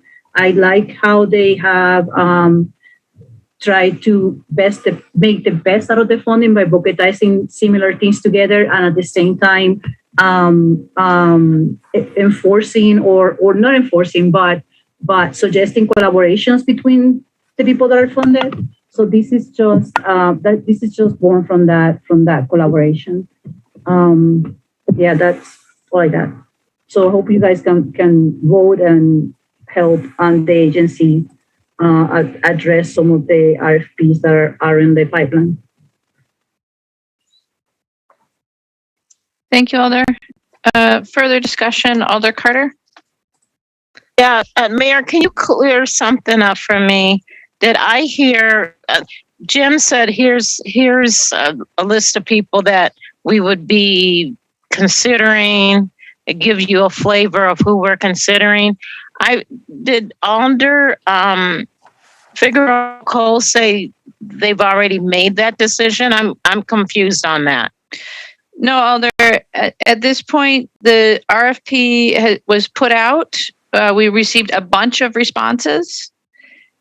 Many more than we could fund with the amount of money that's currently available.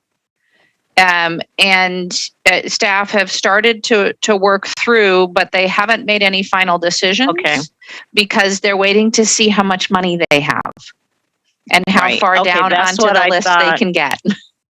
Okay, maybe I misheard Alder Figueroa Cole, but okay, good. Yep. Thank you, Alder Carter. Alder Conklin, discussion? Yes.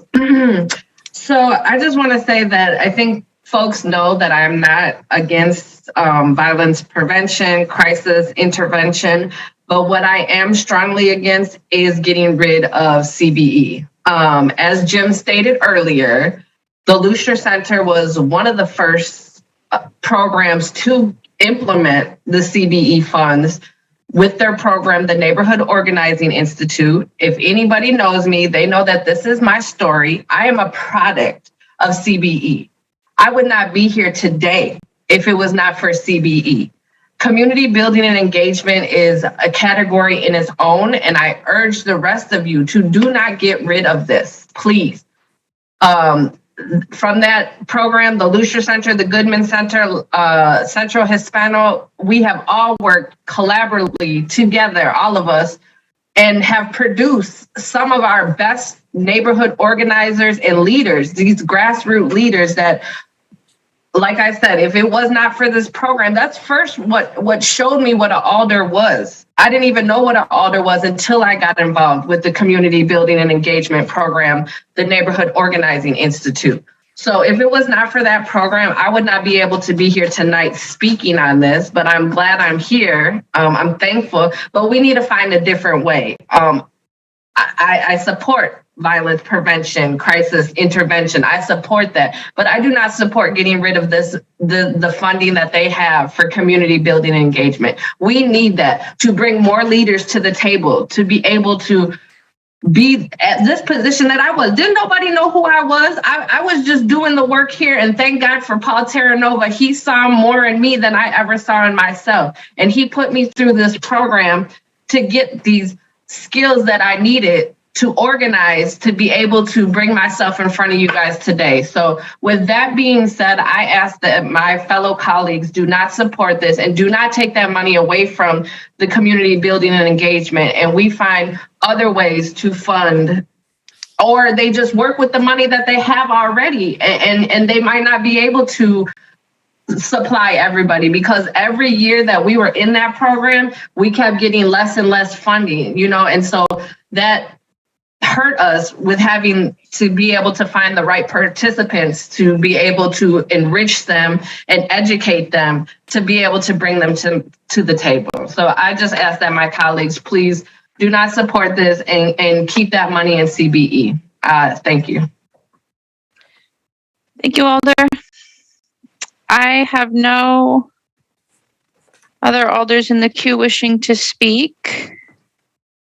So we'll come to Alder Harrington McKinney.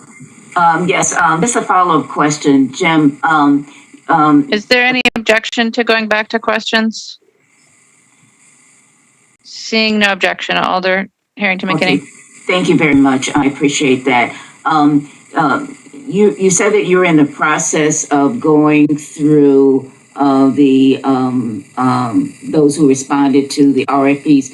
Is that during your regular scheduled meetings, or when will that be held? And will they? I'd want to know when they will be held, and the opportunity to sit in on some of those.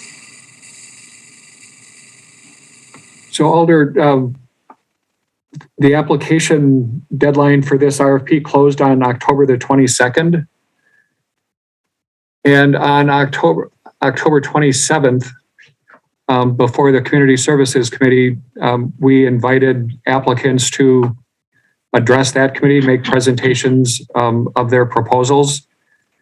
In the meantime, there were several staff teams that were put together that reviewed the proposals, evaluated them against the criteria that were in the RFP, and we are nearing the final stages of developing staff recommendations for how to allocate these funds amongst the proposals that we have.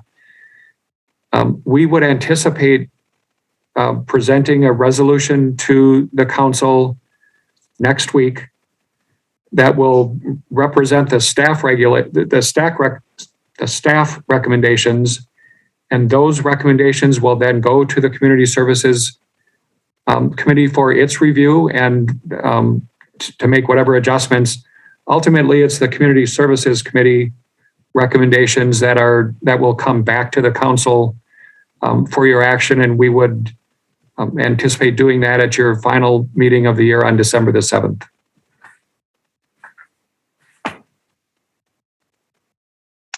Alder Carter, discussion? Discussion, a question for you, Mayor. Was Alder Conklin's, was that a friendly amendment? No, Alder, it was speaking in opposition to the amendment. I have no other alders in the queue wishing to speak. So on Amendment 2, is there objection to recording a unanimous vote in favor? Yes. Roll call is requested. So all those in favor of Amendment 2, aye. Those opposed, no, as your name is called, and the clerk will call the roll. Evers? Aye. Aye. Figueroa Cole? Aye. Aye. Foster? Aye. Aye. Furman? No. No. Halverson? Aye. Aye. Harrington McKinney?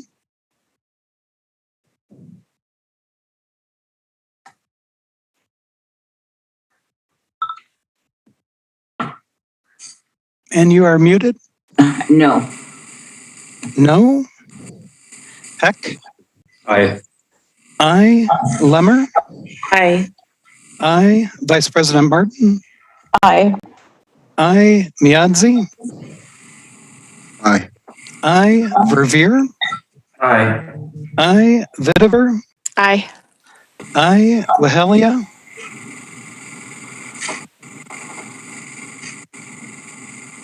Aye. I. President Abbas.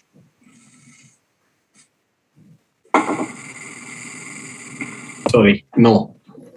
No. Alvarez. Aye. I. Benford. Aye. I. Bennett. No. No. Carter. No. No. Conklin. No. No. Curry. No. No. 7 no. 13 aye. With 13 ayes, Amendment 2 passes. That'll take us to Amendment 3. I'll just note that Amendment 3 was dependent on the capital budget amendment number 9, which passed. Alder Figueroa Cole, a motion, please.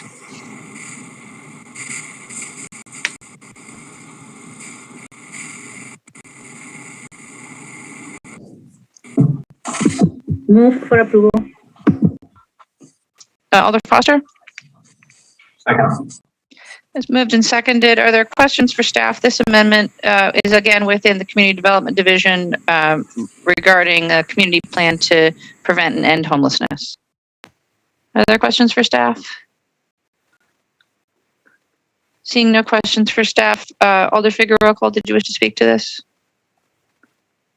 This is just the moving the funds to pay the, like you just explained, the money that we took from the library and whatever finance did here to move the money around to cover the cost of the contractor to put the 5-year plan for where we're going with the houseless community. So again, appreciate your vote earlier. We had the funding matching funds from the county, and this will just be the last leg on this particular funding. Thank you. Thank you, Alder. Alder Curry, discussion? I'm sorry. I think there's a lot been going on today. I think I would like to ask a question, but I want to clarify that we're on Amendment 3 for the community plan to prevent. Okay. Yes. Can I ask for permission to ask Jim a question? Is there any objection to going back to questions? Go ahead, Alder. Thank you. Jim, I know a little bit as this passed through the Homeless Services Consortium Board of Directors. Do we have a consultants, either agency, organization, individual already picked out to do the work, or once there are funds available is when the work, like who to do the work will be sought out? I'm sorry if my wording, that wasn't clear. I understand. Alder, we do not, we have not identified an organization to provide this service.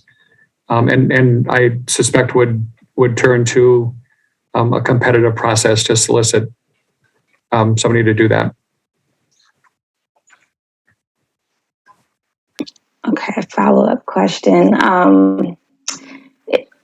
Considering that our whole community has been focusing on racial disparities, specifically within homeless services, acknowledging the drastic disparities of Black households and individuals that are experiencing homelessness. Also, the rise and importance of peer support models of, what's the word I want to use? Elevating or centering the voices of lived experience to provide direction to policymakers and providers. Is there any way that this probably isn't a question for Jim, maybe it's for you, Mayor. Any way to add language that I'm sorry, y'all. Maybe I'll just say. Let me just suggest that I think what you're looking for is input into the RFP language. Okay, so discussion. that will, right, so what will happen if this amendment passes is the community development will come up with an RFP to solicit proposals. And so one path forward to get at what I think you're getting at is to ask to work with community development staff to have input into that RFP language, to make sure that the skill sets that you're looking for in the consultant that would write the plan, that those are present. Yes. So that's one path to just indicate that to staff that you're interested in and just do that work informally. If you want to be formal about it, you could suggest an amendment to the language. My guess is that staff would be open to that conversation. Okay. Thank you so much. If you want to ask staff if they're open to that conversation, they probably would answer you. Okay. Well, while I have the floor, Jim, would you be open? Alder, I think you've identified some of the core issues that this plan would be intended to address. So yes, absolutely. All right. Thank you. Thank you, Alder. Alder Figueroa Cole, further discussion? Thank you, Mayor. I'm sorry, guys. It's 10:41, and I'm like, my lights are going off here. So let me just clarify a little bit on what Alder Curry was just asking. One of the main issues that they have with the 5-year plan is that it's already old. Has meet their life expectation.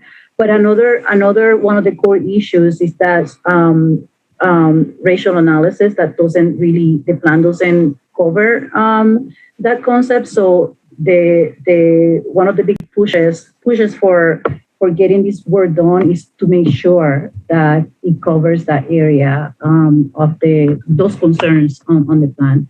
So again, and the second main reason for it is to ensure that all of the funding that the county and the city are putting into this issue is then put together in a way that that will help us make better choices when it comes to the needs of this population. So we have an encampment going on, we have a temporary shelter going on, we have so many things happening right now. We have hotels, we have all these things, but that is not covered in the current plan. And again, the racial equity concept is not covered either. So when these requests came to me, those two things were the main drivers to hire a consultant. And the third driver was, again, to do it in a way where we have enough support to do a data-driven analysis of where we're going, where we are and where we're going with the plan. So I hope that clarifies some of the questions. And I'm sorry, I'm think I'm going to have to go get some coffee or something. Thank you. Thank you, Alder. Alder Carter, discussion?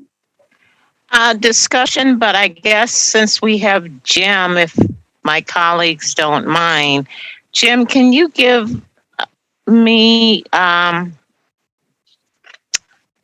overview of this community plan that you're trying to do? I'm a bit confused.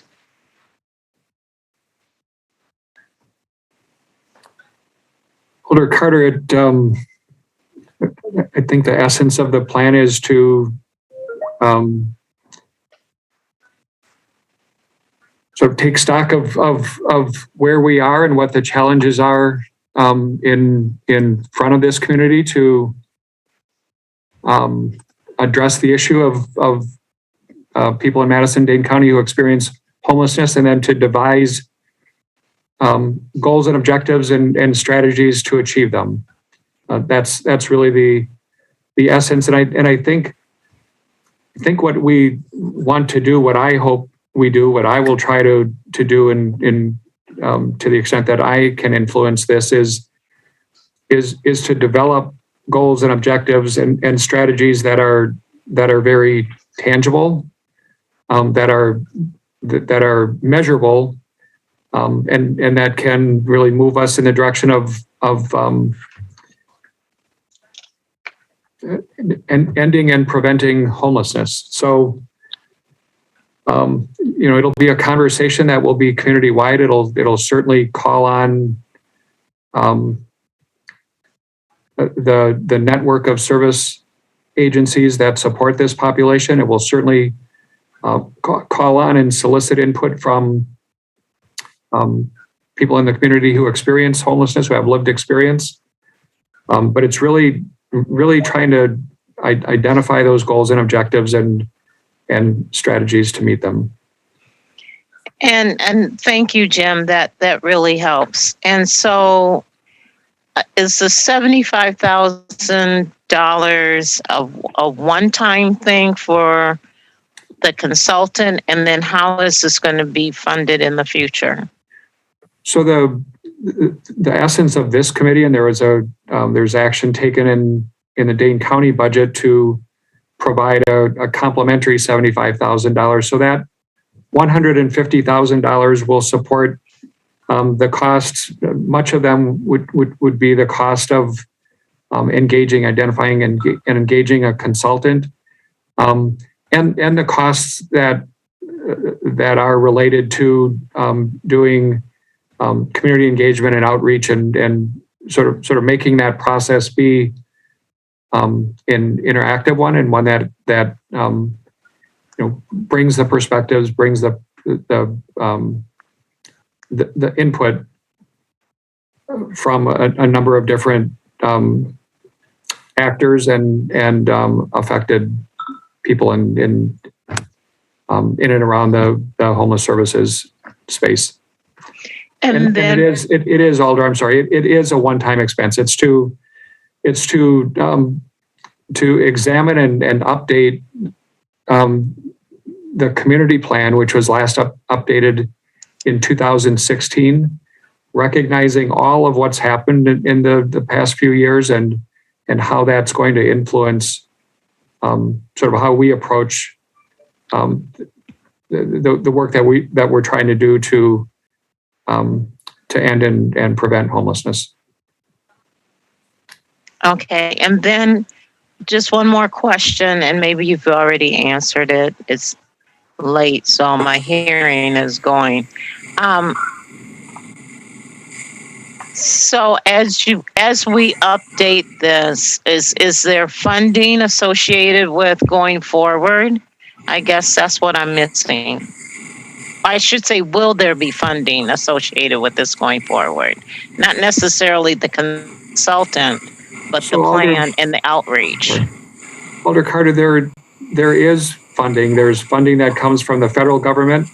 There's funding that comes from the city of Madison. There's funding that comes from Dane County. There's funding that comes from the United Way. And if we do this right, and develop a coherent and a tangible plan for how we want to take on this issue, this plan will help see to it that those different funding streams are aligned.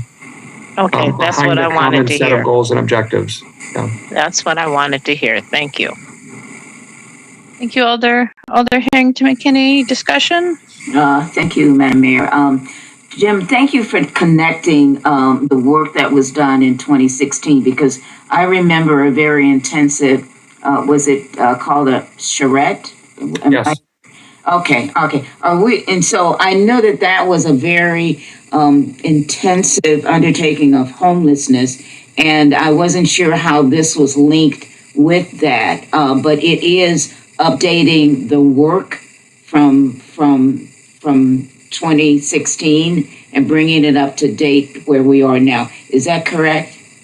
It is, Alderman McKinney, and it's going to recognize, I mean, the world has changed. Don't need to tell this body how much things have changed in terms of our response to supporting people in this community experiencing homelessness. So we'll certainly look back and we'll take a look at what we proposed to do as part of the last 5-year plan, and where we were successful and maybe where we missed the mark, and how we need to make adjustments based on so many impacts that have been brought on by the pandemic and lots of other factors in this service area. Okay, so I commend you. This is music for my ears, because I've been really struggling with the patchwork, and we're just, responding because, this what's before us. But I was measuring it against what we did in 2016, which was very methodical. It was very data driven. And so to connect where we were in 2016 and look at what the changes are as we make decisions related to ending homelessness. And so it was scattered for me, and that's why it was very difficult for me to latch on to it. But you just made that connection, and absolutely, I applaud you in making that connection and bringing it into, where we are now and how we are approaching, those who are homeless. So thank you very much for making that connection for me. Thank you, Alder. I have no other alders in the queue. So on Amendment 3, is there any objection to recording a unanimous vote in favor? Seeing no objection, we will record a unanimous vote in favor of Amendment 3. That will take us to Amendment 4. Amendment 4 depended on Capital Amendment 2 passing, which did pass. Alder Foster. Yeah, Mayor, I wanted to move recessing until tomorrow. Is there a second? Second. Second. Moved and seconded to recess until tomorrow. I'll just note, alders, we have 11 more amendments, several of which will take a considerable amount of time, which may mean that we are up until even later than this tomorrow night if we recess now. Discussion on the motion to recess, Alder Foster? I think I'm feeling we need to stop now, so I'm in favor of doing it. Thank you. Alder Abourez? No, my hand up was for a second, so it must have been a third or a fourth. So, okay. Okay. So the motion is to recess until tomorrow at 5:30. Is there objection to recording unanimous vote in favor of recess? Just a question. President Abbas? Yeah, quick question is, so according to the rules we adopted, so tomorrow we don't have any limitation of midnight. We can go further away, correct? That's correct. As long as it takes. Okay, with that, that sounds good. I will go to bed right now. Alder Vitever? I was just wondering, is there any possibility for us to just switch the order and maybe do some of the easy ones tonight? That's absolutely a possibility, yes. Alder Figueroa Cole? And I was wondering, is it possible to even start earlier tomorrow, or is that no? No, it's noticed for 5:30. Perfect, thank you. Alder Curry? I don't know if it's appropriate, but I was raising my hand to second what Alder Vitever proposed. So that's not exactly a motion, Alder, but if that's what you want to do, you should vote against the motion to recess. And then we could discuss order. Alder Benford?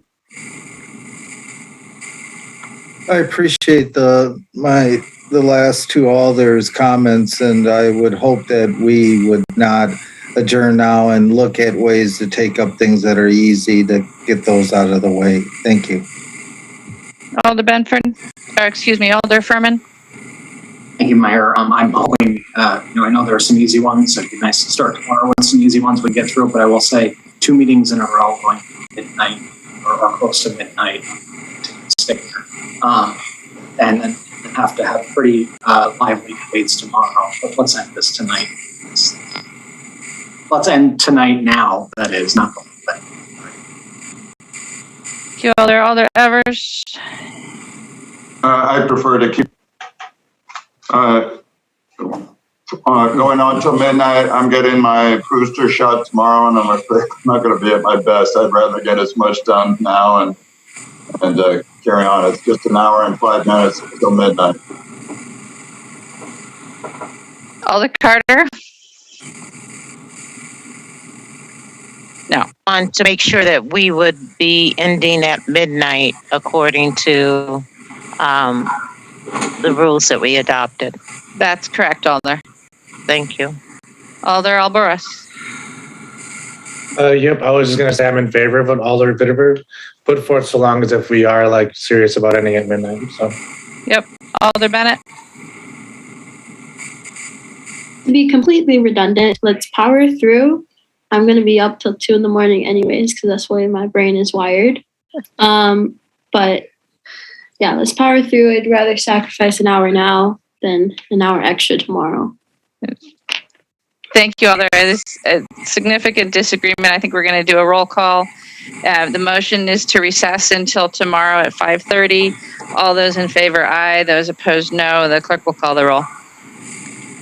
Evers? No. No. Figueroa Cole?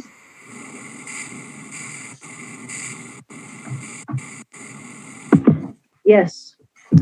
Figueroa Cole, yes. Foster? Aye. Foster, yes. Furman? Aye. Yes. Halverson? No. No. Harrington McKinney? Aye. Yes. Heck? No. No. Lemmer? No. No. Vice President Martin? No. No. Miadzi? No. No. Verveer? No. No. Vitiver? No.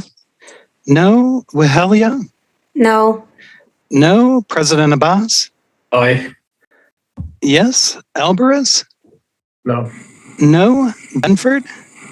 No. No. Bennett? No. No. Carter? Yes. Yes. Conklin? No, I'm sorry. No. Curry? No. No. That is 6 aye, 14 no. With 14 noes, we will not be recessing. I'm just guessing here, folks, but I feel like we could potentially work through at least until Amendment 7 in order, and then if we can get that far in the next hour, recess. But if we get hung up on something, feel free to make a motion to put it on the table.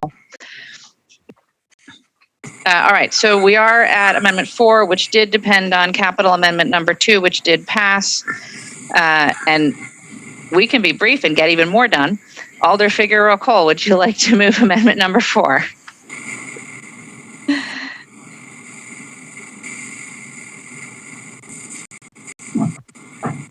Alder, you're muted.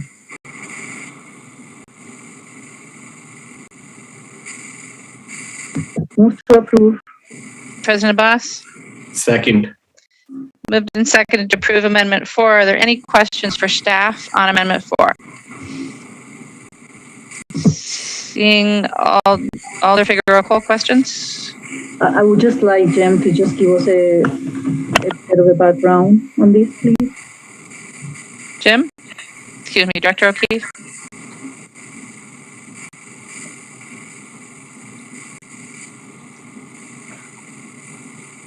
So this amendment provides a source of funding for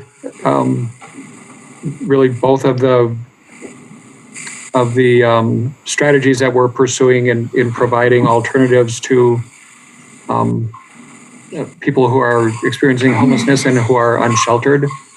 The first of those strategies, I'm sure you're well aware, is the urban campground that is soon to open on Dairy Drive. This second strategy is securing the 35 remaining rooms at the Plaza Hotel, currently being utilized by Dane County to provide temporary hotel sheltering for people experiencing homelessness. We had budgeted, or you had budgeted $2 million to support unsheltered support strategies. The combination of the urban campground at Dairy Drive and this use of the Plaza Hotel is going to exceed that figure. And so this amendment, in combination with the capital budget amendment that you adopted last night, will reallocate 1.5 million of the $2.5 million that was to be used for a potential acquisition of a hotel and conversion of it to housing, and we'll use those funds instead to support these unsheltered alternatives at Dairy Drive and at the hotel. The capital budget, because the $2.5 million for a hotel conversion was placed in the capital budget, we needed a capital budget amendment to remove that money or portion of that money from the capital budget, and now an operating budget to accept those funds into the operating budget where the unsheltered support line lives. Thank you. So it's again, just like the prior one, a transfer of the funds from one bucket to the other. And can you please share with the rest of the group a little bit of information about Focus Counseling? Focus Counseling is a local support service provider that has been partnering with Dane County since the spring of 2020 in the county's what we've come to know as their vulnerable population hotel strategy, in which people who are experiencing homelessness and who were deemed to be more vulnerable to COVID infection were removed, in some cases removed from shelter settings, and in other cases were relocated from unsheltered locations and provided accommodations in local hotels. Focus Counseling has been working, and quite successfully, with Dane County to provide on-site support services to the vulnerable population residents. That VP hotel strategy is now located at the Plaza. Dane County has 100 rooms under contract there. There are 35 rooms remaining, and we would take advantage of those rooms, and we would take advantage of the programmatic infrastructure that really takes the form of the on-site support service provider in Focus Counseling, a contract with a food vendor, obviously the hotel for lodging. So really piggybacks on the county effort. Thank you, Jim. Thank you, Alder Carter. Questions? Yes, thank you, Jim. Couple questions for you about the hotel converted to housing. Is that going to be temporary housing? Are we renovating the hotel to SROs, or is it just going to be the hotel room? I don't think we know that for certain, Alder Carter. I think what some of us envision is replicating what has been done in other communities where municipalities have or nonprofits working with municipalities or developers working with municipalities have acquired hotels and converted them to permanent housing, not necessarily exclusively for the use of people coming out of homelessness, but certainly with that population in mind as part of the group that would benefit from that housing. The appeal of it is that it both takes advantage of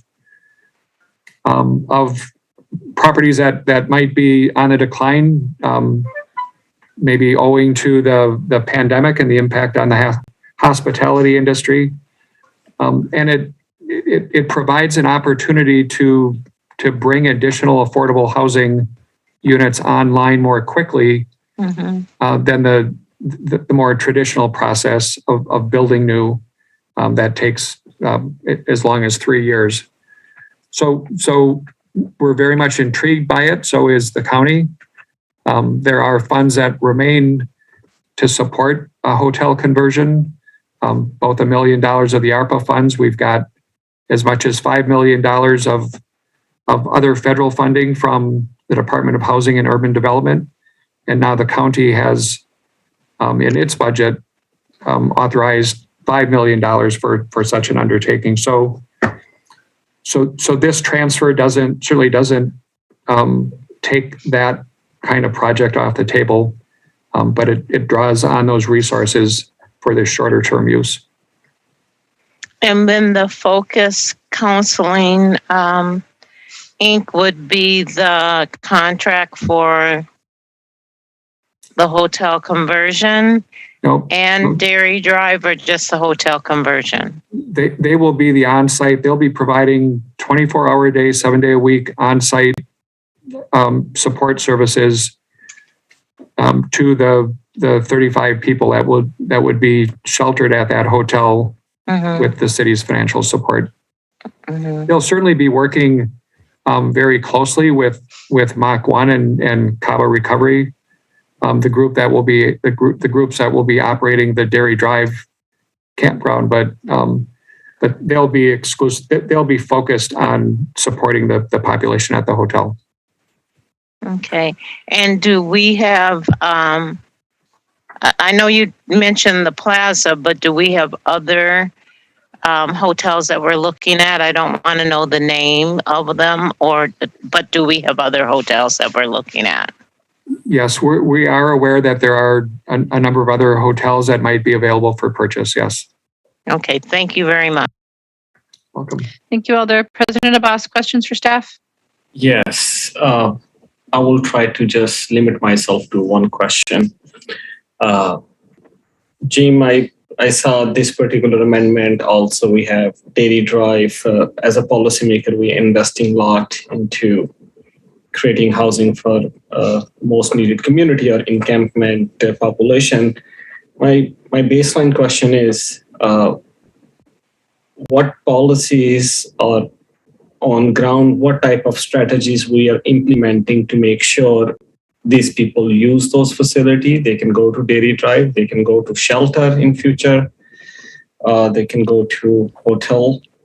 How could we shift that? Like, I'm curious to hear, and if there's obstacles, I also want to hear that as well.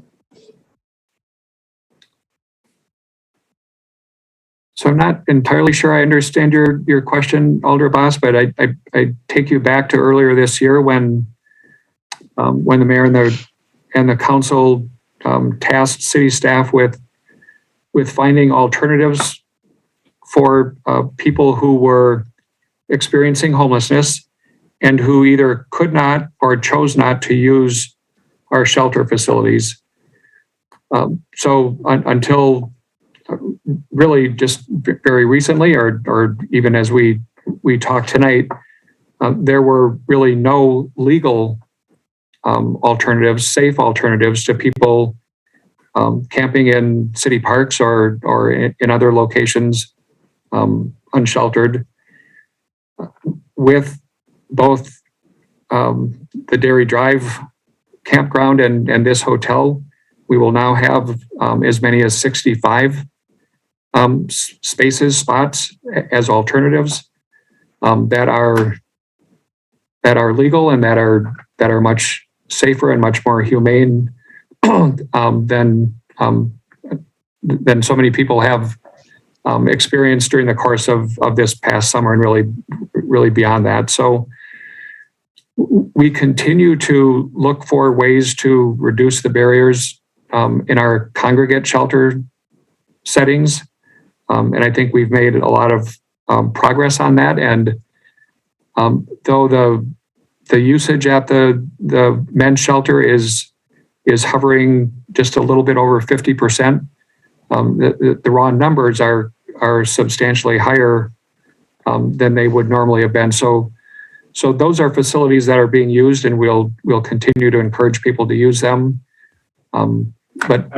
Yeah, I appreciate that. My question was a little different, but I will take that offline. I don't want to take time of the council, so I appreciate that.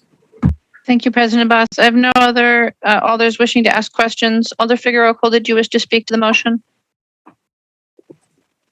I think Jim did a pretty good job explaining what this is about. Again, this is just one more step to complete all the work that we have invested on this community. So I really hope that the council members vote in support of it.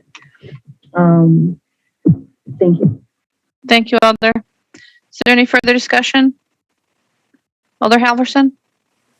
Thank you, Madam Mayor. I just want to say that I'll be supporting this as well to ensure that we have adequate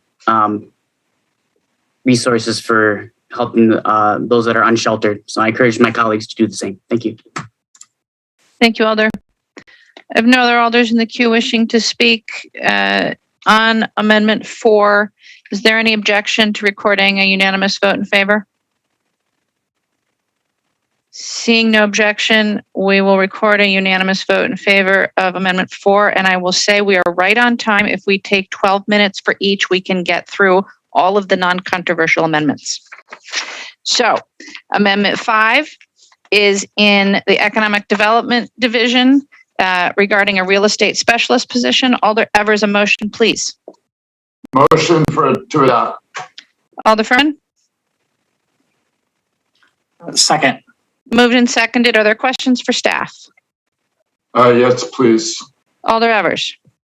Question for Matt. Matt, if you could please just briefly go over the logic behind this and how that we are funding this without having an impact on the levy.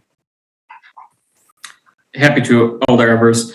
The amendment before you this evening is to add, actually it's to fill a vacant real estate specialist position. This is a position that was held open in the proposed 22 budget for salary savings. And what we intend to do is to basically fill it at a lower level and to direct more of the time of the position to capital projects. Our real estate development specialists focus mostly on capital projects, and therefore a significant amount of their time can be billed to them. And we identified a way to increase billing of some of our existing real estate development specialists and have this particular position billed to capital projects in such a way that it doesn't impact our operating budget or increase our operating budget. The need for this position in 2022 is related to our expanding land banking program and some of our other efforts to support housing within the community. A lot of efforts have been spent this year on several land banking acquisitions, along with a lot of work on homeless services related items. And simply put, we need additional support within the office to do the background work on these potential property acquisitions and to be able to move them forward. Thank you. Thank you, Matt. Alder Carter, questions for staff? Yeah, Matt, is this a full-time position or part-time? It's a full-time position. And you said this position would focus on the land banking capital projects, correct? Land banking and other housing related projects, which seem to be increasing in number. And then how many positions do you have as real estate specialists? So including this one?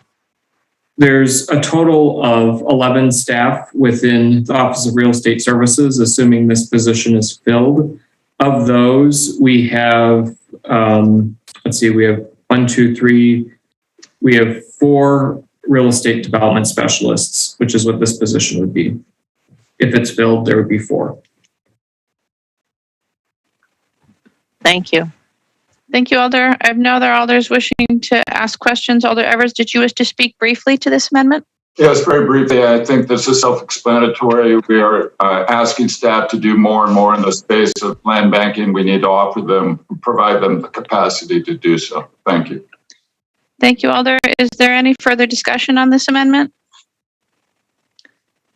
Seeing no further discussion, is there any objection to recording unanimous vote in favor of Amendment 5? Seeing no objection, Amendment 5 will pass unanimously.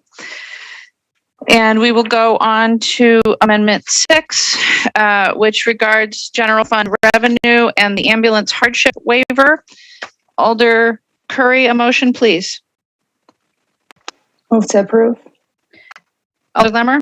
Second. It's moved and seconded. Are there questions for staff? Seeing none, Alder Curry, do you wish to speak to this? Oh, Alder Yes, Carter, Alder Carter, you have a question?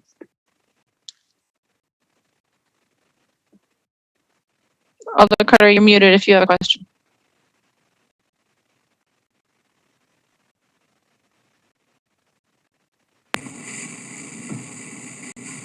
Did you hear me? No. Oh, can staff give an overview of this and how it would work? I think that's Director Schmidtke, please. Thank you, Mayor. Alder Carter, this would increase the income threshold for the ambulance waiver program from 50% of the area median income to 300% of the federal poverty level. There's some attachments to the amendment that go into some of the detail. It wouldn't change that income threshold too much for an individual, but it would change it quite a bit for a family of 4. And this would just mean that that income level for which you can qualify for some amount of waiver from the ambulance fee would be increased. So I think it's from about $55,000 or so for a family of 4 to about $79,000 under this under the proposed amendment. This amendment was referenced as part of that increase in the ambulance fee that was approved by the Finance Committee in combination with funding for the additional ambulance for the fire department. Thank you. And my second question is, so this money would go into the general fund and then be transferred to the fire department? Is that how that works? This money goes into the general fund, and then there are, so all the money related to general fund revenues are in effect pooled in the general fund, and then there are appropriations from the general fund for the general fund agencies. So it's not a sort of one-to-one relationship. This just increases the amount of revenue available to, in effect, fund the entire budget. There was some link made in the amendment, so if there was enough revenue to pay for the additional cost of the added ambulance.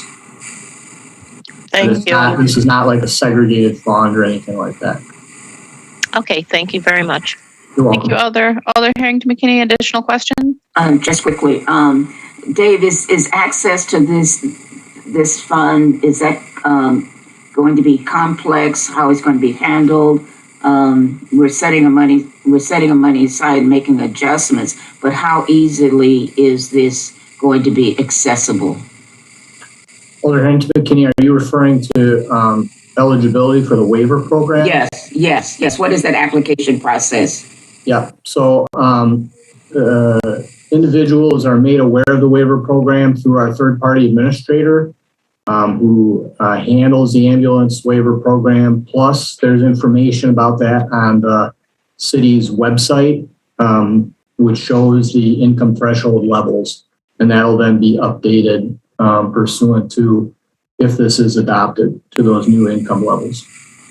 Okay, my final question is that having it available on our website does not really make it accessible to those who don't know how to process and access. And so will there be added opportunities, and maybe I don't know the word, but will there be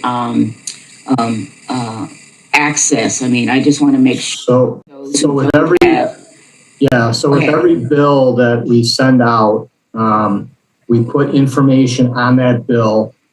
I think we're moving towards information in other languages as well. If we haven't done it yet, it's been something we've been working on. So that when somebody receives that bill, there's information with the bill about the waiver program. Excellent. Thank you. You answered my question. Thank you, Alder. I have no other alders wishing to ask questions. Alder Curry, did you wish to speak briefly to the amendment? Yes, thank you. Resoundingly during the campaign season, I kept hearing about all the challenges with having Station 14 and having the actual vehicles, but not having the staffing to provide coverage so that those ambulances can be in service.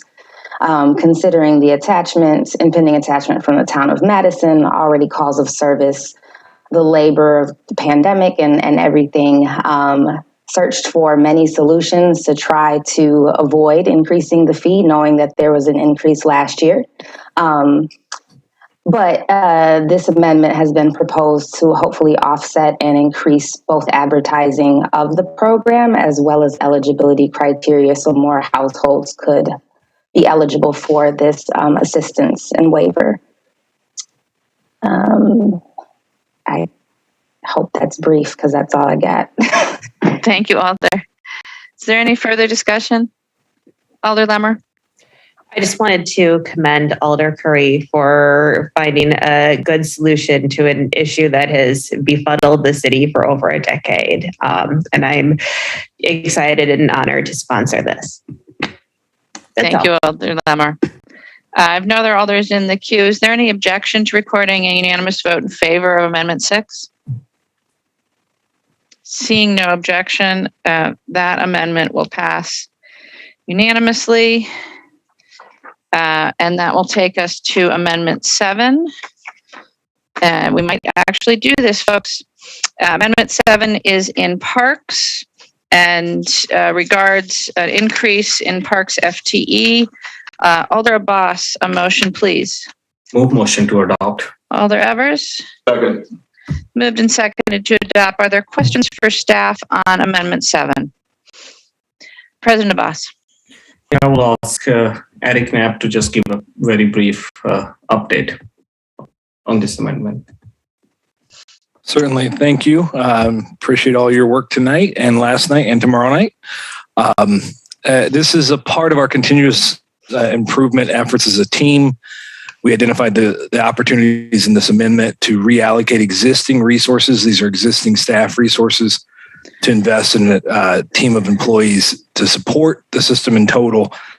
The first step of that is the realignment of staffing to invest those hourly staffing dollars and overtime dollars into a permanent position that would oversee aquatics in the summer, primarily some events and programs, as well as in winter programming at our warming houses and other potential winter programming things we partner on.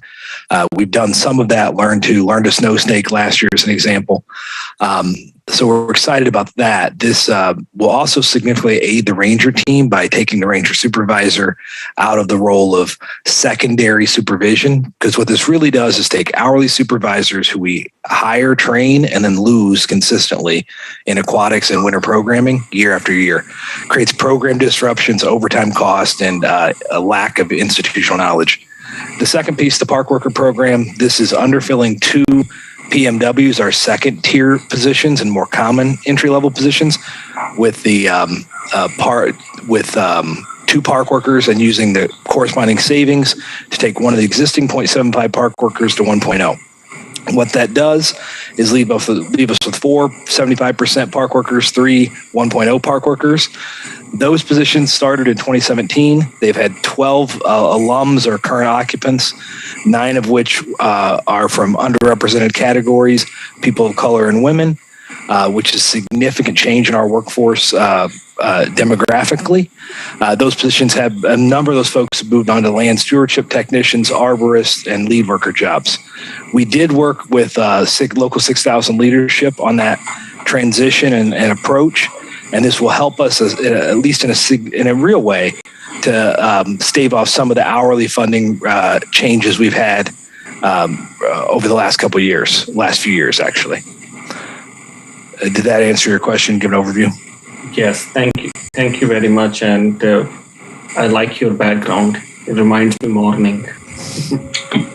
Milkweed in the fall. Thank you. Fall is fleeting. Thank you, President Abbas. Alder Carter, questions? I do have a question. Eric, I noticed that you didn't increase the park rangers. It's there. Okay. Go ahead, Alder. That woke me up. Why? Can you talk a little bit about that?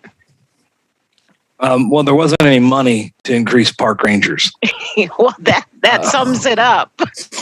Eric, if you don't mind, they were increased as part of the executive budget. Thank you. The mayor's executive budget increased the park rangers that we have at 0.8 to 1.0. Thank you, Lisa. This is a larger strategy. Lisa's leading it. She should be in charge and telling you all about it because she has led this initiative to try to de-emphasize hourly staffing. Not because, I want to be clear, our hourly staff are super important. They do a ton of work for the park system. But when you put them in positions of leadership and responsibility, that institutional knowledge loss with the transition and turnover rates in hourly staffing is just killer. And so what this amendment tries to do is pull back on hourly supervisors and reestablish continuity over time. But it's always a good idea to add park rangers. Well, and just refresh my memory. How many park rangers do we have currently? With the mayor's executive budget, the increase, we have 3 permanent rangers that are 1.0. We have a ranger lead worker, and then we have hourly funding is still sufficient for ends up being about 12 or 13 individuals in a year in our hourly group. Equivalent FTEs more like 3.5. Okay. So about 8.5 FTE equivalents. Okay, thank you. Thank you, Alder Harrington McKinney. Question? Comment is that... Question, Alder. Please find money to increase park rangers. Thank you. I will keep looking. Thank you, Madam Mayor. On the edge, Alder. Seeing no more questions, Alder Abbas, would you like to speak to President Abbas, would you like to speak to the amendment? I think so. Eric spoke really well. It just improve efficiency and effectiveness of the department. So I will leave it there. Thank you. Thank you, President Abbas. Is there any further discussion? Seeing none, is there any objection to recording unanimous vote in favor of Amendment 7? Seeing no objection, that amendment will pass unanimously. And I am going to suggest that we take up Amendment 13, which is maybe labeled as 14. Alder Carter?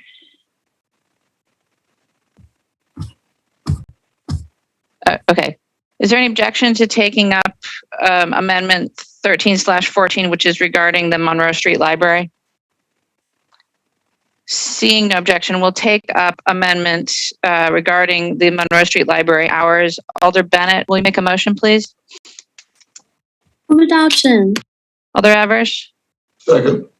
It's moved and seconded to adopt. Is there any questions for staff on this amendment? Seeing Alder Carter. Yeah, can staff give an overview? Director Michaels, are you here?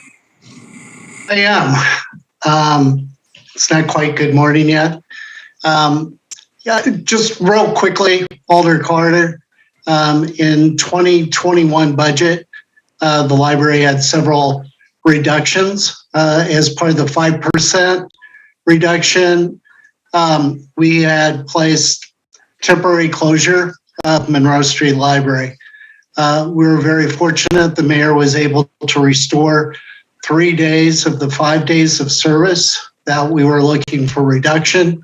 Have to recall that this was in the middle of the pandemic, and the size of Monroe Street Library really wasn't conducive to allow for social distancing, so it had very limited access by the public. Now that all of our buildings are back open again, we're really feeling the impact that being only open 3 days a week at Monroe Street is a detriment to the neighborhood and the service and the people that it serves.